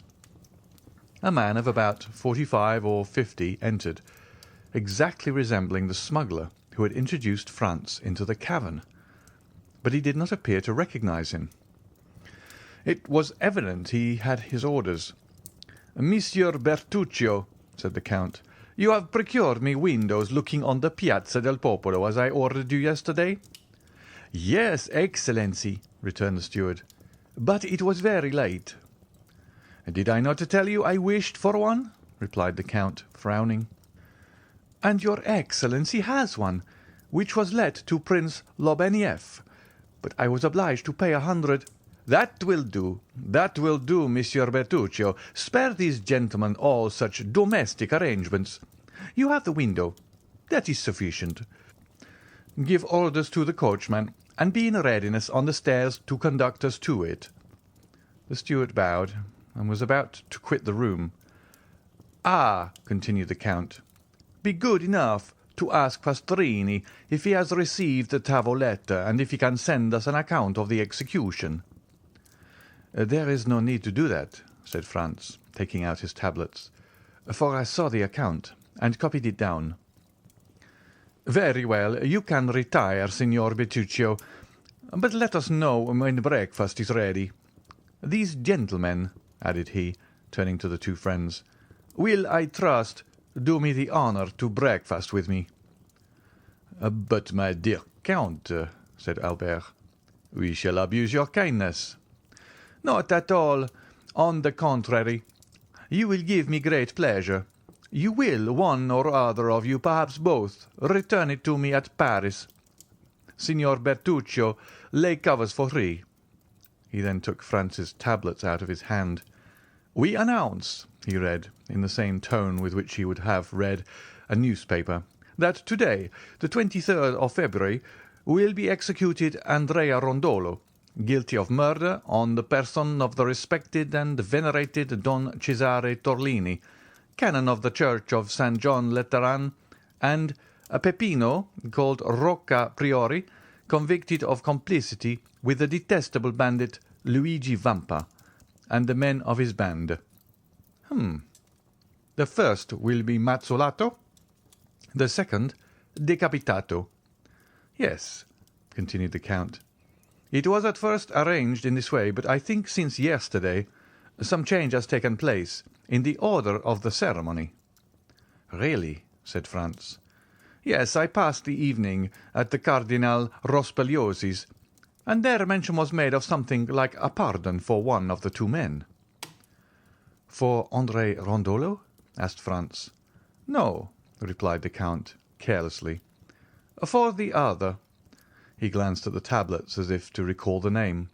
"For Peppino, called Rocca Priori. You are thus deprived of seeing a man guillotined. But the mazzuola still remains, which is a very curious punishment when seen for the first time, and even the second, while the other, as you must know, is very simple. The mandala never fails, never trembles, never strikes 30 times ineffectually, like the soldier who beheaded the Count of Chalais, and whose tender mercy Richelieu had doubtless recommended the sufferer. Ah," added the Count in a contemptuous tone, "do not tell me of European punishments. They are in their infancy, or rather the old age of cruelty." "Really, Count," replied Franz, "one would think that you had studied the different tortures of all the nations of the world." "There are at least a few that I have not seen," said the Count coldly. "And you take pleasure in beholding these dreadful spectacles?" "My first sentiment was horror, the second indifference, the third curiosity." "Curiosity? That is a terrible word." "Why so? In life our greatest preoccupation is death. Is it not then curious to study the different ways by which the soul and body can part, and how according to their different character temperaments, and even the different customs of their countries, different persons bear the transition from life to death, from existence to annihilation? As for myself, I can assure you of one thing.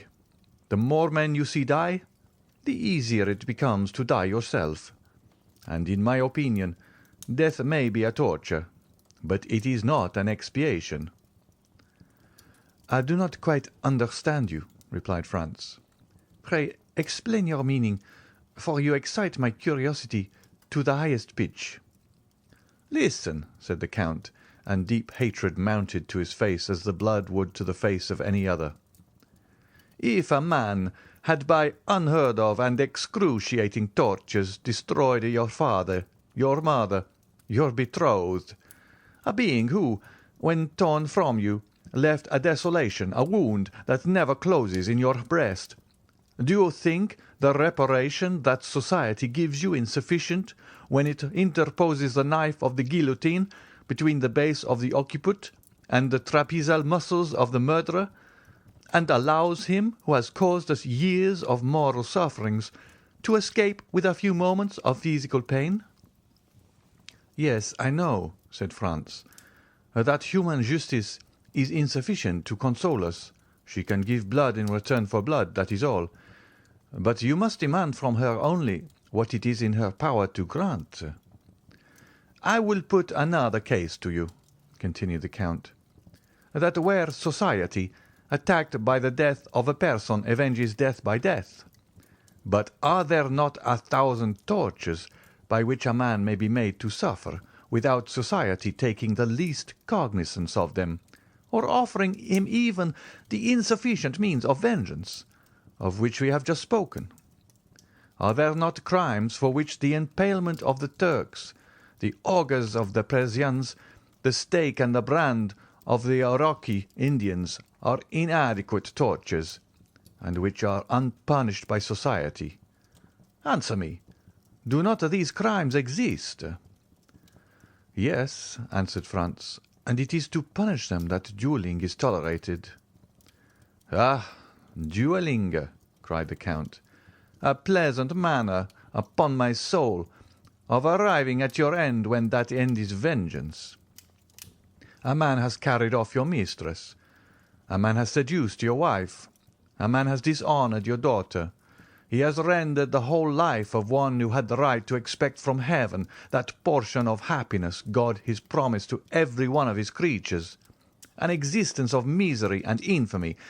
And you think you are avenged because you send a ball through the head, or pass a sword through the breast of that man who has planted madness in your brain and despair in your heart?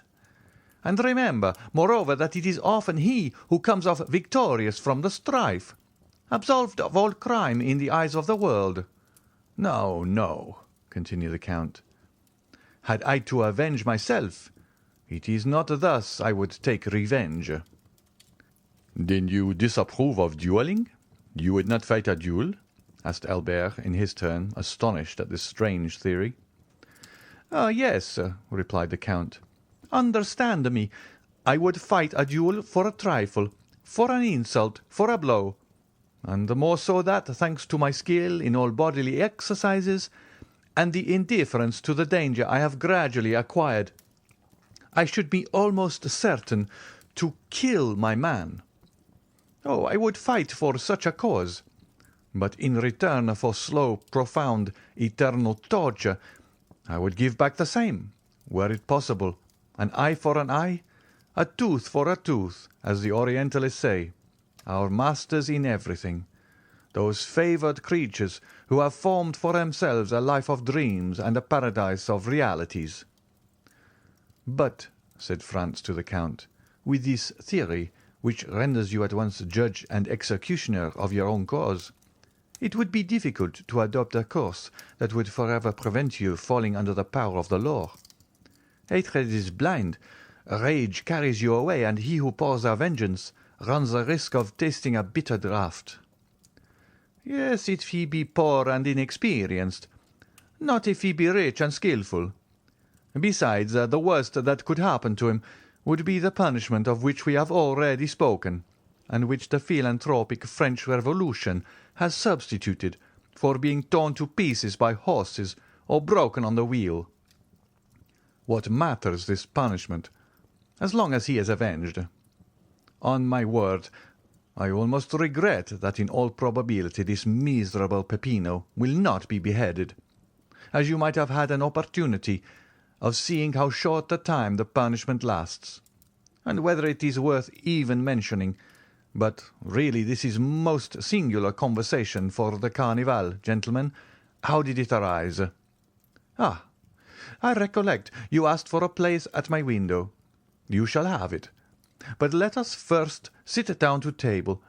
for here comes the servant to inform us that breakfast is ready."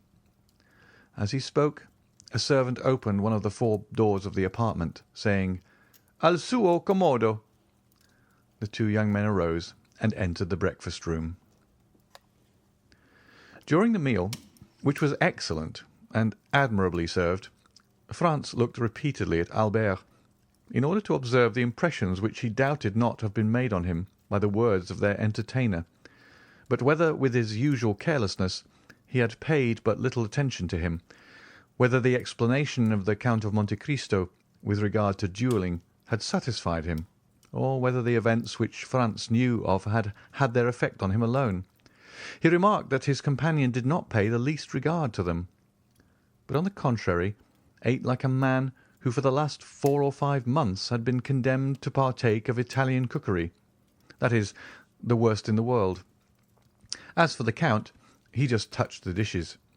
He seemed to fulfil the duties of a host by sitting down with his guests, and awaited their departure to be served with some strange or more delicate food. This brought back to Franz, in spite of himself, the recollection of the terror with which the Count had inspired the Countess, and her firm conviction that the man in the opposite box was a vampire.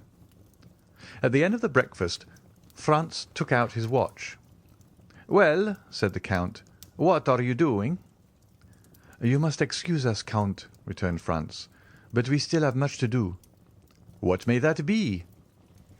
"We have no masks, and it is absolutely necessary to procure them."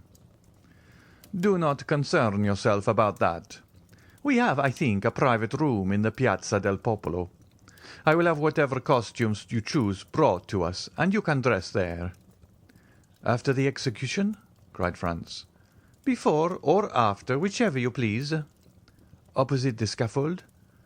"The scaffold forms part of the fete." "Count, I have reflected on the matter," said Franz. "I thank you for your courtesy, but I shall content myself with accepting a place in your carriage and at your window at the Rospoli Palace, and I leave you at liberty to dispose of my place at the Piazza del Popolo." "But I warn you, you will lose a very curious sight," returned the Count. "You will describe it to me," replied Franz, "and the recital from your lips will make as great an impression on me as if I had witnessed it. I have more than once intended witnessing an execution, but I have never been able to make up my mind. And you, Albert?" "I," replied the Viscount, "I saw Castaing executed, but I think I was rather intoxicated that day, for I had quitted the college the same morning, and we had passed the previous night at a tavern. Besides, it is no reason, because you have not seen an execution at Paris, that you should not see one anywhere else. When you travel, it is to see everything. Think what a figure you will make when you are asked, 'How do they execute at Rome?' and you reply, 'I do not know.' And besides, they say that the culprit is an infamous scoundrel who killed with a log of wood a worthy canon who had brought him up like his own son. Diable! When a churchman is killed, it should be with a different weapon than a log, especially when he has behaved like a father. If you went to Spain, would you not see the bullfight? Well, suppose it is a bullfight you are going to see. Recollect the ancient Romans of the circus, and the sports where they killed 300 lions and 100 men. Think of the 80,000 applauding spectators, the sage matrons who took their daughters, and the charming vestals, who made the thumb of their white hands the fatal sign that said, 'Come, dispatch the dying.'" "Shall you go then, Albert?" asked Franz. "Ma foi, yes, like you. I hesitated, but the Count's eloquence decides me." "Let us go then," said Franz, "since you wish it, but on our way to the Piazza del Popolo, I wish to pass through the Corso. Is this possible, Count?" "On foot, yes. In a carriage, no." "I will go on foot, then." "Is it important that you should go that way?" "Yes, there is something I wish to see." "Well, we will go by the Corso. We will send the carriage to wait for us on the Piazza del Popolo, by the Strada del Babuino, for I shall be glad to pass myself through the Corso, to see if some orders I have given have been executed." "Excellency," said a servant, opening the door, "a man in the dress of a penitent wishes to speak to you." "Ah, yes, sir," returned the Count. "I know who he is. Gentlemen, will you return to the salon? You will find good cigars on the centre table. I will be with you directly." The young men rose and returned into the salon, while the Count, again apologising, left by another door.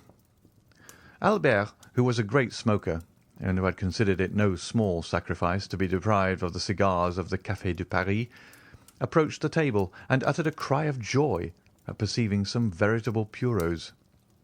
"Well," asked Franz, "what think you of the Count of Monte Cristo?" "What do I think?" said Albert, evidently surprised at such a question from his companion. "I think he is a delightful fellow, who does the honours of his table admirably, who has travelled much, read much. He is like Brutus of the Stoic school. And moreover," added he, sending a volume of smoke up towards the ceiling, "that he has excellent cigars." Such was Albert's opinion of the Count, and as Franz well knew that Albert professed never to form an opinion except upon long reflection, he made no attempt to change it. "But," said he, "did you observe one very singular thing?" "What?" "How attentively he looked at you." "At me?" "Yes." Albert reflected. "Ah," he replied, sighing, "that is not very surprising. I have been more than a year absent from Paris, and my clothes are of a most antiquated cut. The Count takes me for a provincial. The first opportunity you have, undeceive him, I beg, and tell him I am nothing of the kind." Franz smiled an instant after the Count entered. "I am now quite at your service, gentlemen," said he. "The carriage is going one way to the Piazza del Popolo, and we will go another, and, if you please, by the Corso. Take some more of the cigars, Monsieur de Morcerf." "With all my heart," returned Albert. "Italian cigars are horrible. When you come to Paris, I will return all this." "I will not refuse. I intend going there soon, and since you allow me, I will pay you a visit. Come, we have not any time to lose. It is 12:30. Let us set off." All three descended. The coachman received his master's orders and drove down the Via del Babuino, while the three gentlemen walked along the Piazza di Spagna and the Via Frattina, which led directly between the Fiano and Rospoli palaces. Franz's attention was directed towards the windows of that last palace, for he had not forgotten the signal agreed upon between the man in the mantle and the Trastevere peasant. "Which are your windows?" asked he of the Count, with as much indifference as he could assume. "The three last," returned he, with a negligence evidently unaffected, for he could not imagine with what intention the question was put. Franz glanced rapidly towards the three windows. The side windows were hung with yellow damask, and the centre one with white damask and a red cross. The man in the mantle had kept his promise to the Trasteverin, and there could now be no doubt that he was the Count. The three windows were still untenanted. Preparations were making on every side, chairs were placed, scaffolds were raised, and windows were hung with flags. The masks could not appear, the carriages could not move about, but the masks were visible behind the windows, the carriages and the doors. Franz, Albert, and the Count continued to descend the Corso. As they approached the Piazza del Popolo, the crowd became more dense, and above the heads of the multitude two objects were visible: the obelisk, surmounted by a cross, which marks the centre of the square, and in front of the obelisk, at the point where the three streets, del Babuino, del Corso, and di Ripetta met, the two uprights of the scaffold between which glittered the curved knife of the mandaia. At the corner of the street they met the Count's steward, who was awaiting his master. The window, let at an exorbitant price, which the Count had doubtless wished to conceal from his guests, was on the second floor of the great palace, situated between the Via del Babuino and the Monte Pincio. It consisted, as we have said, of a small dressing-room opening into a bedroom, and when the door of communication was shut, the inmates were quite alone. On chairs were laid elegant masquerade costumes of blue and white satin. "As you left the choice of your costumes to me," said the Count to the two friends, "I have had these bought, as they will be the most worn this year, and they are most suitable on account of the confetti, as they do not show the flower." Franz heard the words of the Count but imperfectly, and he perhaps did not fully appreciate this new attention to their wishes, for he was wholly absorbed by the spectacle that the Piazza del Popolo presented, and by the terrible instrument that was in the centre. It was the first time Franz had ever seen a guillotine. We say guillotine because the Roman mandaia is formed on almost the same model as the French instrument. The knife, which is shaped like a crescent, that cuts with the convex side, falls from a less height, and that is all the difference. Two men, seated on the movable plank on which the victim is laid, were eating their breakfasts while waiting for the criminal. Their repast consisted apparently of bread and sausages. One of them lifted the plank, took out a flask of wine, drank some, then passed it to his companion. These two men were the executioner's assistants. At this sight Franz felt the perspiration start forth upon his brow. The prisoners, transported the previous evening from the Carcere Nuovo to the little church of Santa Maria del Popolo, had passed the night, each accompanied by two priests, in a chapel closed by a grating, before which were two sentinels, who were relieved at intervals. A double line of carbineers, placed on each side of the door of the church, reached to the scaffold and formed a circle around it, leaving a path about 10 feet wide, and around the guillotine a space of nearly 100 feet. All the rest of the square was paved with heads. Many women held their infants on their shoulders, and thus the children had the best view. The Monte Pincio seemed a vast amphitheatre filled with spectators. The balconies of the two churches at the corner of the Via del Babuino and the Via di Ripetta were crammed.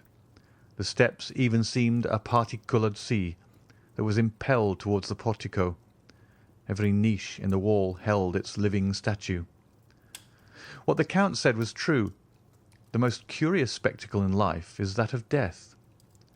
And yet, instead of the silence and the solemnity demanded by the occasion, laughter and jests arose from the crowd. It was evident that the execution was, in the eyes of the people, only the commencement of the Carnival. Suddenly the tumult ceased, as if by magic, and the doors of the church opened. A brotherhood of penitents, clothed from head to foot in robes of grey sackcloth, with holes for the eyes and holding in their hands lighted tapers, appeared first. The chief marched at the head.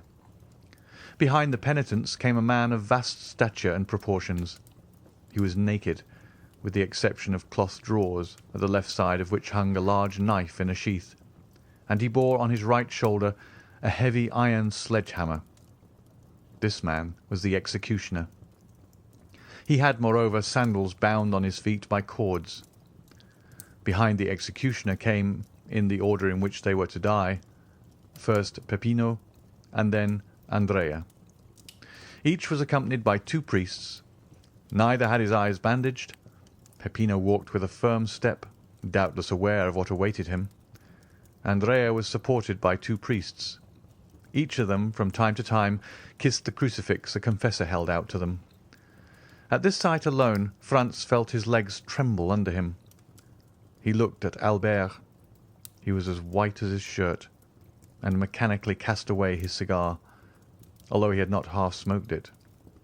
The Count alone seemed unmoved. Nay, more, a slight colour seemed striving to rise in his pale cheeks. His nostrils dilated like those of a wild beast that scents its prey, and his lips, half opened, disclosed his white teeth, small and sharp like those of a jackal. And yet his features wore an expression of smiling tenderness such as Franz had never before witnessed in them. His black eyes especially were full of kindness and pity. However, the two culprits advanced, and as they approached their faces became visible. Peppino was a handsome young man of 24 or 25, bronzed by the sun. He He carried his head erect and seemed on the watch to see on which side his liberator would appear. Andrea was short and fat. His visage, marked with brutal cruelty, did not indicate age. He might be 30. In prison he had suffered his beard to grow. His head fell on his shoulder.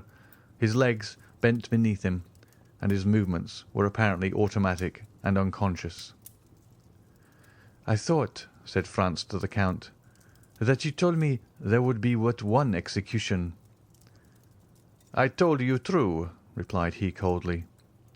"And yet here are two culprits." "Yes, but only one of these two is about to die. The other has many years to live." "If the pardon is to come, there is no time to lose." "And see, here it is," said the Count. At the moment when Peppino reached the foot of the mandaia, a priest arrived in some haste, forced his way through the soldiers, and, advancing to the chief of the Brotherhood, gave him a folded paper. The piercing eye of Peppino had noticed all. The chief took the paper, unfolded it, and raising his hand, "Heaven be praised, and His Holiness also," said he in a loud voice. "Here is a pardon for one of the prisoners." "A pardon!" cried the people with one voice. "A pardon!" At this cry, Andrea raised his head. "Pardon for whom?" cried he. Peppino remained breathless. "A pardon for Peppino, called Rocca Priori," said the principal friar, and he passed the paper to the officer commanding the cabineers, who read and returned it to him. "For Peppino!" cried Andrea, who seemed roused from the torpor in which he had been plunged. "Why for him, and not for me? We ought to die together. I was promised he should die with me. You have no right to put me to death alone. I will not die alone. I will not." And he broke from the priests, struggling and raving like a wild beast, and striving desperately to break the cords that bound his hands. The executioner made a sign, and his two assistants leapt from the scaffold and seized him. "What is going on?" asked Franz of the Count, for, as all the talk was in the Roman dialect, he had not perfectly understood it. "Do you not see," returned the Count, "that this human creature who is about to die is furious that his fellow sufferer does not perish with him, and were he able, he would rather tear him to pieces with his teeth and nails than let him enjoy the life he himself is about to be deprived of." "O man, man, race of crocodiles!" cried the Count, extending his clinched hands toward the crowd. "How well do I recognize you there, and that at all times you are worthy of yourselves." Meanwhile Andrea and the two executioners were struggling on the ground, and he kept exclaiming, "He ought to die! He shall die! I will not die alone!" "Look, look!" cried the Count, seizing the young man's hands. "Look, for on my soul it is curious. Here is a man who had resigned himself to his fate, who was going to the scaffold to die, like a coward, it is true, but he was about to die without resistance. Do you know what gave him strength? Do you know what consoled him? It was that another partook of his punishment, that another partook of his anguish, that another was to die before him, lead 2 sheep to the butcher's, 2 oxen to the slaughter-house, and make one of them understand that his companion will not die. The sheep will bleat for pleasure, the ox will bellow with joy, but man whom God created in his own image, man upon whom God has laid his first, his sole commandment, to love his neighbour, man to whom God has given a voice to express his thoughts. What is his first cry when he hears his fellow man is saved? A blasphemy. Honour to man, this masterpiece of nature, this king of the creation." And the Count burst into a laugh, a terrible laugh, that showed he must have suffered horribly to be able thus to laugh. However, the struggle still continued, and it was dreadful to witness. The people all took part against Andrea, and 20,000 voices cried, "Put him to death! Put him to death!" Franz sprang back, but the Count seized his arm and held him before the window. "What are you doing?" said he. "Do you pity him? If you heard the cry of mad dog, you would take your gun, you would unhesitatingly shoot the poor beast, who, after all, was only guilty of having been bitten by another dog. And yet you pity a man who, without being bitten by one of his race, has yet murdered his benefactor, and who, now unable to kill anyone because his hands are bound, wishes to see his companion in captivity perish. No, no, look, look!" The command was needless. Franz was fascinated by the horrible spectacle. The two assistants had borne Andrea to the scaffold, and there, in spite of his struggles, his bites, and his cries, had forced him to his knees.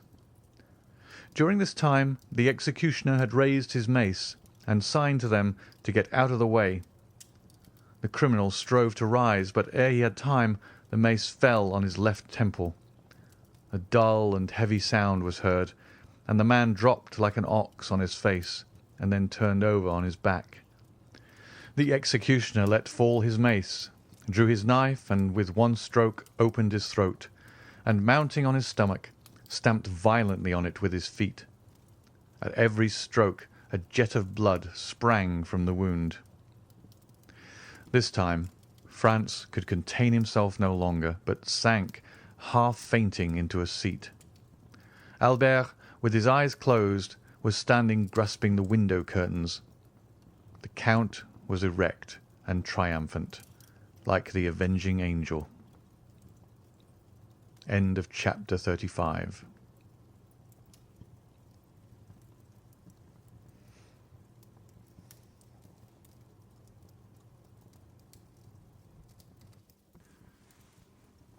Chapter 36. The Carnival at Rome. When Franz recovered his senses, he saw Albert drinking a glass of water, of which, to judge from his pallor, he stood in great need, and the Count, who was assuming his masquerade costume. He glanced mechanically towards the square. The scene was wholly changed. Scaffold, executioners, victims, all had disappeared. Only the people remained, full of noise and excitement. The bell of Monte Cristo, which only sounds on the Pope's decease, and the opening of the Carnival, was ringing a joyous peal. "Well," asked he of the Count, "what has then happened?" "Nothing," replied the Count. "Only, as you see, the Carnival has commenced. Make haste and dress yourself." "In fact," said Franz, "this horrible scene has passed away like a dream." "It is but a dream, a nightmare that has disturbed you." "Yes, that I have suffered. But the culprit?" "This is a dream also, only he has remained asleep while you have awakened, and who knows which of you is the most fortunate?" "But Peppino, what has become of him?" "Peppino is a lad of sense, who, unlike most men who are happy in proportion as they are noticed, was delighted to see that the general attention was directed towards his companion. He profited by this distraction to slip away among the crowd, without even thanking the worthy priests who accompanied him. Decidedly, man is an ungrateful and egotistical animal. But dress yourself. See, Monsieur de Morcerf sets you the example." Albert was drawing on the satin pantaloon over his black trousers and varnished boots. "Well, Albert," said Franz, "do you feel much inclined to join the revels? Come, answer frankly." "Ma foi, no," returned Albert, "but I am really glad to have seen such a sight. And I understand what the Count said, that when you have once habituated yourself to a similar spectacle, it is the only one that causes you any emotion." "Without reflecting that this is the only moment in which you can study character," said the Count. "On the steps of the scaffold, death tears off the mask that has been worn through life, and the real visage is disclosed. It must be allowed that Andrea was not very handsome, the hideous scoundrel. Come, dress yourselves, gentlemen, dress yourselves." Franz felt it would be ridiculous not to follow his two companions' example. He assumed his costume and fastened on the mask that scarcely equalled the pallor of his own face. Their toilet finished, they descended. The carriage awaited them at the door, filled with sweetmeats and bouquets. They fell into the line of carriages. It is difficult to form an idea of the perfect change that had taken place. Instead of the spectacle of gloomy and silent death, the Piazza del Popolo presented a spectacle of gay and noisy mirth and revelry. A crowd of masks flowed in from all sides, emerging from the doors, descending from the windows. From every street and every corner drove carriages filled with clowns, harlequins, dominoes, mummers, pantomimists, Transteverins, knights and peasants, screaming, fighting, gesticulating, throwing eggs filled with flour, confetti, nosegays, attacking with their sarcasms and their missiles, friends and foes, companions and strangers, indiscriminately, and no one took offence, or did anything but laugh. Franz and Albert were like men who, to drive away a violent sorrow, have recourse to wine, and who, as they drink and become intoxicated, feel a thick veil drawn between the past and the present. They saw, or rather continued to see, the image of what they had witnessed, but little by little the general vertigo seized them, and they felt themselves obliged to take part in the noise and confusion. A handful of confetti that came from a neighbouring carriage, and which, while it covered Morcerf and his two companions with dust, pricked his neck, and that portion of his face uncovered by his mask like 100 pins, incited him to join in the general combat in which all the masks around him were engaged. He rose in his turn, and seizing handfuls of confetti and sweetmeats with which the carriage was filled, cast them with all the force and skill he was master of. The strife had fairly begun, and the recollection of what they had seen half an hour before was gradually effaced from the young men's minds. So much were they occupied by the gay and glittering procession they now beheld. As for the Count of Monte Cristo, he had never for an instant shown any appearance of having been moved. Imagine the large and splendid Corso, bordered from one end to the other with lofty palaces, with their balconies hung with carpets and their windows with flags. At these balconies are 300,000 spectators, Romans, Italians, strangers from all parts of the world, the united aristocracy of birth, wealth, and genius. Lovely women, yielding to the influence of the scene, bend over their balconies, or lean from their windows and shower down confetti, which are returned by bouquets. The air seems darkened with the falling confetti and flying flowers. In the streets the lively crowd is dressed in the most fantastic costumes. Gigantic cabbages walk gravely about. Buffaloes' heads bellow from men's shoulders. Dogs walk on their hind legs. In the midst of all this, a mask is lifted, and, as in Callot's Temptation of St. Anthony, a lovely face is exhibited, which we would fain follow, but from which we are separated by troops of fiends. This will give a faint idea of the carnival at Rome. At second turn, the Count stopped the carriage and requested permission to withdraw, leaving the vehicle at their disposal. Franz looked up. They were opposite the Rospoli Palace. At the centre window, the one hung with white damask with a red cross, was a blue domino, beneath which Franz's imagination easily pictured the beautiful Greek of the Argentina. "Gentlemen," said the Count, springing out, "when you are tired of being actors, and wish to become spectators of this scene, you know you have places at my windows. In the meantime, dispose of my coachman, my carriage, and my servants." We've forgotten to mention that the Count's coachman was attired in a bearskin, exactly resembling Audrey's in The Bear and the Pasha, and the two footmen behind were dressed up as green monkeys with spring masks, with which they made grimaces at every one who passed. Franz thanked the Count for his attention. As for Albert, he was busily occupied throwing bouquets at a carriage full of Roman peasants that was passing near him. Unfortunately for him, the line of carriages moved on again, and while he descended the Piazza del Popolo, the other ascended towards the Palazzo di Venezia. "Ah, my dear fellow," said he to Franz, "you did not see." "What?" "There, that calash filled with Roman peasants." "No." "Well, I am convinced they are all charming women." "How unfortunate that you were masked, Albert," said Franz. "Here was an opportunity of making up for past disappointments." "Oh," replied he, half laughing, "I hope the carnival will not pass without some amends in one shape or another."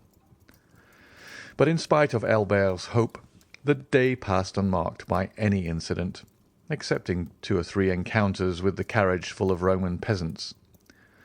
At one of these encounters, accidentally or purposely, Albert's mask fell off. He instantly rose and cast the remainder of the bouquets into the carriage.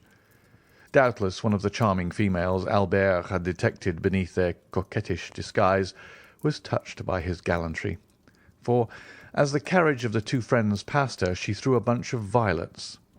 Albert seized it, and as Franz had no reason to suppose it was meant for him, he suffered Albert to retain it. Albert placed it in his buttonhole, and the carriage went triumphantly on. "Well," said Franz to him, "there is the beginning of an adventure." "Laugh if you please. I really think so. So I will not abandon this bouquet." "Pardieu," returned Franz, laughing, "in token of your ingratitude." The jest, however, soon appeared to become earnest, for when Albert and Franz again encountered the carriage with the contadini, the one who had thrown the violets to Albert clapped her hands when she beheld them in his buttonhole. "Bravo, bravo!" said Franz. "Things go wonderfully.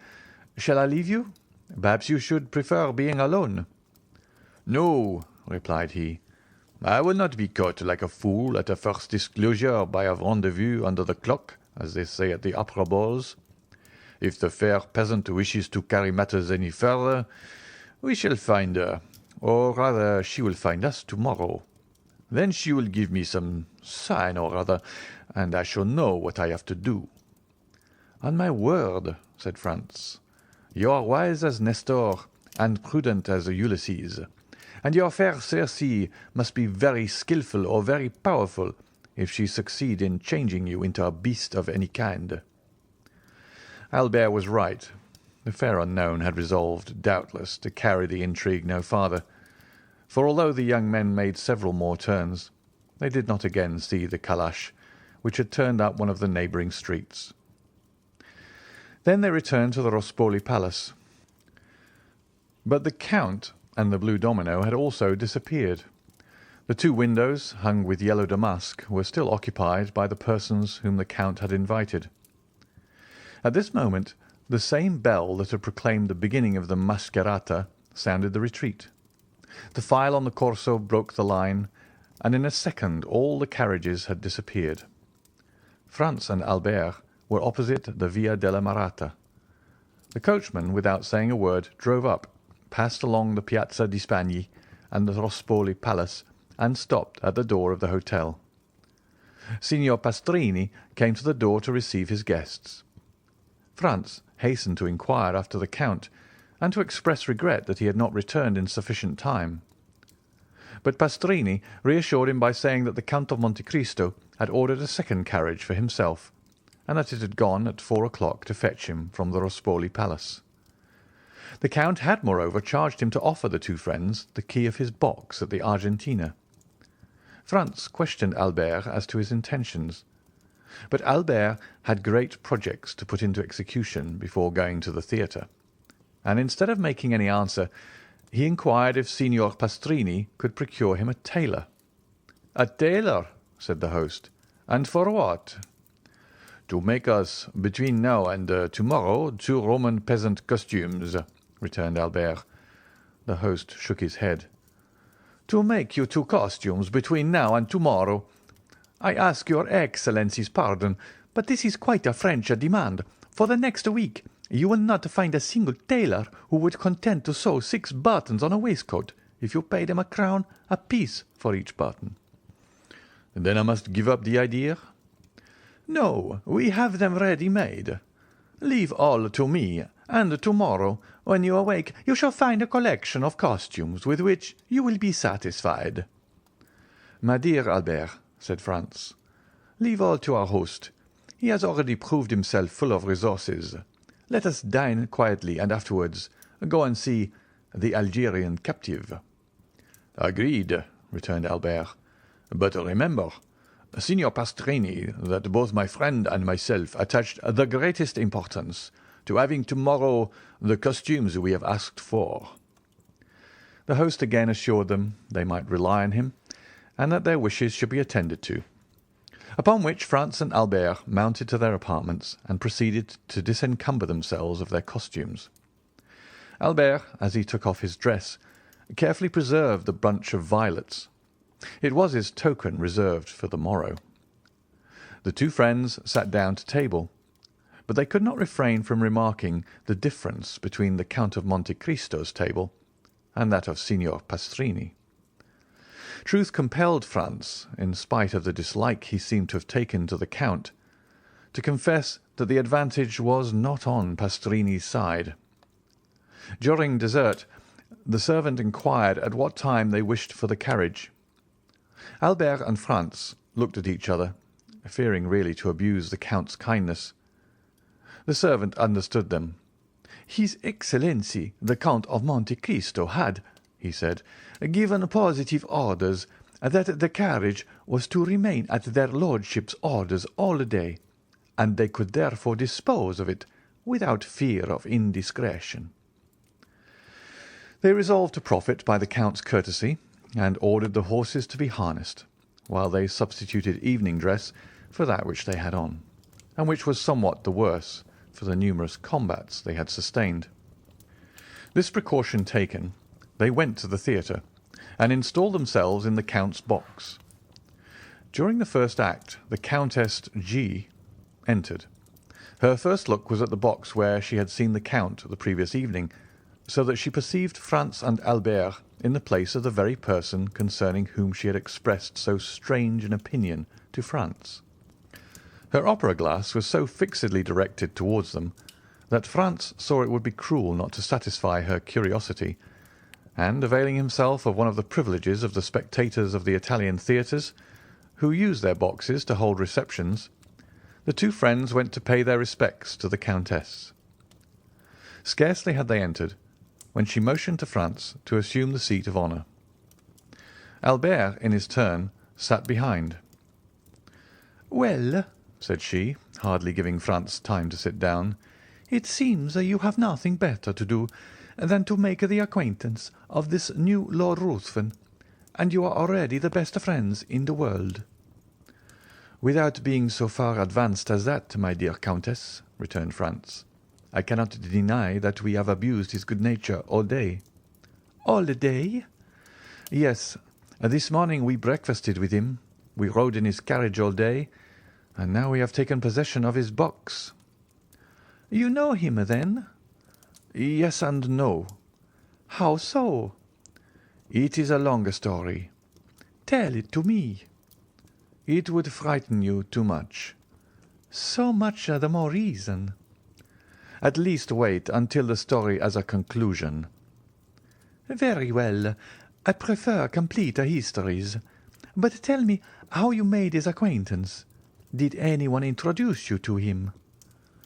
"No, it was he who introduced himself to us." "When?" "Last night, after we left you." "Through what medium?" "The very prosaic one of our landlord." "He is staying, then, at the Hôtel de Londres with you?" "Not only in the same hotel, but on the same floor." "What is his name? For, of course, you know." "The Count of Monte Cristo." "That is not a family name." "No, it is the name of the island he has purchased." "And he is a count?" "A Tuscan count." "Well, we must put up with that," said the Countess, who was herself from one of the oldest Venetian families. "What sort of man is he?" "Ask the Vicomte de Morcerf." "You hear, Monsieur de Morcerf, I am referred to you," said the Countess. "We should be very hard to please, madam," returned Albert. "Did we not think him delightful? A friend of 10 years' standing could not have done more for us, or with a more perfect courtesy."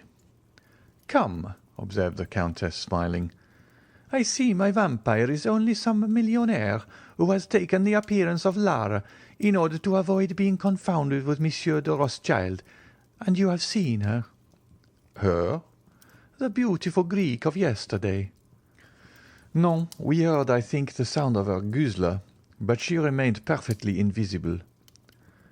"When you say invisible," interrupted Albert, "it is only to keep up the mystery. For whom do you take the blue domino at the window with the white curtains?" "Where was this window with white hangings?" asked the Countess. "At the Rospoli Palace." "The Count had 3 windows at the Rospoli Palace?" "Yes. Did you pass through the Corso?" "Yes." "Well, did you notice 2 windows hung with yellow damask, and one with white damask with a red cross? Those were the Count's windows." "Why, he must be a nabob. Do you know of what those 3 windows were worth?" 200 or 300 Roman crowns. 2,000 or 3,000? The deuce! Does his island produce him such a revenue? It does not bring him a baiocco. Then why did he purchase it? For a whim. He is an original, then. In reality, observed Albert, he seemed to be somewhat eccentric. Were he at Paris and a frequenter of the theatres, I should say he was a poor devil literally mad. This morning he made 2 or 3 exits worthy of Didier or Antony." At this moment a fresh visitor entered, and, according to custom, Franz gave up his seat to him. This circumstance had, moreover, the effect of changing the conversation. An hour afterwards the 2 friends returned to their hotel. Signor Pastrini had already set about procuring their disguises for the morrow, and he assured them that they would be perfectly satisfied. The next morning at 9 o'clock he entered Franz's room, followed by a tailor, who had 8 or 10 Roman peasant costumes on his arm. They selected 2 exactly alike, and charged the tailor to sew on each of their hats about 20 yards of ribbon, and to procure them 2 of the long silk sashes of different colours, with which the lower orders decorate themselves on fête days. Albert was impatient to see how he looked in his new dress: a jacket and breeches of blue velvet, silk stockings with clocks, shoes with buckles, and a silk waistcoat. This picturesque attire set him off to great advantage, and when he had bound the scarf around his waist, and when his hat placed coquettishly on one side, and let fall on his shoulders a stream of ribbons, Franz was forced to confess that costume has much to do with the physical superiority we accord to certain nations. The Turks used to be so picturesque with their long and flowing robes, but are they now not hideous with their blue frocks buttoned up to the chin, and their red caps which make them look like a bottle of wine with a red seal? Franz complimented Albert, who looked at himself in the glass with an unequivocal smile of satisfaction. They were thus engaged when the Count of Monte Cristo entered. "Gentlemen," said he, "although a companion is agreeable, perfect freedom is sometimes still more agreeable. I come to say that to-day, and for the remainder of the Carnival, I leave the carriage entirely at your disposal. The host will tell you I have 3 or 4 more, so that you will not inconvenience me in any way. Make use of it, I pray, for your pleasure or your business." The young men wished to decline, but they could find no good reason for refusing an offer which was so agreeable to them. The Count of Monte Cristo remained a quarter of an hour with them, conversing on all subjects with the greatest ease. He was, as we have already said, perfectly well acquainted with the literature of all countries. A glance at the walls of his salon proved to Franz and Albert that he was a connoisseur of pictures. A few words he let fall showed them that he was no stranger to the sciences, and he seemed much occupied with chemistry. The two friends did not venture to return the Count the breakfast he had given them. It would have been too absurd to offer him in exchange for his excellent table the very inferior one of Signor Pastrini. They told him so frankly, and he received their excuses with the air of a man who appreciated their delicacy. Albert was charmed with the Count's manners, and he was only prevented from recognising him for a perfect gentleman by reason of his varied knowledge. The permission to do what he liked with the carriage pleased him above all, for the fair peasants had appeared in a most elegant carriage the preceding evening, and Albert was not sorry to be upon an equal footing with them. At 1:30 they descended. The coachman and footman had put on their livery over their disguises, which gave them a more ridiculous appearance than ever, and which gained them the applause of Franz and Albert. Albert had fastened the faded bunch of violets to his buttonhole. At the first sound of the bell they hastened into the Corso by the Via Vittoria. At the second turn a bunch of fresh violets, thrown from a carriage filled with harlequins, indicated to Albert that, like himself and his friend, the peasants had changed their costume also, and whether it was the result of chance, or whether a similar feeling had possessed them both while he had changed his costume, they had assumed his. Albert placed the fresh bouquet in his buttonhole, but he kept the faded one in his hand, and when he again met the calash, he raised it to his lips, an action which seemed greatly to amuse not only the fair lady who had thrown it, but her joyous companions also. The day was as gay as the preceding one, perhaps even more animated and noisy. The Count appeared for an instant at his window, but when they again passed, he had disappeared. It is almost needless to say that the flirtation between Albert and the fair peasant continued all day. In the evening, on his return, Franz found a letter from the embassy, informing him that he would have the honour of being received by His Holiness the next day. At each previous visit he had made to Rome, he had solicited and obtained the same favour, and incited as much by a religious feeling as by gratitude, he was unwilling to quit the capital of the Christian world without laying his respectful homage at the feet of one of St. Peter's successors, who had set the rare example of all virtues. He did not then think of the Carnival, for in spite of his condescension and touching kindness, one cannot incline one's self without awe before the venerable and noble old man called Gregory XVI. On his return from the Vatican, Franz carefully avoided the Corso. He brought away with him a treasure of pious thoughts, to which the mad gaiety of the maskers would have been profanation. At 5:10, Albert entered overjoyed.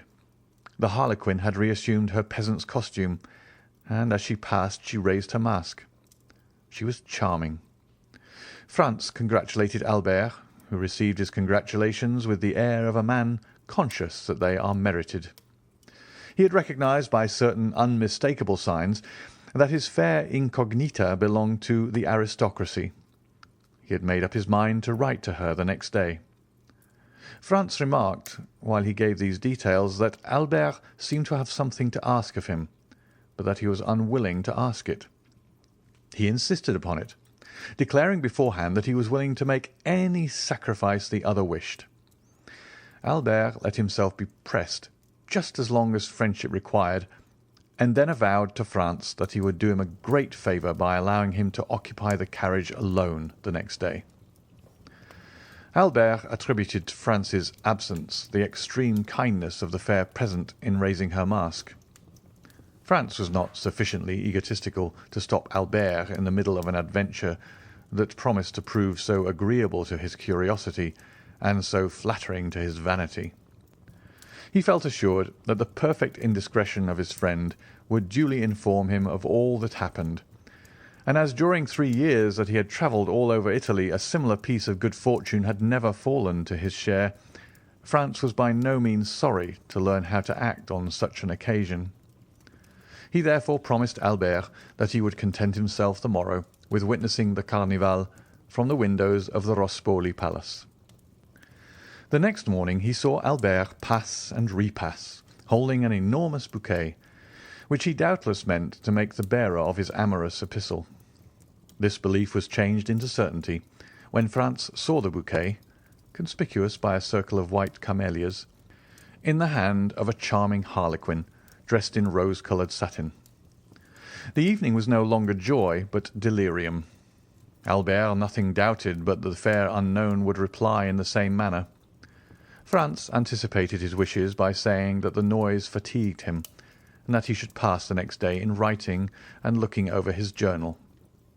Albert was not deceived, for the next evening Franz saw him enter triumphantly, shaking a folded paper which he held by one corner. "Well," said he, "was I mistaken?" "She has answered you," cried Franz. "Read."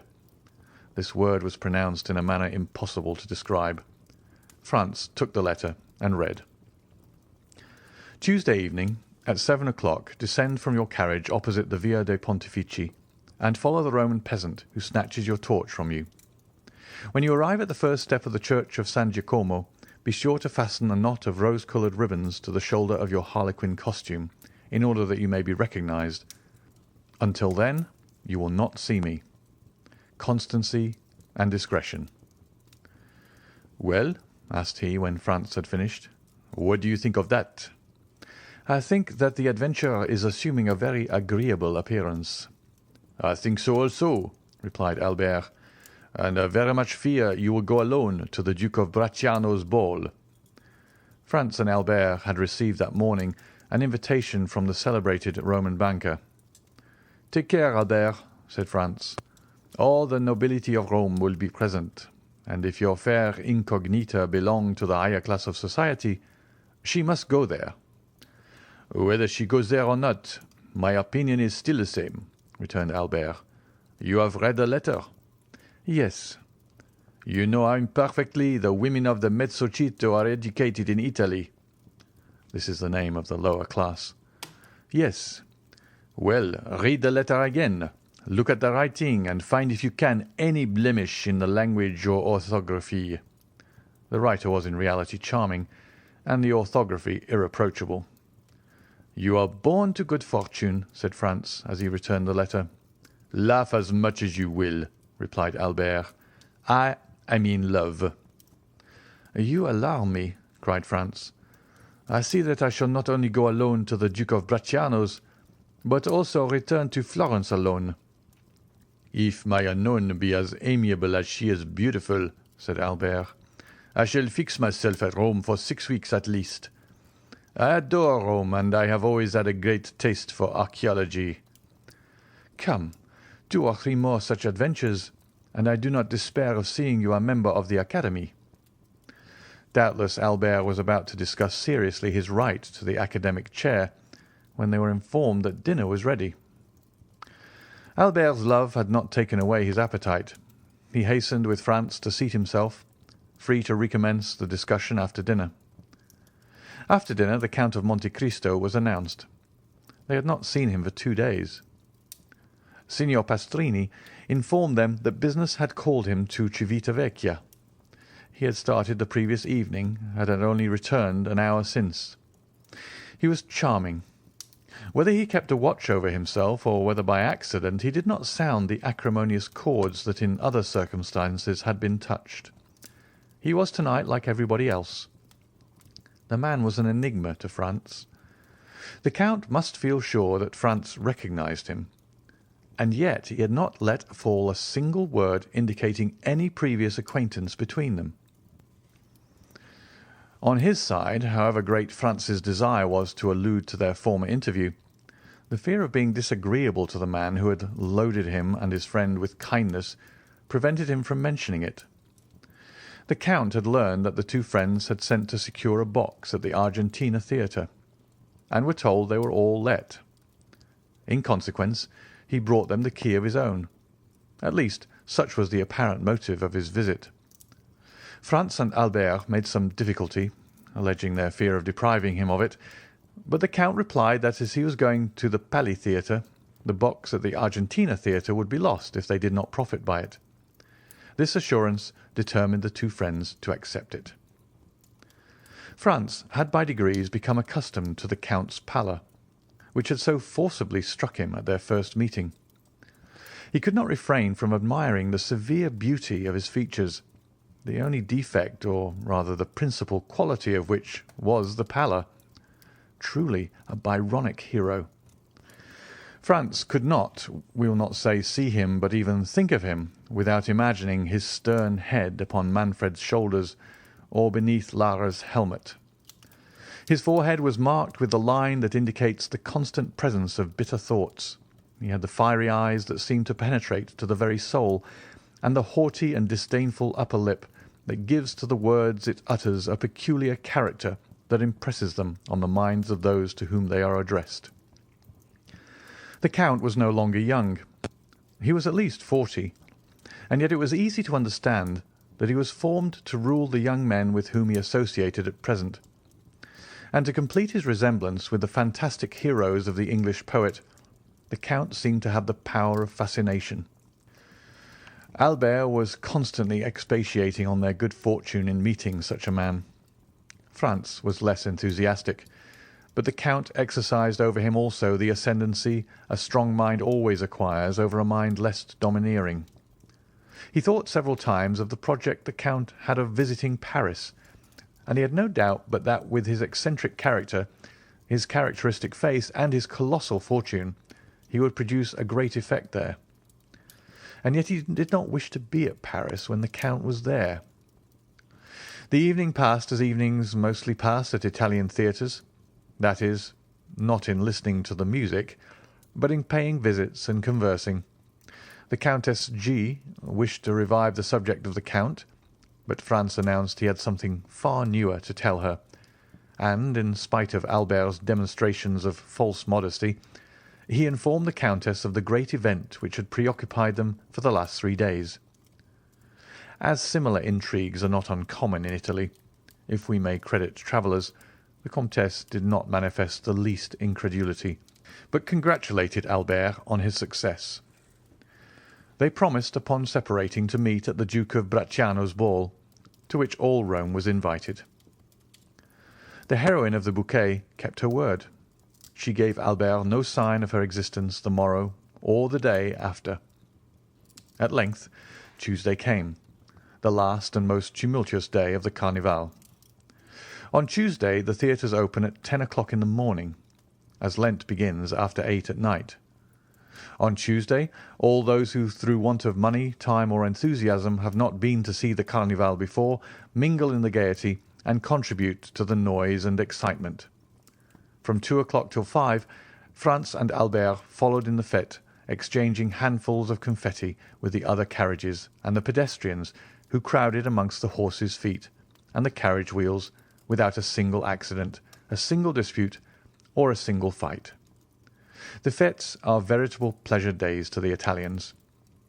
The author of this history, who has resided 5 or 6 years in Italy, does not recollect to have ever seen a ceremony interrupted by one of these events so common in other countries. Albert was triumphant in his harlequin costume. A knot of rose-coloured ribbons fell from his shoulder almost to the ground. In order that there might be no confusion, Franz wore his peasant's costume. As the day advanced, the tumult became greater. There was not on the pavement, in the carriages, at the windows, a single tongue that was silent, a single arm that did not move. It was a human storm, made up of a thunder of cries and a haul of sweetmeats, flowers, eggs, oranges, and nosegays. At 3 o'clock the sound of fireworks, let off on the Piazza del Popolo and the Piazza di Venezia, heard with difficulty amid the din and confusion, announced that the races were about to begin. The races, like the Moccoli, are one of the episodes peculiar to the last days of the Carnival. At the sound of the fireworks the carriages instantly broke ranks and retired by the adjacent streets. All these evolutions are executed with an inconceivable address and marvellous rapidity, without the police interfering in the matter. The pedestrians ranged themselves against the walls. Then the trampling of horses and the clashing of steel were heard. A detachment of carbineers, 15 abreast, galloped up the Corso in order to clear it for the Barberi. When the detachment arrived at the Piazza di Venezia, a second volley of fireworks was discharged to announce that the street was clear. Almost instantly, in the midst of a tremendous and general outcry, 7 or 8 horses, excited by the shouts of 300,000 spectators, passed by like lightning. Then the castle of St. Angelo fired 3 cannon to indicate that number 3 had won. Immediately, without any other signal, the carriages moved on, flowing on towards the Corso, down all the streets like torrents pent up for a while again flow into the parent river, and the immense stream again continued its course between its 2 granite banks. A new source of noise and movement was added to the crowd. The sellers of moccoletti entered on the scene. The moccoli, or moccoletti, are candles which vary in size from the Pascal taper to the rushlight, and which give to each actor in the great final scene of the Carnival 2 very serious problems to grapple with. First, how to keep his own moccoletto alight, and secondly, how to extinguish the moccoletti of others. The moccoletto is like life. Man has found but one means of transmitting it, and that one comes from God. But he has discovered 1,000 means of taking it away, and the devil has somewhat aided him. The moccoletto is kindled by approaching it to a light, but who can describe the 1,000 means of extinguishing the moccoletto? The gigantic bellows, the monstrous extinguishers, the superhuman fans. Every one hastened to purchase moccoletti, Franz and Albert among the rest. The night was rapidly approaching, and already at the cry of "Moccoletti," repeated by the shrill voices of 1,000 vendors, 2 or 3 stars began to burn among the crowd. It was a signal. At the end of 10 minutes, 50,000 lights glittered, descending from the Palazzo di Venezia to the Piazza del Popolo, and mounting from the Piazza del Popolo to the Palazzo di Venezia. It seemed like the fete of jack-o'-lanterns. It is impossible to form any idea of it without having seen it. Suppose that all the stars had descended from the sky and mingled in a wild dance on the face of the earth, the whole accompanied by cries that were never heard in any other part of the world.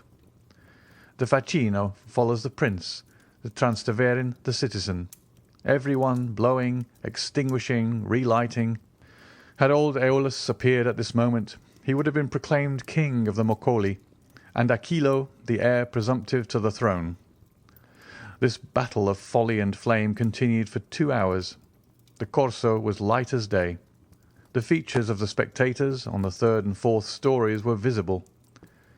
Every 5 minutes Albert took out his watch. At length it pointed to 7. The 2 friends were in the Via del Pontefici. Albert sprang out, bearing his moccoletto in his hand.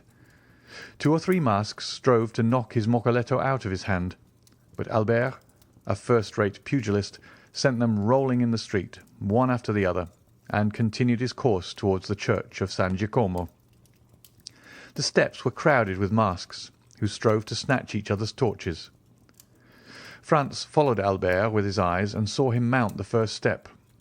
Instantly a mask wearing the well-known costume of a peasant woman snatched his moccoletto from him, without his offering any resistance. Franz was too far off to hear what they said, but without doubt nothing hostile passed, for he saw Albert disappear arm in arm with the peasant girl. He watched them pass through the crowd for some time, but at length he lost sight of them in the Via Macello. Suddenly the bell that gives the signal for the end of the Carnival sounded, and at the same instant all the moccoletti were extinguished as if by enchantment. It seemed as though one immense blast of the wind had extinguished every one. Franz found himself in utter darkness. No sound was audible save that of the carriages that were carrying the maskers home. Nothing was visible save a few lights that burnt behind the windows. The Carnival was over. End of chapter 36.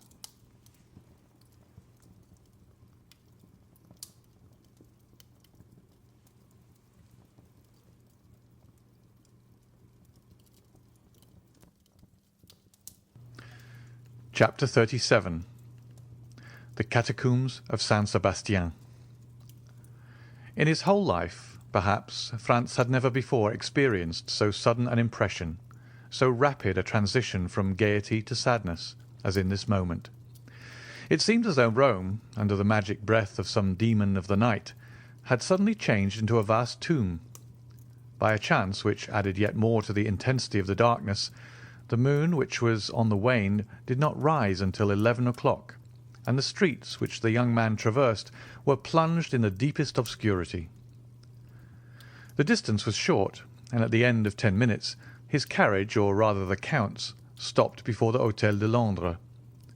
Dinner was waiting, but as Albert had told him that he should not return so soon, Franz sat down without him. Signor Pastrini, who had been accustomed to see them dine together, inquired into the cause of his absence, but Franz merely replied that Albert had received on the previous evening an invitation which he had accepted. The sudden extinction of the Moccoletti, the darkness which had replaced the light, and the silence which had succeeded the turmoil, had left in Franz's mind a certain depression, which was not free from uneasiness. He therefore dined very silently, in spite of the officious attention of his host, who presented himself 2 or 3 times to inquire if he wanted anything. Franz resolved to wait for Albert as late as possible. He ordered the carriage, therefore, for 11 o'clock, desiring Signor Pastrini to inform him the moment that Albert returned to the hotel. At 11 o'clock Albert had not come back. Franz dressed himself and went out, telling his host that he was going to pass the night at the Duke of Bracciano's. The house of the Duke of Bracciano is one of the most delightful in Rome. The Duchess, one of the last heiresses of the Colonnas, does its honours with the most consummate grace, and thus their fête have a European celebrity. Franz and Albert had brought to Rome letters of introduction to them, and their first question on his arrival was to inquire the whereabouts of his travelling companion.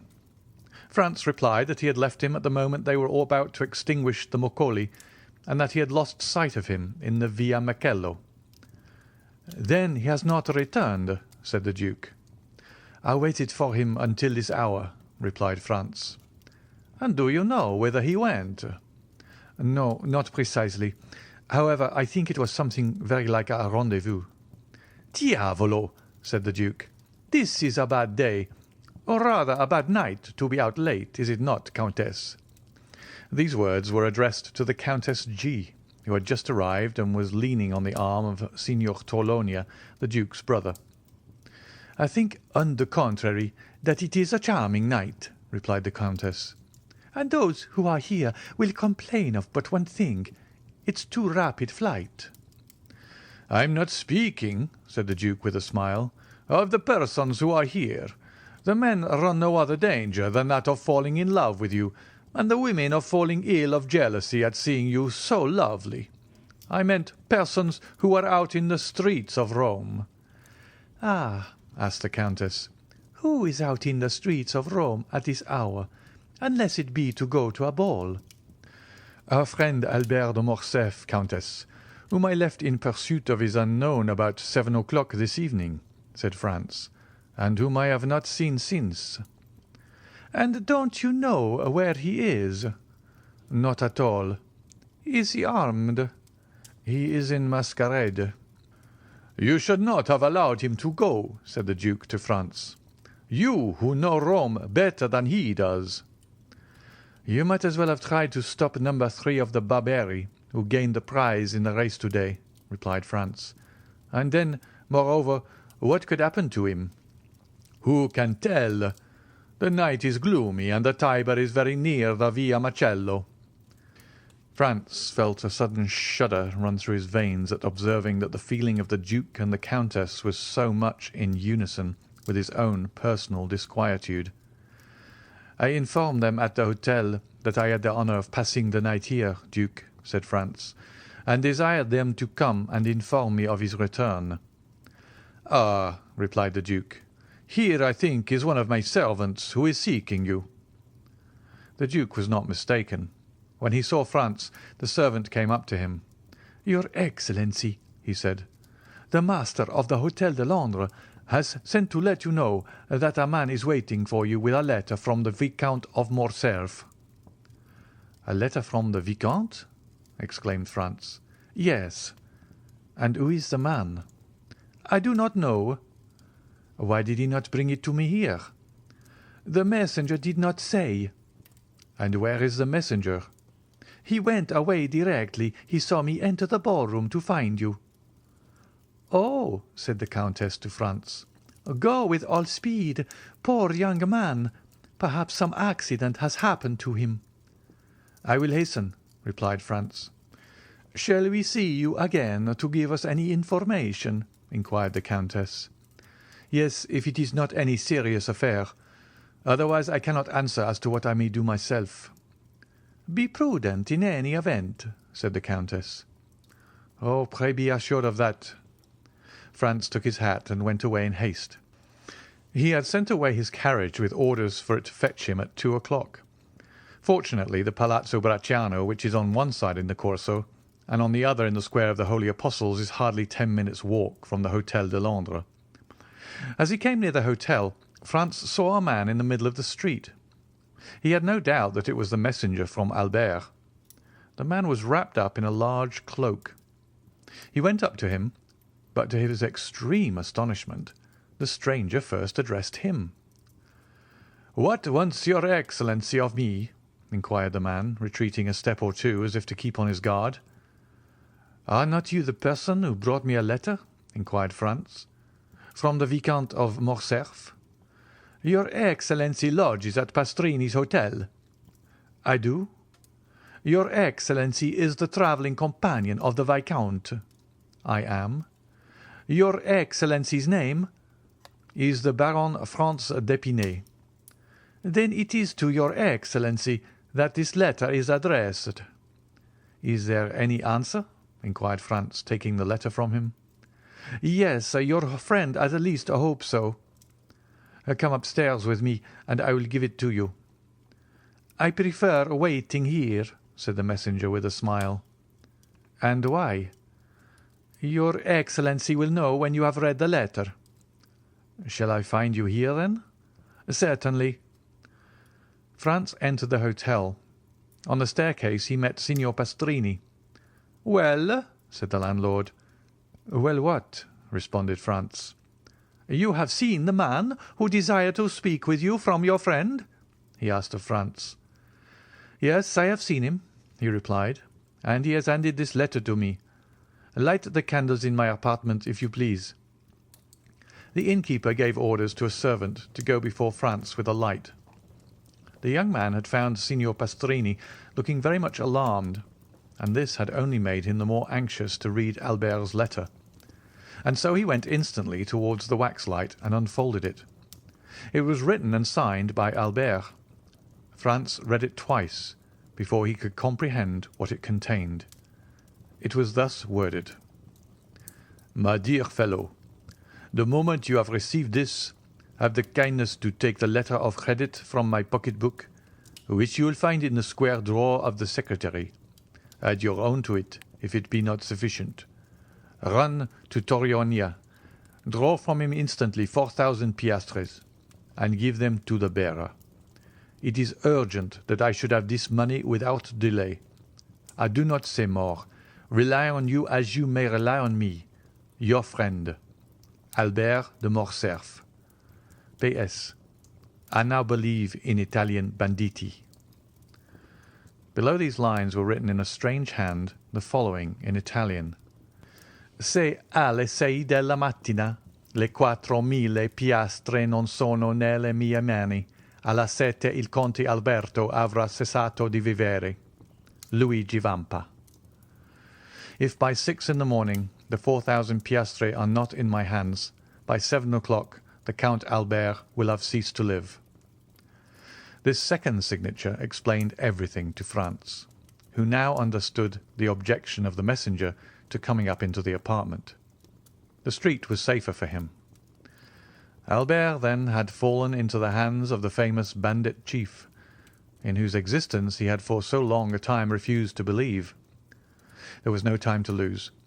He hastened to open the secretary and found the pocket-book in the drawer, and in it the letter of credit. There were in all 6,000 piastre, but of these 6,000 Albert had already expended 3,000.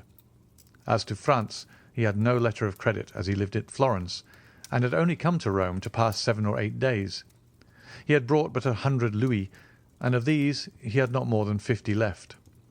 Thus 700 or 800 piastres were wanting to them both to make up the sum that Albert required.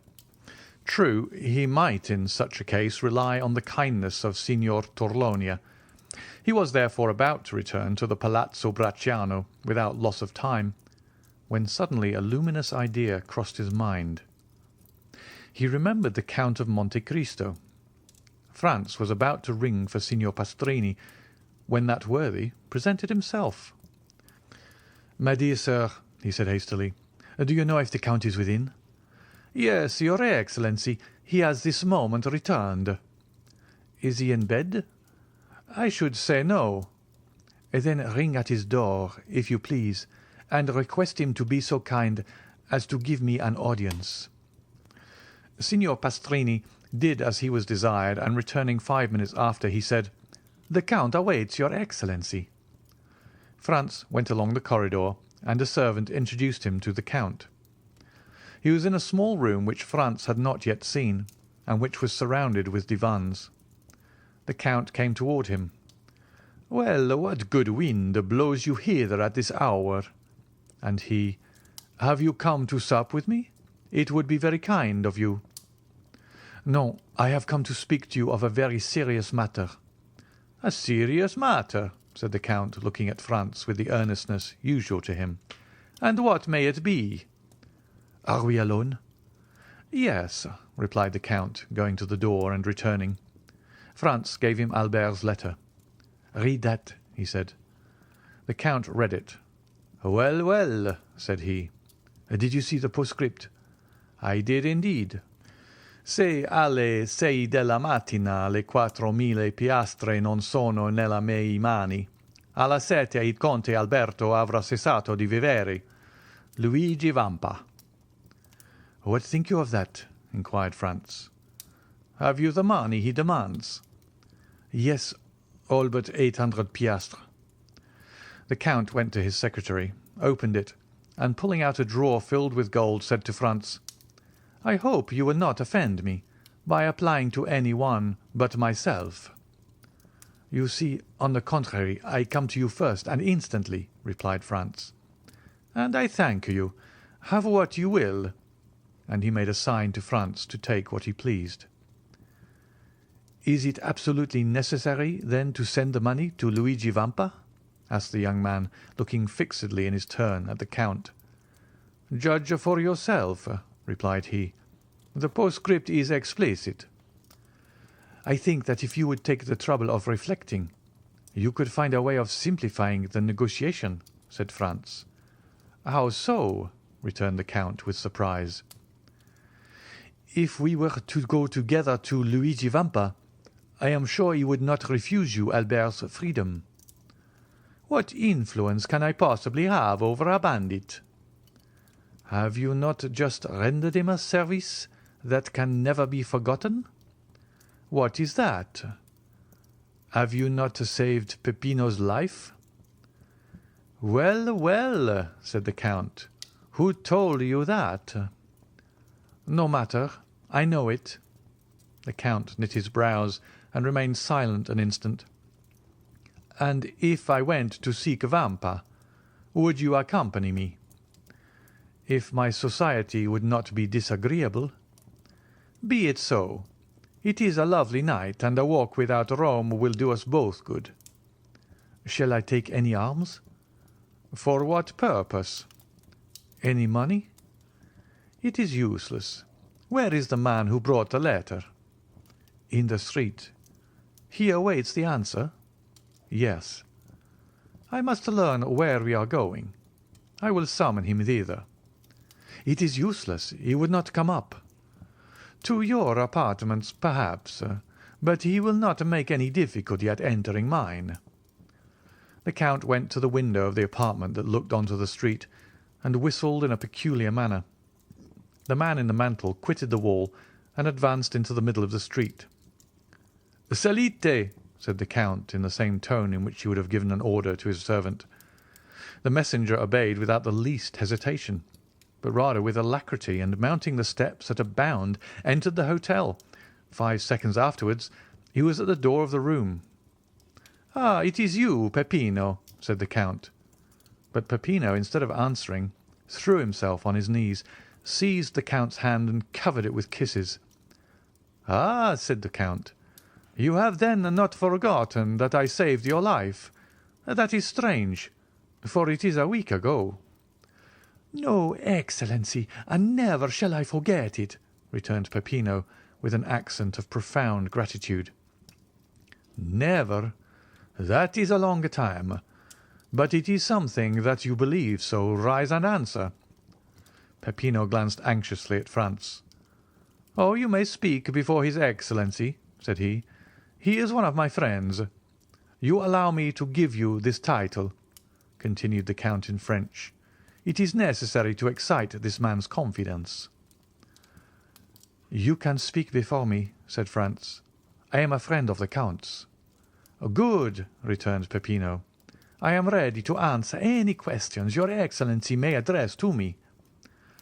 "How did the Viscount Albert fall into Luigi's hands?" "Excellency, the Frenchman's carriage passed several times, the one in which was Teresa." "The chief's mistress?" "Yes, the Frenchman threw her a bouquet. Teresa returned it, all this with the consent of the chief, who was in the carriage." "What?" cried Franz. "Was Luigi Vampa in the carriage with the Roman peasants?" "It was he who drove it disguised as the coachman," replied Peppino.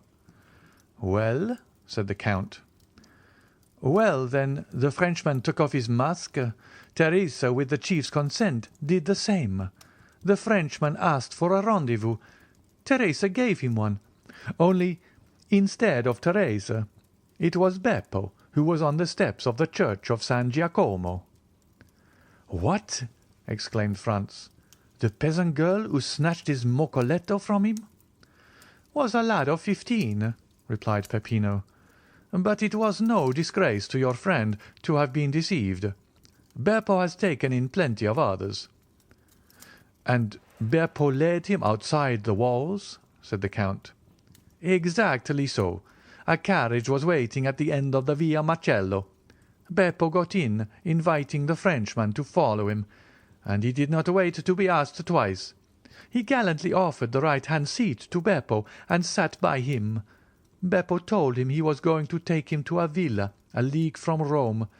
The Frenchman assured him he would follow him to the end of the world. The coachman went up the Via di Ripetta and the Porta San Paolo, and when they were 200 yards inside, as the Frenchman became somewhat too forward, Beppo put a brace of pistols to his head. The coachman pulled up and did the same. At the same time, 4 of the band, who were concealed on the banks of the Almo, surrounded the carriage. The Frenchman made some resistance and nearly strangled Beppo, but he could not resist 5 armed men, and was forced to yield. They made him get out, walk along the banks of the river, and then brought him to Teresa and Luigi, who were waiting for him in the catacombs of San Sebastian." "Well," said the Count, turning towards Franz, "it seems to me that this is a very likely story. What do you say to it?" "Why, that I should think it very amusing," replied Franz, "if it had happened to any one but poor Albert." "And in truth, if you had not found me here," said the Count, "it might have proved a gallant adventure which would have cost your friend dear. But now, be assured, his alarm will be the only serious consequence." "And shall we go and find him?" inquired Franz. "Oh, decidedly, sir. He is in a very picturesque place. Do you know the catacombs of San Sebastian?" "I was never in them, but I have often resolved to visit them." "Well, here is an opportunity made to your hand, and it would be difficult to contrive a better. Have you a carriage?" "No." "That is of no consequence. I always have one ready, day and night." "Always ready?" "Yes, I am a very capricious being, and I should tell you that sometimes when I arise, or after my dinner, or in the middle of the night, I resolve on starting for some particular point, and away I go." The Count rang, and a footman appeared. "Order out the carriage," he said, "and remove the pistols which are in the holsters. You need not awaken the coachman. Ali will drive." In a very short time the noise of the wheels was heard, and the carriage stopped at the door. The Count took out his watch. 12:30, he said. "We might start at 5 o'clock and be in time, but the delay may cause your friend to pass an uneasy night, and therefore we had better go with all speed to extricate him from the hands of the infidels. Are you still resolved to accompany me?" "More determined than ever." "Well, then, come along." Franz and the Count went downstairs, accompanied by Peppino. At the door they found the carriage. Ali was on the box, in whom Franz recognised the dumb slave of the grotto of Monte Cristo. Franz and the Count got into the carriage. Peppino placed himself beside Ali, and they set off at a rapid pace. Ali had received his instructions and went down the Corso, crossed the Campo Vaccino, went up the Strada San Gregorio, and reached the gates of San Sebastian. Then the porter raised some difficulties, but the Count of Monte Cristo produced a permit from the governor of Rome, allowing him to leave or enter the city at any hour of the day or night.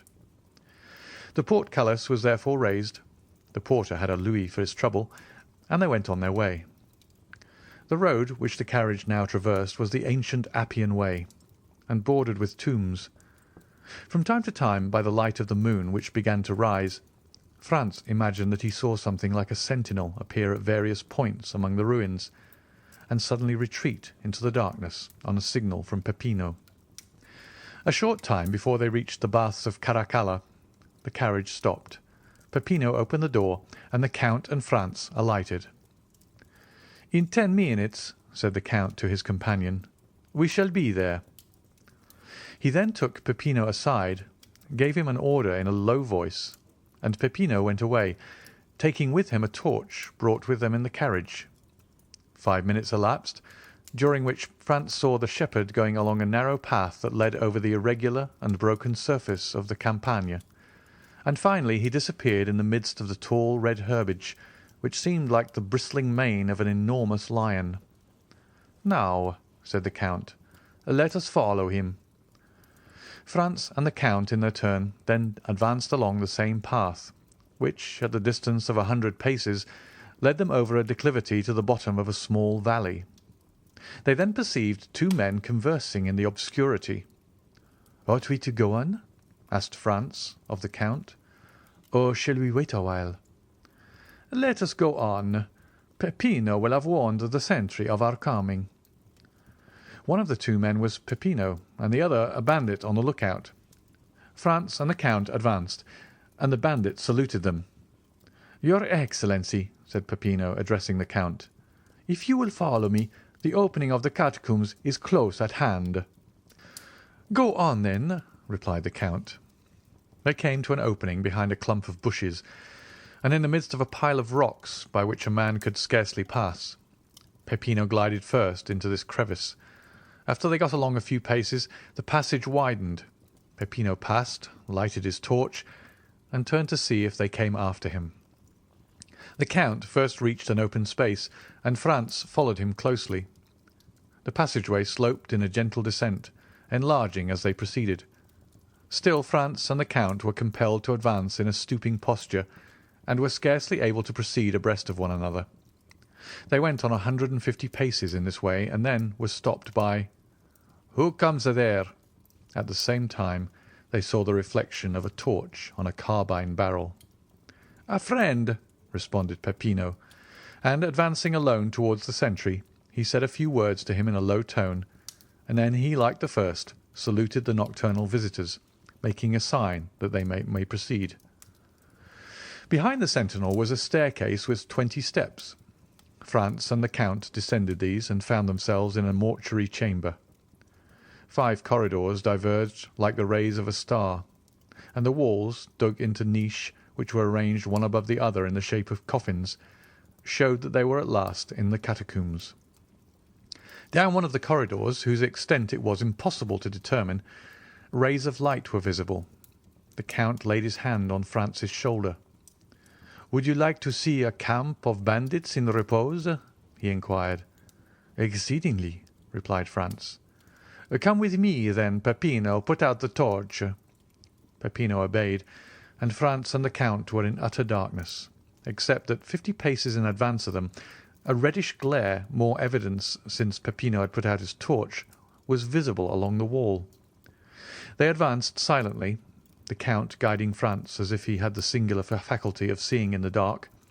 Franz himself, however, saw his way more plainly in proportion as he went on towards the light, which served in some manner as a guide. 3 arcades were before them, and the middle one was used as a door. These arcades opened on one side into the corridor where the Count and Franz were, and on the other into a large square chamber, entirely surrounded by niche, similar to those of which we have spoken. In the midst of this chamber were 4 stones, which had formerly served as an altar, as was evident from the cross which still surmounted them. A lamp placed at the base of a pillar lighted up with its pale and flickering flame the singular scene which presented itself to the eyes of the 2 visitors concealed in the shadow. A man was seated with his elbow leaning on the column, and was reading with his back turned to the arcades, through the openings of which the newcomers contemplated him. This was the chief of the band, Luigi Vampa. Around him, and in groups according to their fancy, lying in their mantles or with their backs against a sort of stone bench which went all around the columbarium, were to be seen 20 brigands or more, each having his carbine within reach. At the other end, silently, scarcely visible, and like a shadow, was a sentinel, who was walking up and down before a grotto, which was only distinguishable because in that spot the darkness seemed more dense than elsewhere. When the Count thought Franz had gazed sufficiently on this picturesque tableau, he raised his finger to his lips to warn him to be silent, and, ascending the 3 steps which led to the corridor of the columbarium, entered the chamber by the middle arcade, and advanced towards Vampa, who was so intent on the book before him that he did not hear the noise of his footsteps. "Who comes there?" cried the sentinel, who was less abstracted, and who saw by the lamplight a shadow approaching his chief. At this challenge Vampa rose quickly, drawing at the same moment a pistol from his girdle. In a moment all the bandits were on their feet, and 20 carbines were levelled at the Count. "Well," said he in a voice perfectly calm, and no muscle of his countenance disturbed. "Well, my dear Vampa, it appears to me that you receive a friend with a great deal of ceremony." "Grand arms!" exclaimed the chief, with an imperative sign of the hand, while with the other he took off his hat respectfully. Then turning to the singular personage who had caused this scene, he said, "Your pardon, your Excellency, but I was so far from expecting the honour of a visit that I did not really recognize you." "It seems that your memory is equally short in everything, Vampa," said the Count, "and that not only do you forget people's faces, but also the conditions you make with them." "What conditions have I forgotten, your Excellency?" inquired the bandit, with the air of a man who, having committed an error, is anxious to repair it. "Was it not agreed," asked the Count, "that not only my person, but also that of my friends, should be respected by you?" "And how have I broken that treaty, your Excellency?" "You have this evening carried off and conveyed hither the Vicomte Albert de Morcerf. Well," continued the Count in a tone that made Franz shudder, "this young gentleman is one of my friends. This young gentleman lodges in the same hotel as myself.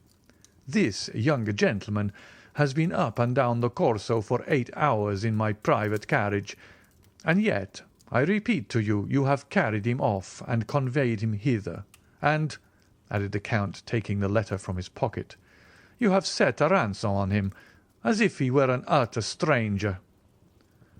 "Why did you not tell me all this, you?" inquired the brigand chief, turning towards his men, who all retreated before his look. "Have you caused me thus to fall in my word towards a gentleman like the Count, who has all our lives in his hands? By heavens, If I thought one of you knew that the young gentleman was the friend of his Excellency, I would blow his brains out with my own hand." "Well," said the Count, turning towards Franz, "I told you there was some mistake in this." "Are you not alone?" asked Vampa with uneasiness. "I am with the person to whom this letter was addressed, and to whom I desired to prove that Luigi Vampa was a man of his word. Come, your Excellency," the Count added, turning to Franz, "here is Luigi Vampa, who will himself express to you his deep regret at the mistake he has committed." Franz approached the chief, advancing several steps to meet him. "Welcome among us, your Excellency," he said to him. "You heard what the Count just said, and also my reply. Let me add that I would not, for the 4,000 piastres at which I had fixed your friend's ransom, that this had happened." "But," said Franz, looking around him uneasily, "where is the Vicomte? I do not see him." "Nothing has happened to him, I hope," said the Count frowningly. "The prisoner is there," replied Vampa, pointing to the hollow space in front of which the bandit was on guard, "and I will go myself and tell him he is free." The chief went towards the place he had pointed out as Albert's prison, and Franz and the Count followed him. "What is the prisoner doing?" inquired Vampa of the sentinel. "Ma foi, Captain," replied the sentry, "I do not know. For the last hour I have not heard him stir." "Come in, your Excellency," said Vampa. The Count and Franz ascended 7 or 8 steps after the chief, who drew back a bolt and opened a door. Then, by the gleam of a lamp similar to that which lighted the columbarium, Albert was to be seen wrapped up in a cloak which one of the bandits had lent to him, lying in a corner in profound slumber. "Come," said the Count, smiling with his own peculiar smile, "not so bad for a man who is to be shot at 7 o'clock tomorrow morning." Vampa looked at Albert with a kind of admiration. He was not insensible to such a proof of courage. "You are right, your Excellency," he said. "This must be one of your friends." Then going to Albert, he touched him on the shoulder, saying, "Will your Excellency please to awaken?" Albert stretched out his arms, rubbed his eyelids, and opened his eyes. "Oh," said he, "is it you, Captain? You should have allowed me to sleep. I had such a delightful dream. I was dancing the galop at Trollonia's with the Countess G." Then he drew his watch from his pocket that he might see how time sped. "1:30 only," said he. "Why the devil do you rouse me at this hour?" "To tell you that you are free, your Excellency." "My dear fellow," said Albert with perfect ease of mind, "remember for the future Napoleon's maxim, 'Never awaken me but for bad news.' If you had let me sleep on, I should have finished my gallop, and have been grateful to you all my life. So then, they have paid my ransom?" "No, your Excellency." "Well then, how am I free?" "A person to whom I can refuse nothing has come to demand you." "Come hither." "Yes, hither." "Really? Then that person is a most amiable person." Albert looked around and perceived Franz. "What?" said he. "Is it you, my dear Franz, whose devotion and friendship are thus displayed?" "No, not I," replied Franz, "but our neighbour, the Count of Monte Cristo." "Oh, my dear Count," said Albert gaily, arranging his cravat and wristbands, "you are really most kind, and I hope you will consider me as under eternal obligations to you, in the first place for the carriage, and in the next for this visit." And he put out his hand to the Count, who shuddered as he gave his own, but who nevertheless did give it. The bandit gazed on this scene with amazement. He was evidently accustomed to see his prisoners tremble before him, and yet here was one whose gay temperament was not that for a moment altered. As for Franz, he was enchanted at the way in which Albert had sustained the national honour in the presence of the bandit. "My dear Albert," he said, "if you will make haste, we shall yet have time to finish the night at Torlonia's. You may conclude your interrupted gallop, so that you will owe no ill will to Signor Luigi, who has indeed, throughout this whole affair, acted like a gentleman." "You are decidedly right, and we may reach the palazzo by 2 o'clock, Signor Luigi," continued Albert. "Is there any formality to fulfil before I take leave of your Excellency?" "None, sir," replied the bandit. "You are as free as air." "Well, then, a happy and merry life to you. Come, gentlemen, come." And Albert, followed by Franz and the Count, descended the staircase, crossed the square chamber, where stood all the bandits, hat in hand. "Peppino," said the brigand chief, "give me the torch." "What are you going to do?" inquired the Count. "I will show you the way back myself," said the captain. "That is the least honour that I can render to your Excellency." And taking the lighted torch from the hands of the herdsman, he preceded his guests, not as a servant who performs an act of civility, but like a king who precedes ambassadors. On reaching the door he bowed. "And now, your Excellency," added he, "allow me to repeat my apologies, and I hope you will not entertain any resentment at what has occurred." "No, my dear Vampa," replied the Count. "Besides, you compensate for your mistakes in so gentlemanly a way that one almost feels obliged to you for having committed them. Gentlemen," added the chief, turning towards the young men, "perhaps the offer may not appear very tempting to you, but if you should ever feel inclined to pay me a second visit wherever I may be, you shall be welcome." Franz and Albert bowed. The Count went out first, then Albert. Franz paused for a moment. "Has your Excellency anything to ask me?" said Vampa with a smile.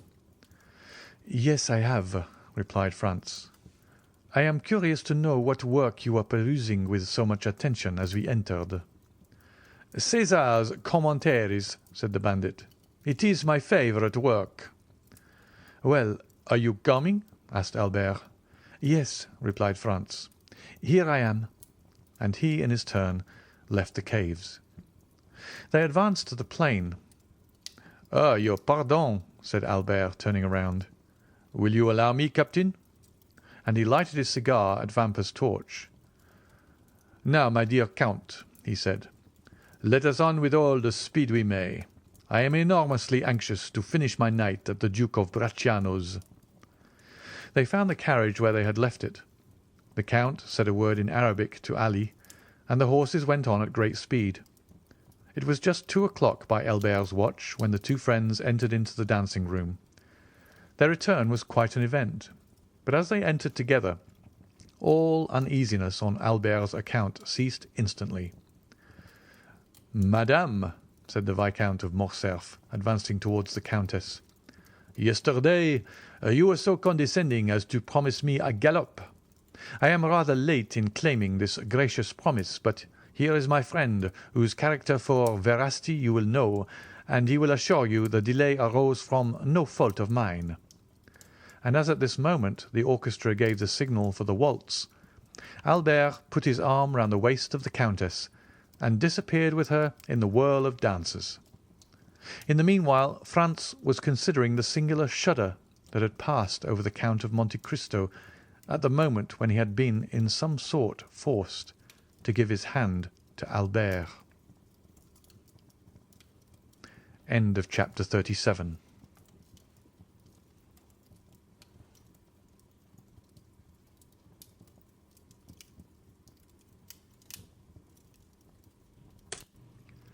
Chapter 38.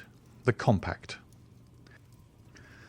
The first words that Albert uttered to his friend on the following morning contained a request that Franz would accompany him on a visit to the Count. True, the young man had warmly and energetically thanked the Count on the previous evening, but services such as he had rendered could never be too often acknowledged.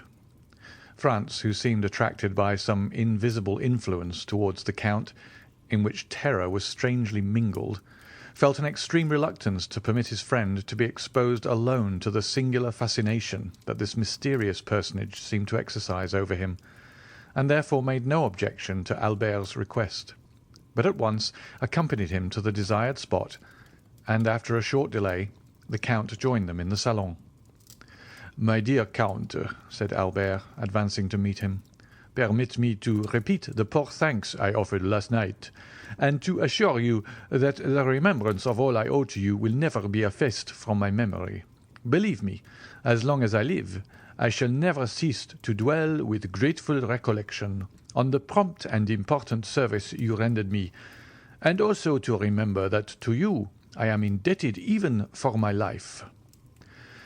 "My dear, very good friend and excellent neighbour," replied the Count with a smile, "you really exaggerate my trifling exertions. You owe me nothing but some trifle of 20,000 francs, which you have been saved out of your travelling expenses, so that there is not much of a score between us. But you must really permit me to congratulate you on the ease and unconcern with which you resigned yourself to your fate, and the perfect indifference you manifested as to the turn events might take." "Upon my word," said Albert, "I deserve no credit for what I could not help, namely a determination to take everything as I found it, and to let those bandits see that although men get into troublesome scrapes all over the world, there is no nation but the French that can smile, even in the face of grim death itself. All that, however, has nothing to do with my obligations to you, and I now come to ask you whether, in my own person, my family, or connections, I can in any way serve you. My father, the Count de Morcerf, although of Spanish origin, possesses considerable influence both at the court of France and Madrid, and I unhesitatingly place the best services of myself and all to whom my life is dear at your disposal." "Monsieur de Morcerf," replied the Count, "your offer, far from surprising me, is precisely what I expected from you, and I accept it in the same spirit of hearty sincerity with which it is made. Nay, I will go still further, and say that I had previously made up my mind to ask a great favour at your hands." "Oh, pray name it." "I am wholly a stranger to Paris. It is a city I have never yet seen." "Is it possible," exclaimed Albert, "that you have reached your present age without visiting the finest capital in the world? I can scarcely credit it." "Nevertheless, it is quite true. Still, I agree with you in thinking that my present ignorance of the first city in Europe is a reproach to me in every way, and calls for immediate correction. But in all probability I should have performed so important, so necessary a duty as that of making myself acquainted with the wonders and beauties of your justly celebrated capital, had I known any person who would have introduced me into the fashionable world. But unfortunately I possessed no acquaintance there, and of necessity was compelled to abandon the idea." "So distinguished an individual as yourself," cried Albert, "could scarcely have required an introduction." "You are most kind, but as regards myself, I can find no merit I possess, save that as a millionaire I might have become a partner in the speculations of Monsieur Aguado and Monsieur Rothschild, but as my motive in travelling to your capital would not have been for the pleasure of dabbling in stocks, I stayed away till some favourable chance should present itself of carrying my wish into execution. Your offer, however, smooths all difficulties, and I have only to ask you, my dear Monsieur de Morcerf," these words were accompanied by a most peculiar smile, "whether you undertake upon my arrival in France to open to me the doors of that fashionable world, of which I know no more than a Huron or a native of Cochin China." "Oh, that I do, and with infinite pleasure," answered Albert, "and so much the more readily as a letter received this morning from my father summons me to Paris in consequence of a treaty of marriage. My dear France, do not smile, I beg of you, with a family of high standing and connected with the very cream of Parisian society." "Connected by marriage, you mean?" said Franz laughingly. "Well, never mind how it is," answered Albert. "It comes to the same thing in the end. Perhaps by the time you return to Paris I shall be quite a sober, staid father of a family. A most edifying representative I shall make of all the domestic virtues, don't you think so? But as regards your wish to visit our fine city, my dear Count, I can only say that you may command me and mine to any extent you please." "Then it is settled," said the Count, "and I give you my solemn assurance that I only waited an opportunity like the present to realize the plans that I have long meditated." Franz did not doubt that these plans were the same concerning which the Count had dropped a few words in the grotto of Monte Cristo. And while the Count was speaking, the young man watched him closely, hoping to read something of his purpose in his face. But his countenance was inscrutable, especially when, as in the present case, it was veiled in a sphinx-like smile. "But tell me now, Count," exclaimed Albert, delighted at the idea of having to chaperone so distinguished a person as Monte Cristo. "Tell me truly whether you are in earnest, or if this project of visiting Paris is merely one of the chimerical and uncertain air castles of which we make so many in the course of our lives, but which, like a house built on the sand, is liable to be blown over by the first puff of wind." "I pledge you my honour," returned the Count, "that I mean to do as I have said. Both inclination and positive necessity compel me to visit Paris." "When do you propose going thither?" "Have you made up your mind when you shall be there yourself?" "Certainly. In a fortnight or 3 weeks' time, that is to say, as fast as I can get there." "Nay," said the Count, "I will give you 3 months ere I join you. You see I make an ample allowance for all delays and difficulties." "And in 3 months' time," said Albert, "you will be at my house?" "Shall we make a positive appointment for a particular day and hour?" inquired the Count. "Only let me warn you that I am proverbial for my punctilious exactitude in keeping my engagements." "Day by day, hour for hour," said Albert. "That will suit me to a dot." "So be it, then," replied the Count, and extending his hand towards a calendar suspended near the chimney-piece, he said, "To-day is the 21st of February," and, drawing out his watch, added, "It is exactly 10:30 o'clock. And now promise me to remember this, and expect me the 21st of May, at the same hour in the forenoon." "Capital!" exclaimed Albert. "Your breakfast shall be waiting." "Where do you live?" "Numero 27, Rue de Helder." "Have you bachelor's apartments there? I hope my coming will not put you to any inconvenience." "I reside in my father's house, but occupy a pavilion at the farther side of the courtyard, entirely separated from the main building." "Quite sufficient," replied the Count, as taking out his tablets he wrote down number 27, Rue de Helder, 21st May, 10:30 in the morning. "Now then," said the Count, returning his tablets to his pocket, "make yourself perfectly easy. The hand of your timepiece will not be more accurate in marking the time than myself." "Shall I see you again ere my departure?" asked Albert. "That depends. When do you leave?" "Tomorrow evening at 5 o'clock." "In that case I must say adieu to you, as I am compelled to go to Naples, and shall not return hither before Saturday evening or Sunday morning. And you, Baron?" pursued the Count, addressing Franz. "Do you also depart tomorrow?" "Yes." "For France?" "No, for Venice. I shall remain in Italy for another year or 2. "Then we shall not meet in Paris?" "I fear I shall not have the honour." "Well, since we must part," said the Count, holding out a hand to each of the young men, "allow me to wish you both a safe and pleasant journey." It was the first time the hand of Franz had come in contact with that of the mysterious individual before him, and unconsciously he shuddered at its touch, for it felt cold and icy as that of a corpse. "Let us understand each other," said Albert. It is agreed, is it not, that you are to be at numero 27 in the Rue du Helder on the 21st of May at 10:30 in the morning, and your word of honour passed for your punctuality. The 21st of May, at 10:30 in the morning, Rue du Helder, number 27, replied the Count. The young men then rose and, bowing to the Count, quitted the room. "What is the matter?" asked Albert of Franz, when they had returned to their own apartments.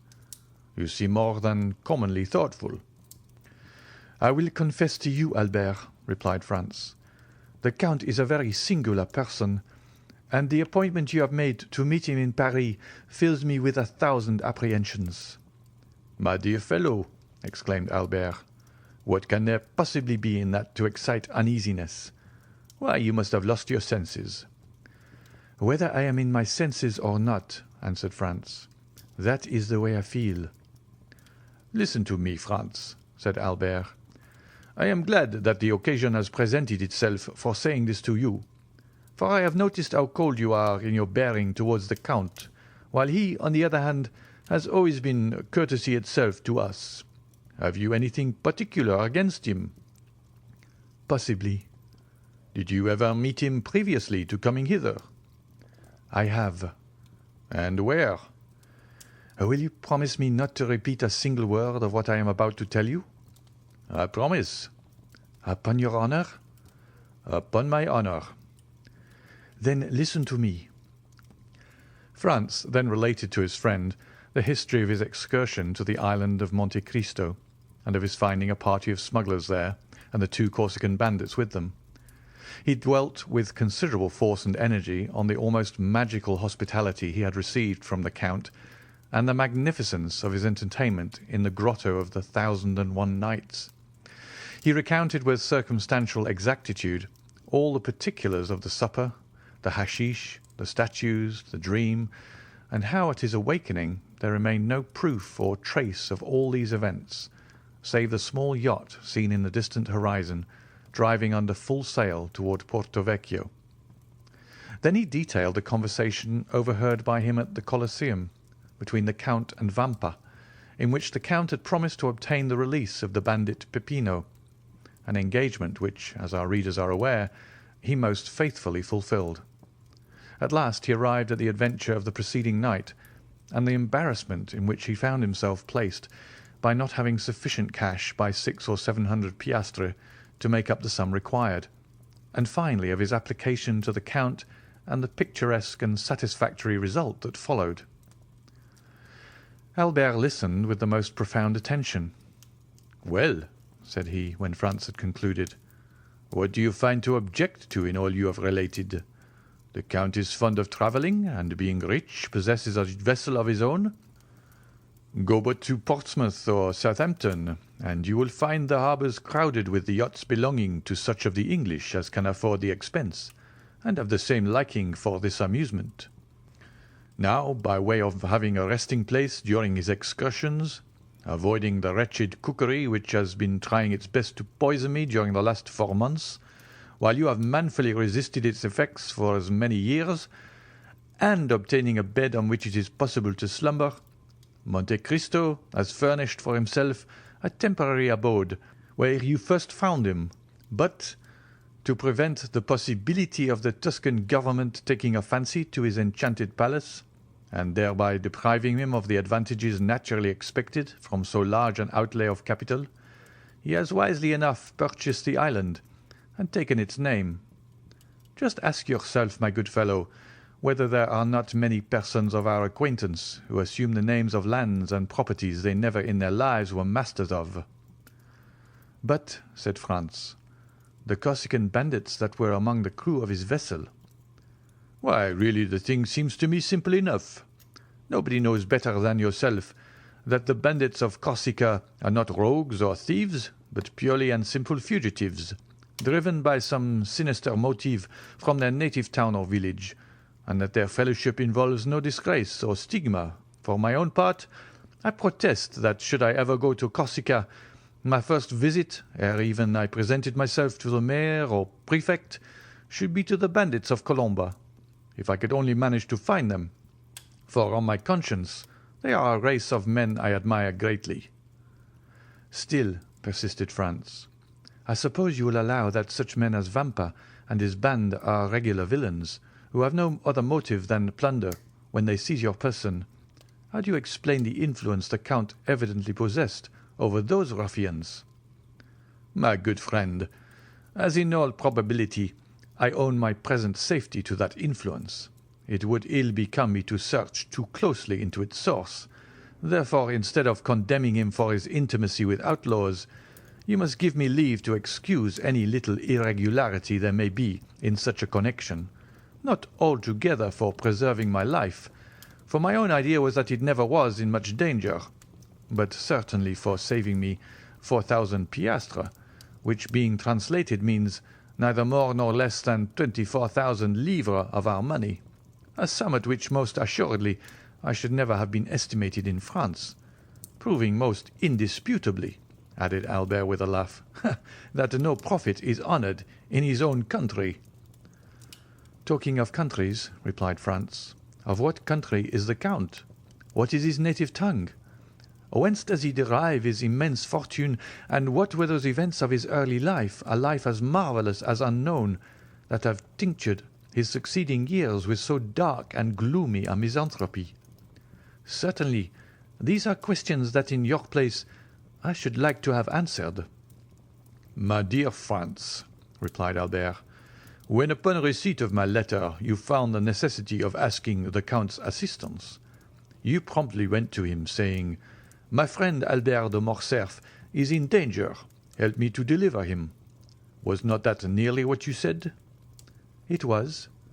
"Well, then, did he ask you, 'Who is Monsieur Albert de Morcerf? How does he come by his name, his fortune? What are his means of existence? What is his birthplace? Of what country is he a native?' Tell me, did he put all these questions to you?" "I confess he asked me none." "No, he merely came and freed me from the hands of Signor Vampa, where I can assure you, in spite of all my outward appearance of ease and unconcern, I did not very particularly care to remain. Now then, Franz, when for services so promptly and unhesitatingly rendered, he but asks me in return to do for him what is done daily for any Russian prince or Italian nobleman who may pass through Paris, merely to introduce him into society, would you have me refuse? My good fellow, you must have lost your senses to think it possible I could act with such cold-blooded policy." And this time it must be confessed that, contrary to the usual state of affairs in discussions between the young men, the effective arguments were all on Albert's side. "Well," said Franz with a sigh, "do as you please, my dear Viscount, for your arguments are beyond my powers of refutation. Still, in spite of all, you must admit that this Count of Monte Cristo is a most singular personage." "He is a philanthropist," answered the other, "and no doubt his motive in visiting Paris is to compete for the Montyon prize, given, as you are aware, to whoever shall be proved to have most materially advanced the interests of virtue and humanity. If my vote and interest can obtain it for him, I will readily give him the one and promise the other. And now, my dear Franz, let us talk of something else. Come, shall we take our luncheon, and then pay a last visit to St. Peter's?" Franz silently assented, and the following afternoon, at 5:30, the young men parted. Albert de Morcerf to return to Paris, and Franz d'Épinay to pass a fortnight at Venice. But ere he entered his travelling carriage, Albert, fearing that his expected guest might forget the engagement he had entered into, placed in the care of a waiter at the hotel a card to be delivered to the Count of Monte Cristo, on which, beneath the name of Vicomte Albert de Morcerf, he had written in pencil, 27 Rue du Helder, on the 21st of May, 10:30 a.m. End of chapter 38.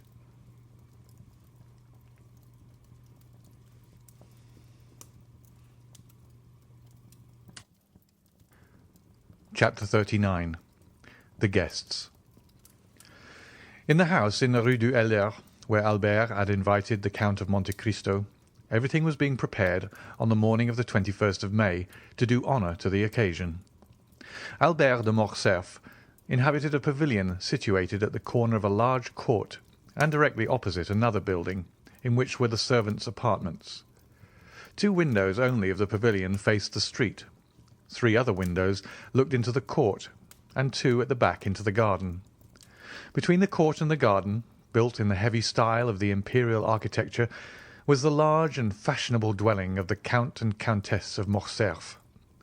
A high wall surrounded the whole of the hotel, surmounted at intervals by vases filled with flowers, and broken in the centre by a large gate of gilded iron, which served as the carriage entrance. A small door, close to the lodge of the concierge, gave ingress and egress to the servants and masters when they were on foot. It was easy to discover that the delicate care of a mother unwilling to part from her son, and yet aware that a young man of the Viscount's age required the full exercise of his liberty, had chosen this habitation for Albert. There were not lacking, however, evidences of what we may call the intelligent egoism of a youth who is charmed with the indolent, careless life of an only son, and who lives, as it were, in a gilded cage.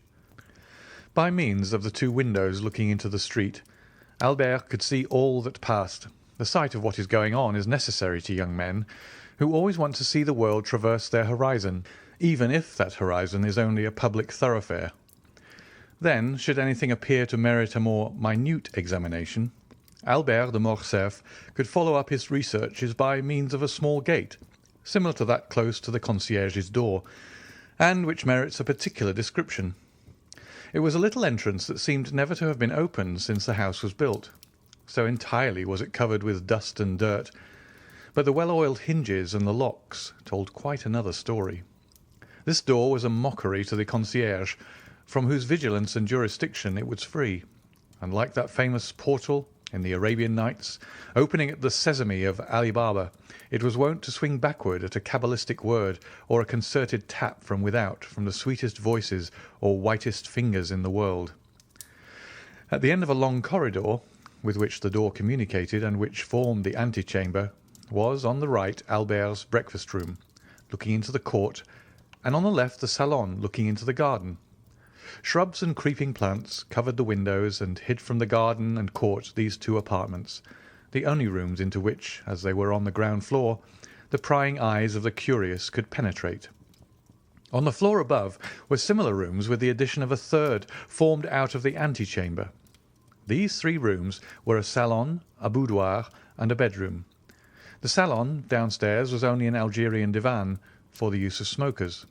The boudoir upstairs communicated with the bedchamber by an invisible door on the staircase. It was evident that every precaution had been taken.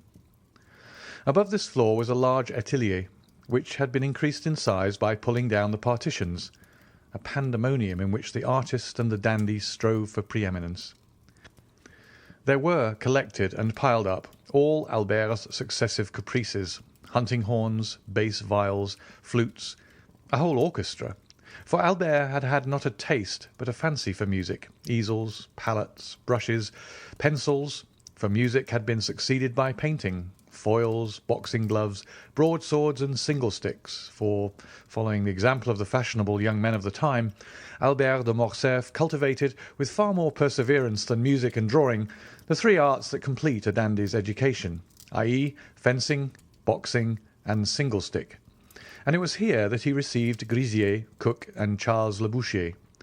The rest of the furniture of this privileged apartment consisted of old cabinets, filled with Chinese porcelain and Japanese vases, Luca della Robbia Fabiense, and Palissy platters of old armchairs, in which perhaps had sat Henri IV or Sully, Louis XIII or Richelieu, for 2 of these armchairs, adorned with a carved shield, on which were engraved the fleurs-de-lis of France on an azure field, evidently came from the Louvre, or at least some royal residence. Over these dark and sombre chairs were thrown splendid stuffs, dyed beneath Persia's sun, or woven by the fingers of the women of Calcutta or of Chandanaga. What these stuffs did there, it was impossible to say. They awaited, while gratifying the eyes, a destination unknown to their owner himself.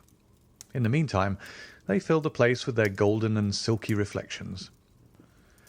In the centre of the room was a Roller and Blanchet baby grand piano in rosewood, but holding the potentialities of an orchestra in its narrow and sonorous cavity, and groaning beneath the weight of the chefs-d'œuvre of Beethoven, Weber, Mozart, Haydn, Grétry, and Popora. On the walls, over the doors, on the ceiling, were swords, daggers, Malay creeses, maces, battle-axes, gilded damasked and inlaid suits of armour, dried plants, minerals, and stuffed birds, their flame-coloured wings outspread in motionless flight, and their beaks forever open. This was Albert's favourite lounging place. However, the morning of the appointment, the young man had established himself in the small salon downstairs. There, on a table, surrounded at some distance by a large and luxurious divan, every species of tobacco known, from the yellow tobacco of Petersburg to the black of Sinai, and so on along the scale from Maryland and Puerto Rico to Latakia, was exposed in pots of crackled earthenware, of which the Dutch are so fond. Beside them, in boxes of fragrant wood, were ranged, according to their size and quality, pueros, regalias, Havanas, and Manillas, and in an open cabinet a collection of German pipes, of chibouks, with their amber mouthpieces ornamented with coral, and of narghils, with their long tubes of Morocco, awaiting the caprice or the sympathy of the smokers. Albert had himself presided at the arrangement, or rather the symmetrical derangement, which, after coffee, the guests at a breakfast of modern days love to contemplate through the vapour that escapes from their mouths and ascends in long and fanciful wreaths to the ceiling. At 10:15, a valet entered. He composed with a little groom named John, and who only spoke English, all Albert's establishment, although the cook of the hotel was always at his service, and on great occasions the Count's chasseur also. This valet, whose name was Germain, and who enjoyed the entire confidence of his young master, held in one hand a number of papers, and in the other a packet of letters, which he gave to Albert. Albert glanced carelessly at the different missives, selected two written in a small and delicate hand, and enclosed in scented envelopes, opened them, and perused their contents with some attention. "How did these letters come?" said he. "One by the post. Madame Danglars' footman left the other." "Let Madame Danglars know that I accept the place she offers me in her box. Wait. Then, during the day, tell Rosa that when I leave the opera I will sup with her as she wishes. Take her 6 bottles of different wine, Cyprus, sherry, and Malaga, and a barrel of Ostend oysters. Get them at Borel's, and be sure you say they are for me." "At what o'clock, sir, do you breakfast?" "What time is it now?" "At 10:15. "Very well. At 10:30. Debray will perhaps be obliged to go to the minister, and besides—" Albert looked at his tablets. "It is the hour I told the Count, 21st of May, at 10:30, and though I do not much rely upon his promise, I wish to be punctual. Is the Countess up yet?" "If you wish, I will inquire." "Yes, ask her for one of her liqueur cellaret. Mine is incomplete, and tell her I shall have the honour of seeing her about 3 o'clock, and that I request permission to introduce someone to her." The valet left the room. Albert threw himself on the divan, tore off the cover of 2 or 3 of the papers, looked at the theatre announcements, made a face, seeing they gave an opera and not a ballet, hunted vainly amongst the advertisements for a new tooth-powder of which he had heard, and threw down, one after the other, the 3 leading papers of Paris, muttering, "These papers become more and more stupid every day." A moment after, a carriage stopped before the door, and the servant announced Monsieur Lucien Debray. A tall young man with light hair, clear grey eyes, and thin and compressed lips, dressed in a blue coat with beautifully carved gold buttons, a white neckcloth, and a tortoise-shell eyeglass suspended by a silken thread, and which by an effort of superciliary and zygomatic muscles he fixed in his eye, entered with a half-official air, without smiling or speaking. "Good morning, Lucien." "Good morning," said Albert. Your punctuality really alarms me. What do I say? Punctuality. You, whom I expected last, you arrive at 5 minutes to 10, when the time fixed was 1:30. Has the ministry resigned? No, my dear fellow, returned the young man, seating himself on the divan. Reassure yourself. We are tottering always, but we never fall, and I begin to believe that we shall pass into a state of immobility, and then the affairs of the peninsula will completely consolidate us. True. You drive Don Carlos out of Spain. No, no, my dear fellow. Do not confound our plans. We take him to the other side of the French frontier and offer him hospitality at Bourges. At Bourges? Yes, he has not much to complain of. Bourges is the capital of Charles VII. Do you not know that all Paris knew it yesterday, and the day before it had already transpired on the Bourse? And Monsieur Danglars, I do not know by what means that man contrives to obtain intelligence as soon as we do, made 1 million. And you another order, for I see you have a blue ribbon at your buttonhole. Yes, they sent me the order of Charles III, returned Debray carelessly. Come, do not affect indifference, but confess you are pleased to have it. Oh, it is very well as I finish to the toilet. It looks very neat on a black coat buttoned up, and makes you resemble the Prince of Wales or the Duke of Reichstadt. It is for that reason you see me so early. Because you have the order of Charles III, and you wish to announce the good news to me? No, because I passed the night writing letters, 25 dispatch. I returned home at daybreak and strove to sleep, but my head ached, and I got up to have a ride for an hour.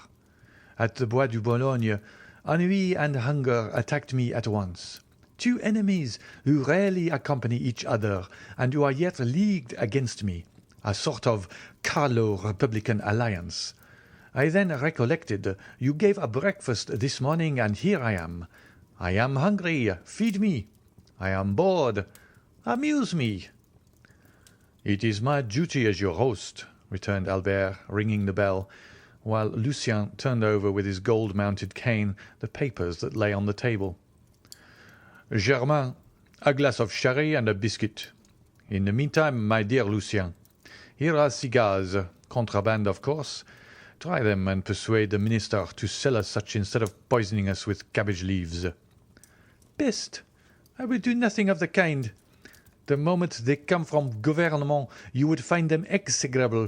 Besides, that does not concern the home, but the financial department. Address yourself to Monsieur Human, section of the indirect contributions, corridor A, numéro 26. On my word, said Albert, you astonish me by the extent of your knowledge. Take a cigar. Really, my dear Albert, replied Lucien, lighting a manila at a rose-coloured taper that burnt in a beautifully enamelled stand. How happy you are to have nothing to do. You do not know your own good fortune. And what would you do, my dear diplomatist, replied Morcerf, with a slight degree of irony in his voice, if you did nothing? What? Private secretary to a minister? Plunged at once into European cabals and Parisian intrigue? Having kings and, better still, queens to protect, parties to unite, elections to direct, making more use of your cabinet with your pen and your telegraph than Napoleon did of his battlefields with his sword and his victories, possessing 25,000 francs a year besides your place, a horse for which Chateau Renaud offered you 400 louis, and which you would not part with, a tailor who never disappoints you, with the opera, the jockey club, and other diversions. Can you not amuse yourself? Well, I will amuse you. How? By introducing you to a new acquaintance. A man or a woman? A man. I know so many men already. But you do not know this man. Where does he come from? The end of the world? Farther still, perhaps. The deuce! I hope he does not bring our breakfast with him. Oh, no. Our breakfast comes from my father's kitchen. Are you hungry? Humiliating as such a confession is, I am. But I dined at Monsieur de Villefort's, and lawyers always give you very bad dinners. You would think they felt some remorse. Did you ever remark that? Ah, depreciate other persons' dinners. You ministers give such splendid ones. Yes, but we do not invite people of fashion. If we were not forced to entertain a parcel of country boobies because they think and vote with us, we should never dream of dining at home, I assure you. Well, take another glass of sherry and another biscuit. Willingly. Your Spanish wine is excellent. You see, we were quite right to pacify that country. Yes, but Don Carlos? Well, Don Carlos will drink Bordeaux, and in 10 years we will marry his son to the little queen. You will then obtain the golden fleece, if you are still in the ministry. I think, Albert, you have adopted the system of feeding me on smoke this morning. Well, you must allow it is the best thing for the stomach. But I hear Beauchamp in the next room. You can dispute together, and that will pass away the time. About what? About the papers. My dear friend, said Lucien with an air of sovereign contempt, do I ever read the papers? Then you will dispute the more. Monsieur Beauchamp, announced the servant. Come in, said Albert, rising and advancing to meet the young man. Here is Debray, who detests you without reading you. So he says. He is quite right, returned Beauchamp, for I criticize him without knowing what he does. Good day, Commander. Ah, you know all that already, said the private secretary, smiling and shaking hands with him. Pardieu! And what do they say of it in the world? In which world? We have so many worlds in the year of grace. 1838. In the entire political world of which you are one of the leaders. They say that it is quite fair, and that sowing so much red, you ought to reap a little blue. Come, that is not bad, said Lucien. Why do you not join our party, my dear Beauchamp? With your talents, you would make your fortune in 3 or 4 years. I only wait one thing before following your advice, that is, a minister who will hold office for 6 months. My dear Albert, one word, for I must give poor Lucien a respite. Do we breakfast or dine? I must go to the chamber, for our life is not an idle one. You only breakfast. I await 2 persons, and the instant they arrive, we shall sit down to table. End of chapter 39.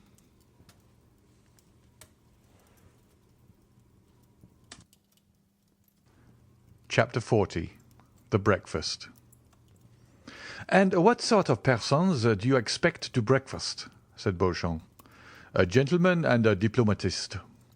Then we shall have to wait 2 hours for the gentleman and 3 for the diplomatist. I shall come back to dessert. Keep me some strawberries, coffee, and cigars. I shall take a cutlet on my way to the chamber. Do not do anything of the sort. For were the gentleman a Montmorency and the diplomatist a Metternich, we will breakfast at 11 in the meantime. Follow Debray's example and take a glass of sherry and a biscuit. Be it so. I will stay. I must do something to distract my thoughts. You are like Debray, and yet it seems to me that when the minister is out of spirits, the opposition ought to be joyous. Ah, you do not know with what I am threatened. I shall hear this morning that Monsieur Danglars made a speech at the Chamber of Deputies, and at his wife's this evening I shall hear the tragedy of a peer of France. The devil take the constitutional government, and since we had our choice, as they say, at least, how could we choose that? I understand you must lay in a stock of hilarity. Do not run down Monsieur Danglars' speeches, said Debray. He votes for you, for he belongs to the opposition. Pardieu, that is exactly the worst of all. I am waiting until you send him to speak at the Luxembourg, to laugh at my ease. My dear friend, said Albert to Beauchamp, it is plain that the affairs of Spain are settled, for you are most desperately out of humour this morning. Recollect that Parisian gossip has spoken of a marriage between myself and Mademoiselle Genet Danglars. I cannot in conscience, therefore, let you run down the speeches of a man who will one day say to me, Vicomte, you know I give my daughter 2 millions. Ah, this marriage will never take place, said Beauchamp. The king has made him a baron and can make him a peer, but he cannot make him a gentleman, and the Count of Morcerf is too aristocratic to consent, for the paltry sum of 2 millions francs, to a mésalliance. The Viscount of Morcerf can only wed a marchioness. But 2 millions francs make a nice little sum, replied Morcerf. It is the social capital of a theatre on the boulevard, or a railroad from the Jardin des Plantes de la Râpée. Never mind what he says, Morcerf, said Debray. Do you marry her, you marry a money-bag label. It is true. Well, but what does it matter? It is better to have a blazon less and a figure more on it. You have 7 martlets on your arms. Give 3 to your wife, and you will still have 4. That is one more than Monsieur de Guise had, who so nearly became the King of France, and whose cousin was Emperor of Germany. On my word, I think you are right, Lucien, said Albert absently. To be sure. Besides, every millionaire is as noble as a bastard. That is, he can be. Do not say that, Debray, returned Beauchamp, laughing, for here is Chateau Renaud, who, to cure you of your mania for paradoxes, will pass the award of Renaud de Montauban, his ancestor, through your body. He will sully it then, returned Lucien, for I am low, very low. Oh, heavens, cried Beauchamp, the minister quotes Béranger. What shall we come to next? Monsieur de Chateau Renaud, Monsieur Maximilien Morel, said the servant, announcing 2 fresh guests. Now then, to breakfast, said Beauchamp, for if I remember, you told me you only expected 2 persons, Albert. Morel, muttered Albert. Morel? Who is he? But before he had finished, Monsieur de Chateau Renaud, a handsome young man of 30, gentleman all over, that is, with the figure of a Guiche and the wit of a Montemart, took Albert's hand. My dear Albert, said he, let me introduce you to Monsieur Maximilien Morel, captain of Safie, my friend, and what is more, however the man speaks for himself, my preserver. Salute my hero, Viscount. And he stepped on one side to give place to a young man of refined and dignified bearing, with large and open brow, piercing eyes, and black moustache, whom our readers have already seen at Marseille under circumstances sufficiently dramatic not to be forgotten. A rich uniform, half French, half Oriental, set off his graceful and stalwart figure, and his broad chest was decorated with the Order of the Legion of Honour. The young officer bowed with easy and elegant politeness. Monsieur, said Albert with affectionate courtesy, the Count of Chateau Renaud knew how much pleasure this introduction would give me. You are his friend. Be ours also. Well said, interrupted Chateau Renaud, and pray that if you should ever be in a similar predicament, he may do as much for you as he did for me. What has he done? asked Albert. Oh, nothing worth speaking of, said Morel. Monsieur de Chateau Renaud exaggerates. Not worth speaking of, cried Chateau Renaud. Life is not worth speaking of. That is rather too philosophical. On my word, Morel, it is very well for you who risk your life every day, but for me, who only did so once. We gather from all this, Baron, that Captain Morel saved your life. Exactly so. On what occasion? asked Beauchamp. Beauchamp, my good fellow, you know I am starving, said Debray. Do not set him off on some long story. Well, I do not prevent your sitting down to table, replied Beauchamp. Chateau Renaud can tell us while we eat our breakfast. Gentlemen, said Morcerf, it is only 10:15, and I expect someone else. Ah, true, a diplomatist, observed Debray. Diplomat or not, I don't know. I only know that he charged himself on my account with a mission, which he terminated so entirely to my satisfaction that, had I been king, I should have instantly created him knight of all my orders, even had I been able to offer him the golden fleece and the garter. Well, since we are not to sit down to table, said Debray, Take a glass of sherry and tell us all about it. You all know that I had the fancy of going to Africa. It is a road your ancestors have traced for you, said Albert gallantly. Yes, but I doubt that your object was like theirs, to rescue the Holy Sepulchre. You are quite right, Beauchamp, observed the young aristocrat. It was only to fight as an amateur. I cannot bear duelling, since 2 seconds, whom I had chosen to arrange an affair, forced me to break the arm of one of my best friends, one whom you all know, poor Franz d'Épinay. Ah, true, said Debray.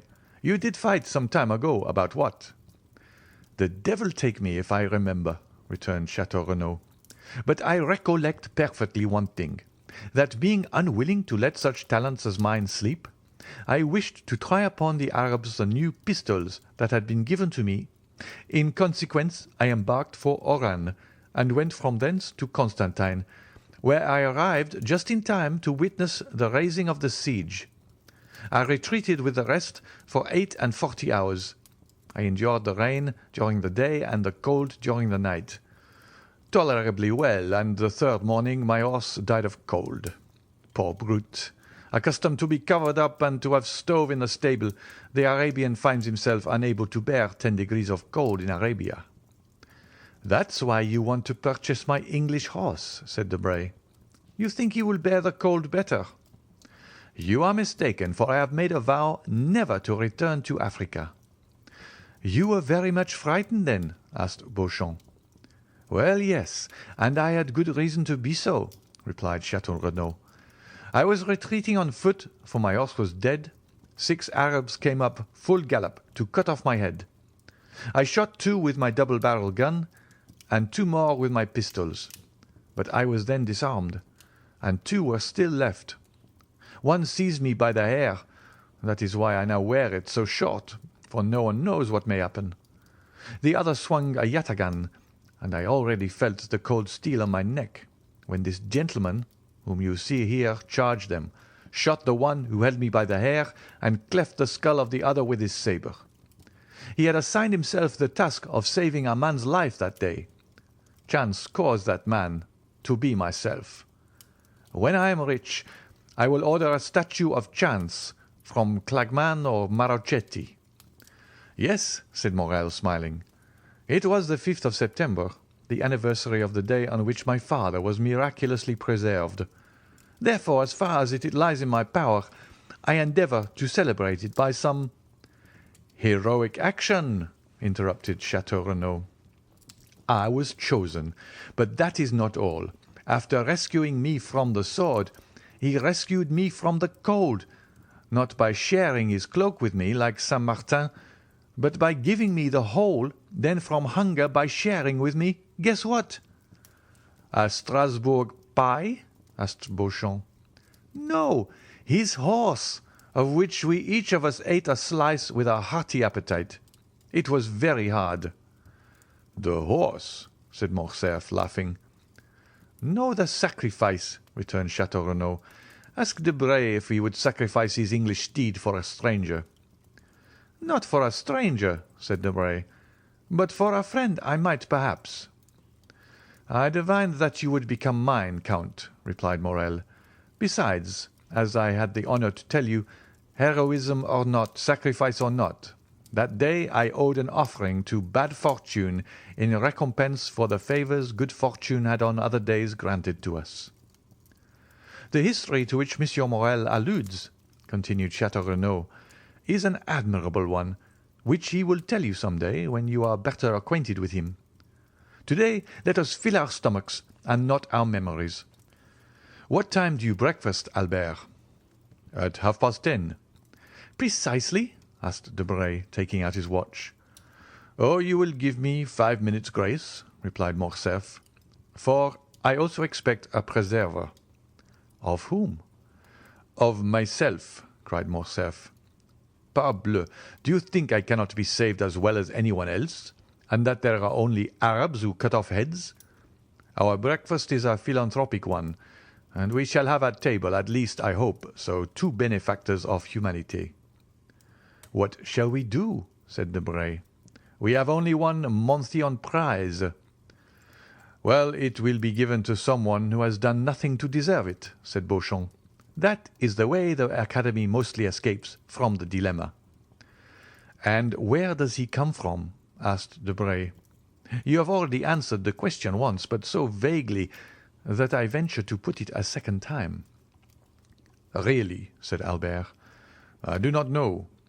When I invited him 3 months ago, he was then at Rome, but since that time who knows where he may have gone. And you think him capable of being exact? Demanded Debray. I think him capable of everything. Well, with the 5 minutes' grace, we have only 10 left. I will profit by them to tell you something about my guest. I beg your pardon, interrupted Beauchamp. Are there any materials for an article in what you are going to tell us? Yes, and for a most curious one. Go on then, for I see I shall not get to the chamber this morning, and I must make up for it. I was at Rome during the last carnival. We know that, said Beauchamp. Yes, but what you do not know is that I was carried off by bandits. There are no bandits, cried Debray. Yes, there are, and most hideous, or rather most admirable ones, for I found them ugly enough to frighten me. Come, my dear Albert, said Debray, confess that your cook is behindhand, that the oysters have not arrived from Ostend or Marennes, and that, like Madame de Maintenon, you are going to replace the dish by a story. Say so at once. We are sufficiently well-bred to excuse you, and to listen to your history, fabulous as it promises to be. And I say to you, fabulous as it may seem, I tell it as a true one from the beginning to the end. The brigands had carried me off and conducted me to a gloomy spot called the Catacombs of Saint-Sebastien. I know it, said Chateau Renaud. I narrowly escaped catching a fever there. And I did more than that, replied Morcerf, for I caught one. I was informed that I was prisoner until I paid the sum of 4,000 Roman crowns, about 24,000 francs. Unfortunately, I had not above 1,500. I was at the end of my journey and of my credit. I wrote to France, and were he here, he would confirm every word. I wrote then to France that if he did not come with the 4,000 crowns before 6, at 10 minutes past I should have gone to join the blessed saints and glorious martyrs in whose company I had the honour of being. And Signor Luigi Vampa, such was the name of the chief of these bandits, would have scrupulously kept his word. But France did come with the 4,000 crowns, said Chateau Renaud. A man whose name is Franz d'Épinay or Albert de Morcerf has not much difficulty in procuring them. No, he arrived accompanied simply by the guest I am going to present to you. Ah, this gentleman is a Hercules killing Cacus, a Perseus freeing Andromeda. No, he is a man about my own size, armed to the teeth. He had not even a knitting needle. But he paid your ransom.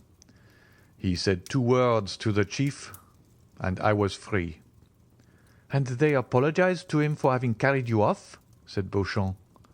Just so. Why, he is a second Ariosto. No, his name is the Count of Monte Cristo. There is no Count of Monte Cristo, said Debray. I do not think so, added Chateau Renaud, with the air of a man who knows the whole of the European nobility perfectly. Does anyone know of anything of a Count of Monte Cristo? He comes possibly from the Holy Land, and one of his ancestors possessed Calvary as the Montemarts did the Dead Sea. I think I can assist your researches, said Maximilian. Monte Cristo is a little island I have often heard spoken of by the old sailors of my father, employed a grain of sand in the centre of the Mediterranean, an atom in the infinite. Precisely, cried Albert. Well, he of whom I speak is the lord and master of this grain of sand, of this atom. He has purchased the title of count somewhere in Tuscany. He is rich, then? I believe so. But that ought to be visible. That is what deceives you, Debray. I do not understand you. Have you read the Arabian Nights? What a question! Well, do you know if the persons you see there are rich or poor? If their sacks of wheat are not rubies or diamonds? They seem like poor fishermen, and suddenly they open some mysterious cavern filled with the wealth of the Indies. Which means? Which means that my Count of Monte Cristo is one of those fishermen. He has even a name taken from the book, since he calls himself Sinbad the Sailor, and has a cave filled with gold. "And you have seen this cavern, Morcerf?" asked Beauchamp. "No, but Franz has. For heaven's sake, not a word of this before him. Franz went in with his eyes blindfolded, and was waited on by mutes and by women to whom Cleopatra was a painted strumpet. Only he is not quite sure about the women, for they did not come until after he had taken hashish, so that what he took for women might have been simply a row of statues." The two young men looked at Morcerf as if to say, "Are you mad, or are you laughing at us?" "And I also," said Morrel thoughtfully, "have heard something like this from an old sailor named Penelon." "Ah," cried Albert, "it is very lucky that Monsieur Morrel comes to aid me. You are vexed, are you not, that he thus gives a clue to the labyrinth?" "My dear Albert," said Debray, "what you tell us is so extraordinary." "Ah, because your ambassadors and your consuls do not tell you of them. They have no time. They are too much taken up with interfering in the affairs of their countrymen who travel." "How you get angry and attack our poor agents! How will you have them protect you? The Chamber cuts down their salaries every day, so that now they have scarcely any. Will you be ambassador, Albert? I will send you to Constantinople." "No, lest on the first demonstration I make in favour of Mehmet Ali, the Sultan send me the bowstring and makes my secretary strangle me." "You say very true," responded Debray. "Yes," said Albert, "but this has nothing to do with the existence of the Count of Monte Cristo." "Pardieu, everyone exists." "Doubtless, but not in the same way. Everyone has not black slaves, a princely retinue, an arsenal of weapons that would do credit to an Arabian fortress, horses that cost 6,000 francs apiece, and Greek mistresses." "Have you seen the Greek mistress?" "I have both seen and heard her. I saw her at the theatre, and heard her one morning when I breakfasted with the Count." "He eats, then?" "Yes, but so little it can hardly be called eating." "He must be a vampire." "Laugh if you will. The Countess G., who knew Lord Ruthven, declared that the Count was a vampire." "Ah, capital," said Beauchamp. "For a man not connected with newspapers, here is the pendant to the famous sea serpent of the Constitutionnel."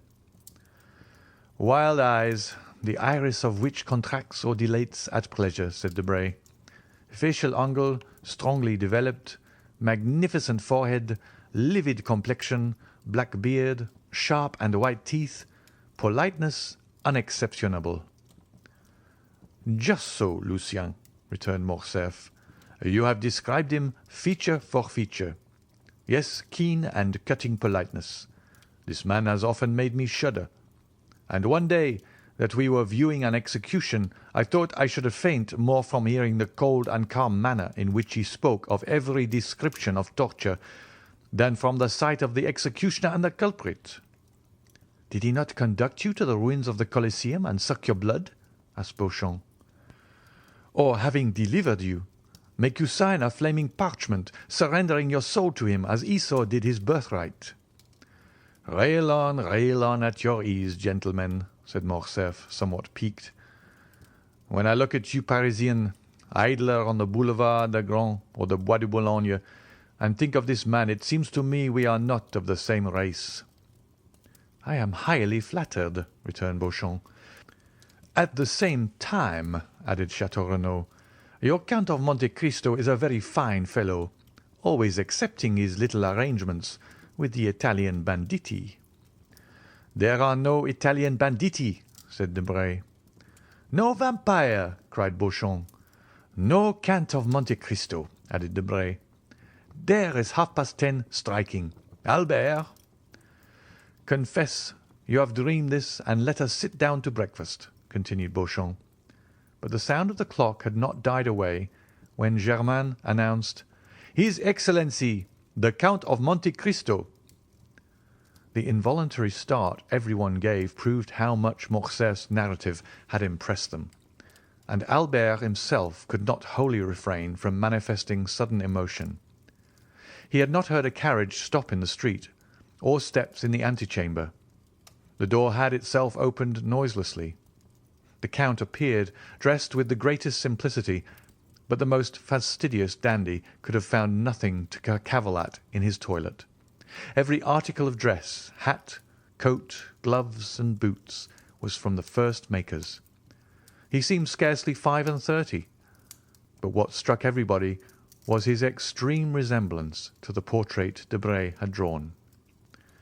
The Count advanced, smiling, into the centre of the room, and approached Albert, who hastened towards him, holding out his hand in a ceremonial manner.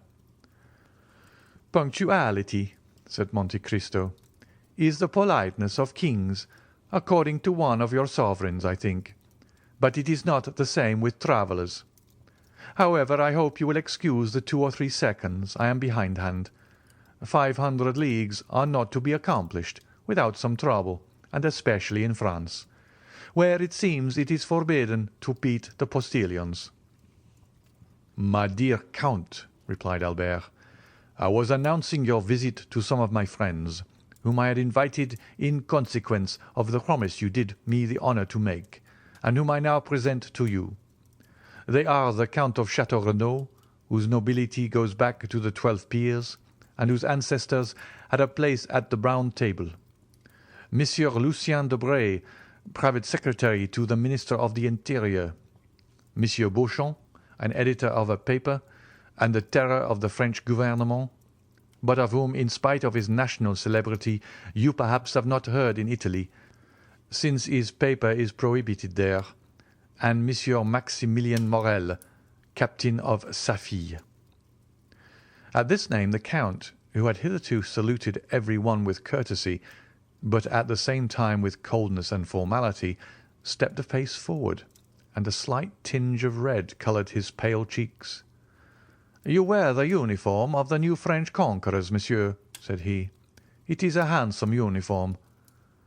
No one could have said what caused the Count's voice to vibrate so deeply, and what made his eye flash, which was in general so clear, lustrous, and limpid when he pleased.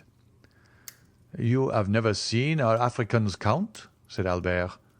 "Never," replied the Count, who was by this time perfectly master of himself again. "Well, beneath this uniform beats one of the bravest and noblest hearts in the whole army." "Oh, Monsieur de Morcerf," interrupted Morel. "Let me go on, Captain, and we have just heard," continued Albert, "of a new deed of his, and so heroic a one that, although I have seen him today for the first time, I request you to allow me to introduce him as my friend." At these words it was still possible to observe in Monte Cristo the concentrated look, changing colour, and slight trembling of the eyelid that show emotion. "Ah, you have a noble heart," said the Count. "So much the better." This exclamation, which corresponded to the Count's own thought rather than to what Albert was saying, surprised everybody, and especially Morel, who looked at Monte Cristo with wonder. But at the same time the intonation was so soft that, however strange the speech might seem, it was impossible to be offended at it. "Why should he doubt it?" said Beauchamp to Château-Renaud. "In reality," replied the latter, who, with his aristocratic glance and his knowledge of the world, had penetrated at once all that was penetrable in Monte Cristo, "Albert has not deceived us, for the Count is a most singular being.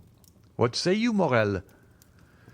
"Ma foi, he has an open look about him that pleases me, in spite of the singular remark he has made about me." "Gentlemen," said Albert, "Germain informs me that breakfast is ready. My dear Count, allow me to show you the way." They passed silently into the breakfast room, and every one took his place. "Gentlemen," said the Count, seating himself, "permit me to make a confession which must form my excuse for any improprieties I may commit. I am a stranger, and a stranger to such a degree that this is the first time I have ever been at Paris.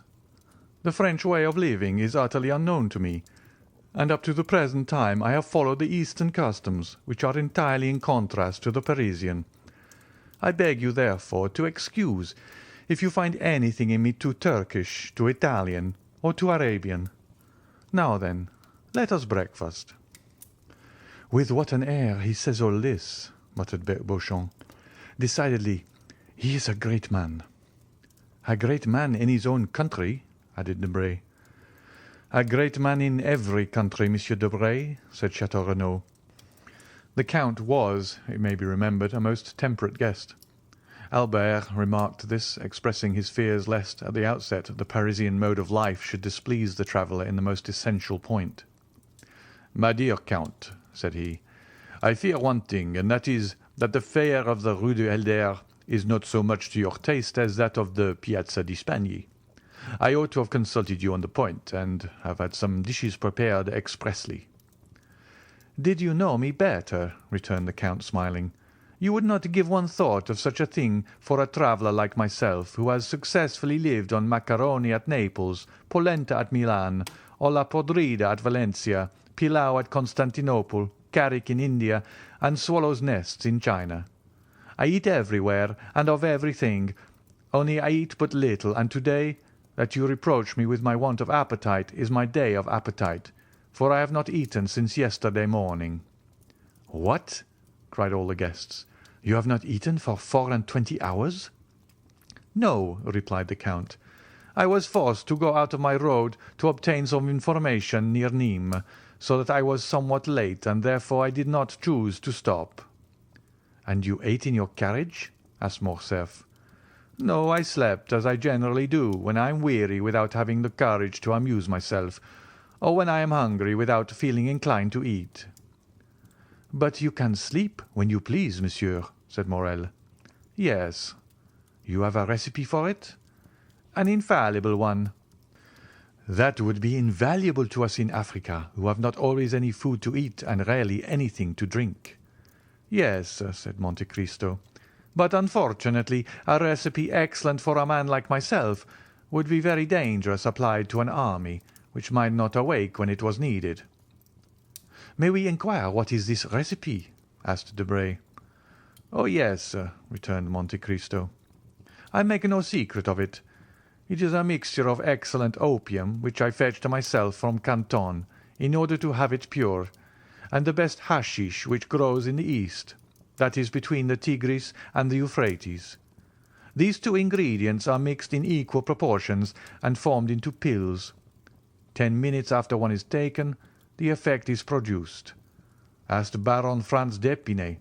I think he tasted them one day." "Yes," replied Morcerf. "He said something about it to me." "But," said Beauchamp, who, as became a journalist, was very incredulous, "you always carry this drug about you?" "Always." "Would it be an indiscretion to ask to see these precious pills?" continued Beauchamp, hoping to take him at a disadvantage. "No, monsieur," returned the Count, and he drew from his pocket a marvellous casket, formed out of a single emerald, and closed by a golden lid which unscrewed and gave passage to a small, greenish-coloured pellet about the size of a pea. This ball had an acrid and penetrating odour. There were 4 or 5 more in the emerald, which would contain about a dozen. The casket passed around the table, but it was more to examine the admirable emerald than to see the pills that it passed from hand to hand. "And is it your cook who prepares these pills?" asked Beauchamp. "Oh, no, monsieur," replied Monte Cristo. "I do not thus betray my enjoyments to the vulgar. I am a tolerable chemist, and prepare my pills myself." "This is a magnificent emerald, and the largest I have ever seen," said Chateau Renaud, "although my mother has some remarkable family jewels." "I had 3 similar ones," returned Monte Cristo. "I gave one to the Sultan, who mounted it in his sabre, another to our Holy Father the Pope, who had it set in his tiara, opposite to one nearly as large, though not so fine, given by the Emperor Napoleon to his predecessor, Pius VII. I kept the third for myself, and I had it hollowed out, which reduced its value, but rendered it more commodious for the purpose I intended. Everyone looked at Monte Cristo with astonishment. He spoke with so much simplicity that it was evident he spoke the truth, or that he was mad. However, the sight of the emerald made them naturally incline to the former belief. "And what did these two sovereigns give you in exchange for these magnificent presents?" asked Debray. "The Sultan, the liberty of a woman," replied the Count. "The Pope, the life of a man, so that once in my life I have been as powerful as if heaven had brought me into the world on the steps of a throne." "And it was Peppino you saved, was it not?" cried Morcerf. "It was for him that you obtained pardon." "Perhaps," returned the Count, smiling. "My dear Count, you have no idea what pleasure it gives me to hear you speak thus," said Morcerf. "I had announced you beforehand to my friends as an enchanter of the Arabian Nights, a wizard of the Middle Ages, but the Parisians are so subtle in paradox that they mistake for caprice of the imagination the most incontestable truths, when these truths do not form a part of their daily existence. For example, here is Debray who reads and Beauchamp who prints. Every day a member of the Jockey Club has been stopped and robbed on the boulevard. 4 persons have been assassinated in the Rue Saint-Denis or the Faubourg Saint-Germain. 10, 15, or 20 thieves have been arrested in a café on the Boulevard du Temple or in the Thermes de Julien. And yet these same men deny the existence of the bandits in the Maremma, the Campagna di Romana, or the Pontine marshes. Tell him yourself, and I was taken by bandits, and that without your generous intercession I should now have been sleeping in the catacombs of Saint Sebastien, instead of receiving them in my humble abode in the Rue du Helder." "Ah," said Monte Cristo, "you promised me never to mention that circumstance." "It was not I who made that promise," cried Morcerf. "It must have been someone else whom you have rescued in the same manner, and whom you have forgotten. Pray speak of it, for I shall not only, I trust, relate the little I do know, but also a great deal I do not know." "It seems to me," returned the Count, smiling, "that you played a sufficiently important part to know as well as myself what happened." "Well, you promise me, if I tell all I know, to relate in your turn all that I do not know."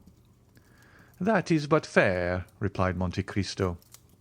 "Well," said Morcerf, "for 3 days I believed myself the object of the attentions of a mask, whom I took for a descendant of Tullia or Poppaea, while I was simply the object of the attentions of a contadina. And I say contadina to avoid saying peasant girl. What I know is that, like a fool, a greater fool than he of whom I spoke just now, I mistook this for a peasant girl, a young bandit of 15 or 16, with beardless chin and slim waist, and who, just as I was about to imprint a chaste salute on his lips, placed a pistol to my head, and, aided by 7 or 8 others, led, or rather dragged me to the catacombs of Saint Sebastien, where I found a highly educated brigand chief perusing Caesar's Commentaries, and who deigned to leave off reading to inform me that unless the next morning before 6 o'clock 4,000 piastres were paid into his account at his banker's at 6:15, I should have ceased to exist. The letter is still to be seen, for it is in Franz d'Épinay's possession, signed by me and with a postscript of Monsieur Luigi Vampa. This is all I know. But I know not, Count, how you contrive to inspire so much respect in the bandits of Rome, who ordinarily have so little respect for anything. I assure you, Franz and I were lost in admiration." "Nothing more simple," returned the Count. "I had known the famous Vampa for more than 10 years. When he was quite a child and only a shepherd, I gave him a few gold pieces for showing me my way, and he, in order to repay me, gave me a poniard, the hilt of which he had carved with his own hand, and which you may have seen in my collection of arms.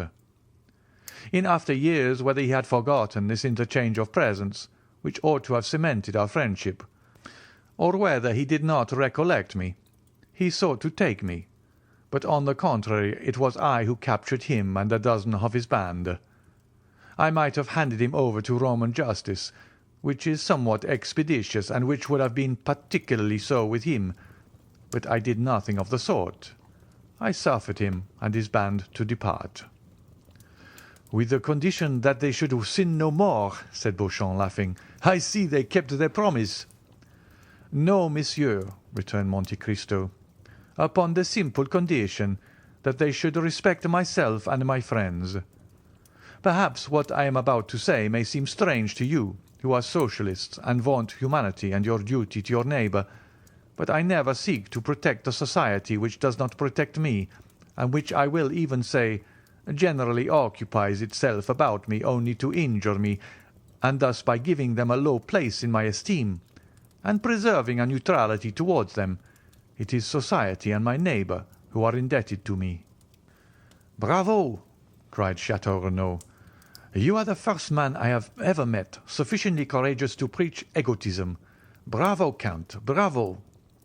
"It is frank at least," said Morrel, "but I am sure that the Count does not regret having once deviated from the principles he has so boldly avowed."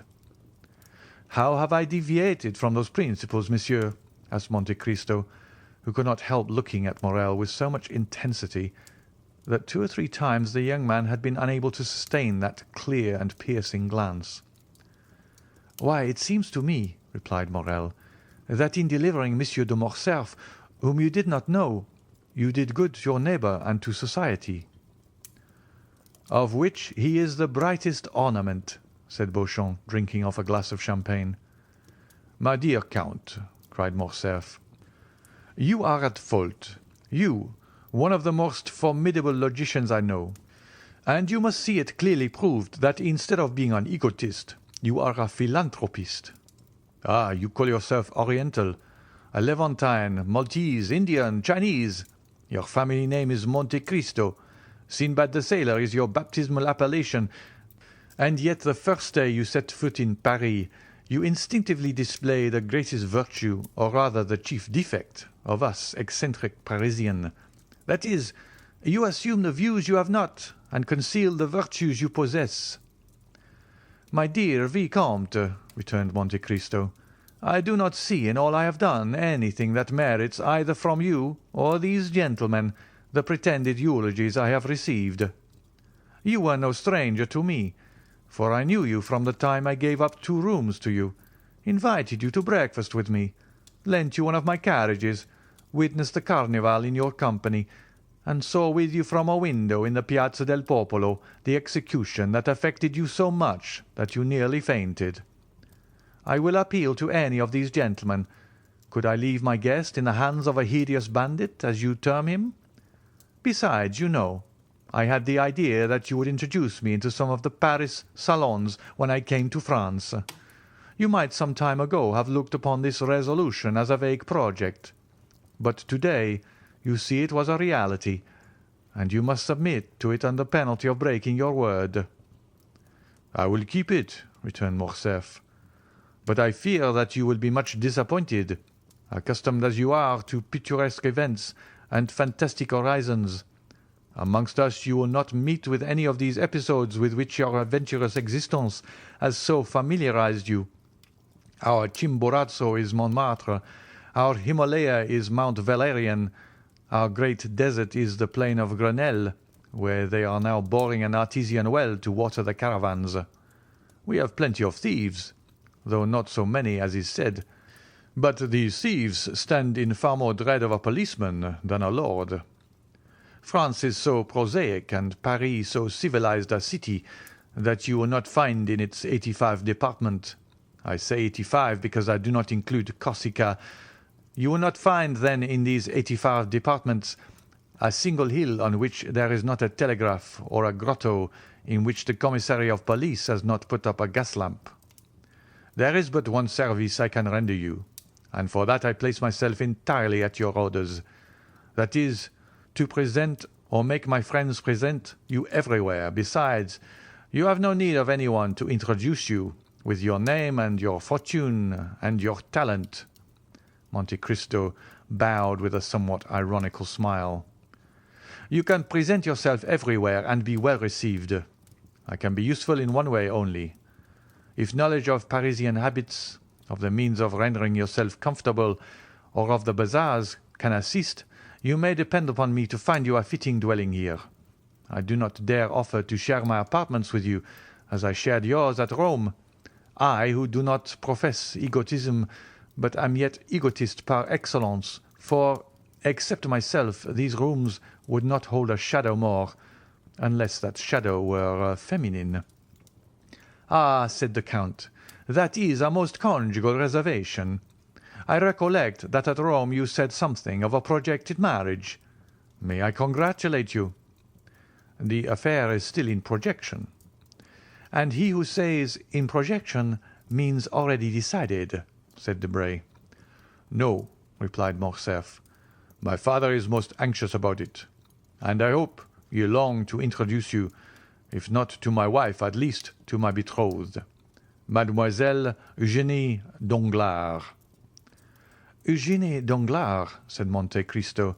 "Tell me, is not her father Baron Danglars?"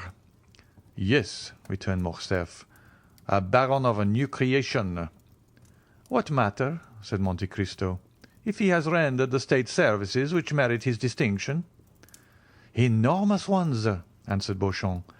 "Although in reality a liberal, he negotiated a loan of 6 millions for Charles X in 1829, who made him a baron and chevalier of the Legion of Honor, so that he wears the ribbon, not, as you would think, in his waistcoat pocket, but at his buttonhole." "Ah," interrupted Morcerf, laughing, "Beauchamp, Beauchamp. Keep that for the Corsair or the Chiaravari, but spare my future father-in-law before me."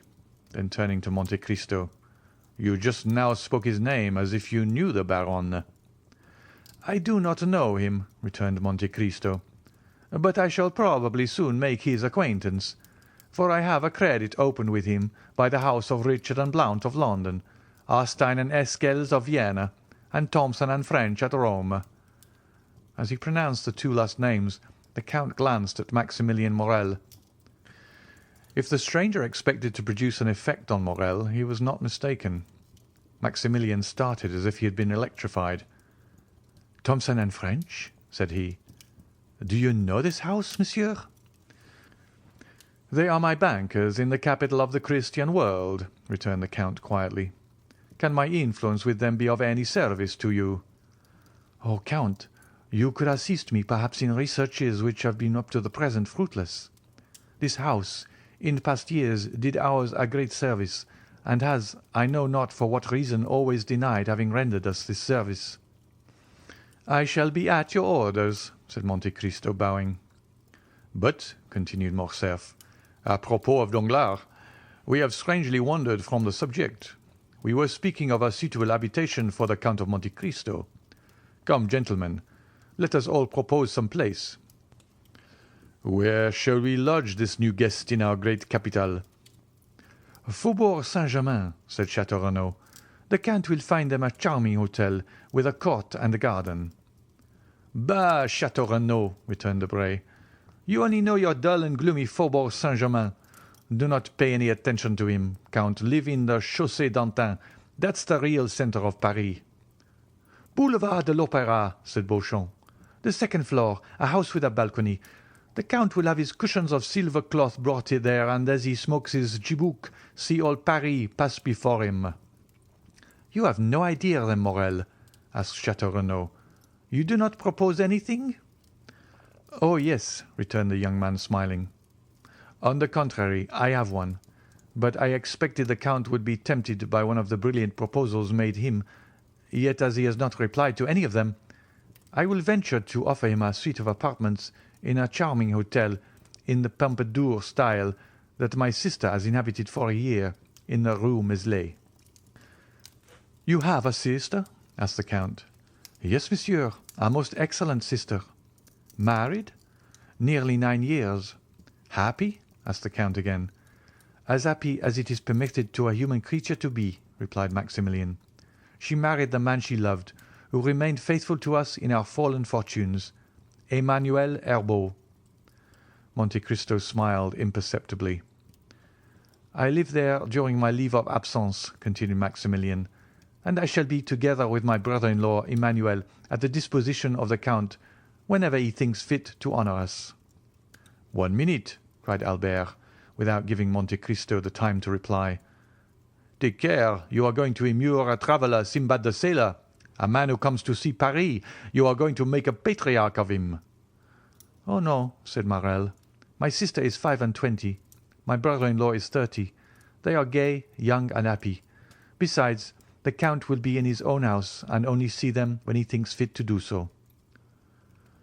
"Thanks, monsieur," said Monte Cristo. "I shall content myself with being presented to your sister and her husband, if you will do me the honour to introduce me.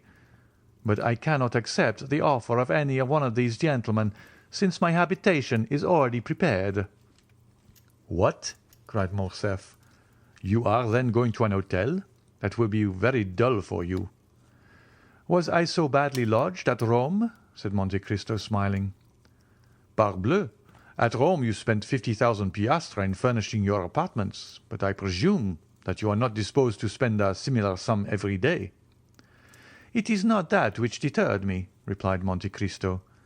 "But as I determined to have a house to myself, I sent on my valet de chambre, and he ought by this time to have bought the house and furnished it." "But you have then a valet de chambre who knows Paris?" said Beauchamp. "It is the first time he has ever been in Paris. He is black and cannot speak," returned Monte Cristo. "It is Ali!" cried Albert in the midst of the general surprise. "Yes, Ali himself, my Nubian mute, whom you saw, I think, at Rome." "Certainly," said Morcerf. "I recollect him perfectly. But how could you charge a Nubian to purchase a house and a mute to furnish it? You would do everything wrong." "Undeceive yourself, monsieur," replied Monte Cristo. "I am quite sure that, on the contrary, he will choose everything as I wish. He knows my tastes, my caprice, my wants. He has been here a week. With the instinct of a hound, hunting by himself, he will arrange everything for me. He knew that I should arrive today at 10 o'clock. He was waiting for me at 9 at the Barrière de Fontainebleau. He gave me this paper. It contains the number of my new abode. Read it yourself." And Monte Cristo passed a paper to Albert. "Ah, that is really original," said Beauchamp. "And very princely," added Château Renaud. "What, do you not know your house?" asked Debray. "No," said Monte Cristo. "I told you I do not wish to be behind my time. I dressed myself in the carriage and descended at the viscount's door." The young men looked at each other. They did not know if it was a comedy Monte Cristo was playing, but every word he uttered had such an air of simplicity that it was impossible to suppose what he said was false. Besides, why should he tell a falsehood? "We must content ourselves, then," said Beauchamp, "with rendering the Count all the little service in our power. I, in my quality of journalist, open all the theatres to him." "Thanks, monsieur," returned Monte Cristo. "My steward has orders to take a box at each theatre." "Is your steward also a Nubian?" asked Debray. "No, he is a countryman of yours, if a Corsican is a countryman of anyone's. But you know him, Monsieur de Morcerf." "Is it that excellent Monsieur Bertuccio, who understands hiring windows so well?" "Yes. You saw him the day I had the honour of receiving you. He has been a soldier, a smuggler, in fact. Everything. I would not be quite sure that he has not been mixed up with the police for some trifle. A stab with a knife, for instance." "And you have chosen this honest citizen for your steward?" said Debray. "Of how much does he rob you every year?" "On my word," replied the Count, "not more than another. I am sure he answers my purpose, knows no impossibility, and so I keep him." "Then," continued Château Renaud, "since you have an establishment, a steward, and a hotel in the Champs-Élysées, you only want a mistress." Albert smiled. He thought of the fair Greek he had seen in the Count's box at the Argentina and Valle theatres. "I have something better than that," said Monte Cristo. "I have a slave. You procure your mistresses from the opera, the vaudeville, or the variety. I purchased mine at Constantinople. It cost me more, but I have nothing to fear." "Don't you forget," replied Debray, laughing, "that we are Franks by name and Franks by nature, as King Charles said, and that the moment she puts her boot in France, your slave becomes free." "Who will tell her?" "The first person who sees her." "She only speaks Romaic." "That is different." "But at least we shall see her," said Beauchamp. "Or do you keep eunuchs as well as mutes?" "Oh, no," replied Monte Cristo. "I do not carry brutalism so far. Every one who surrounds me is free to quit me, and when they leave me will no longer have any need of me or anyone else. It is for that reason, perhaps, that they do not quit me. They have long since passed to dessert and cigars." "My dear Albert," said Debray, rising, "it is 2:30. Your guest is charming, but you leave the best company to go into the worst sometimes. I must return to the minister's.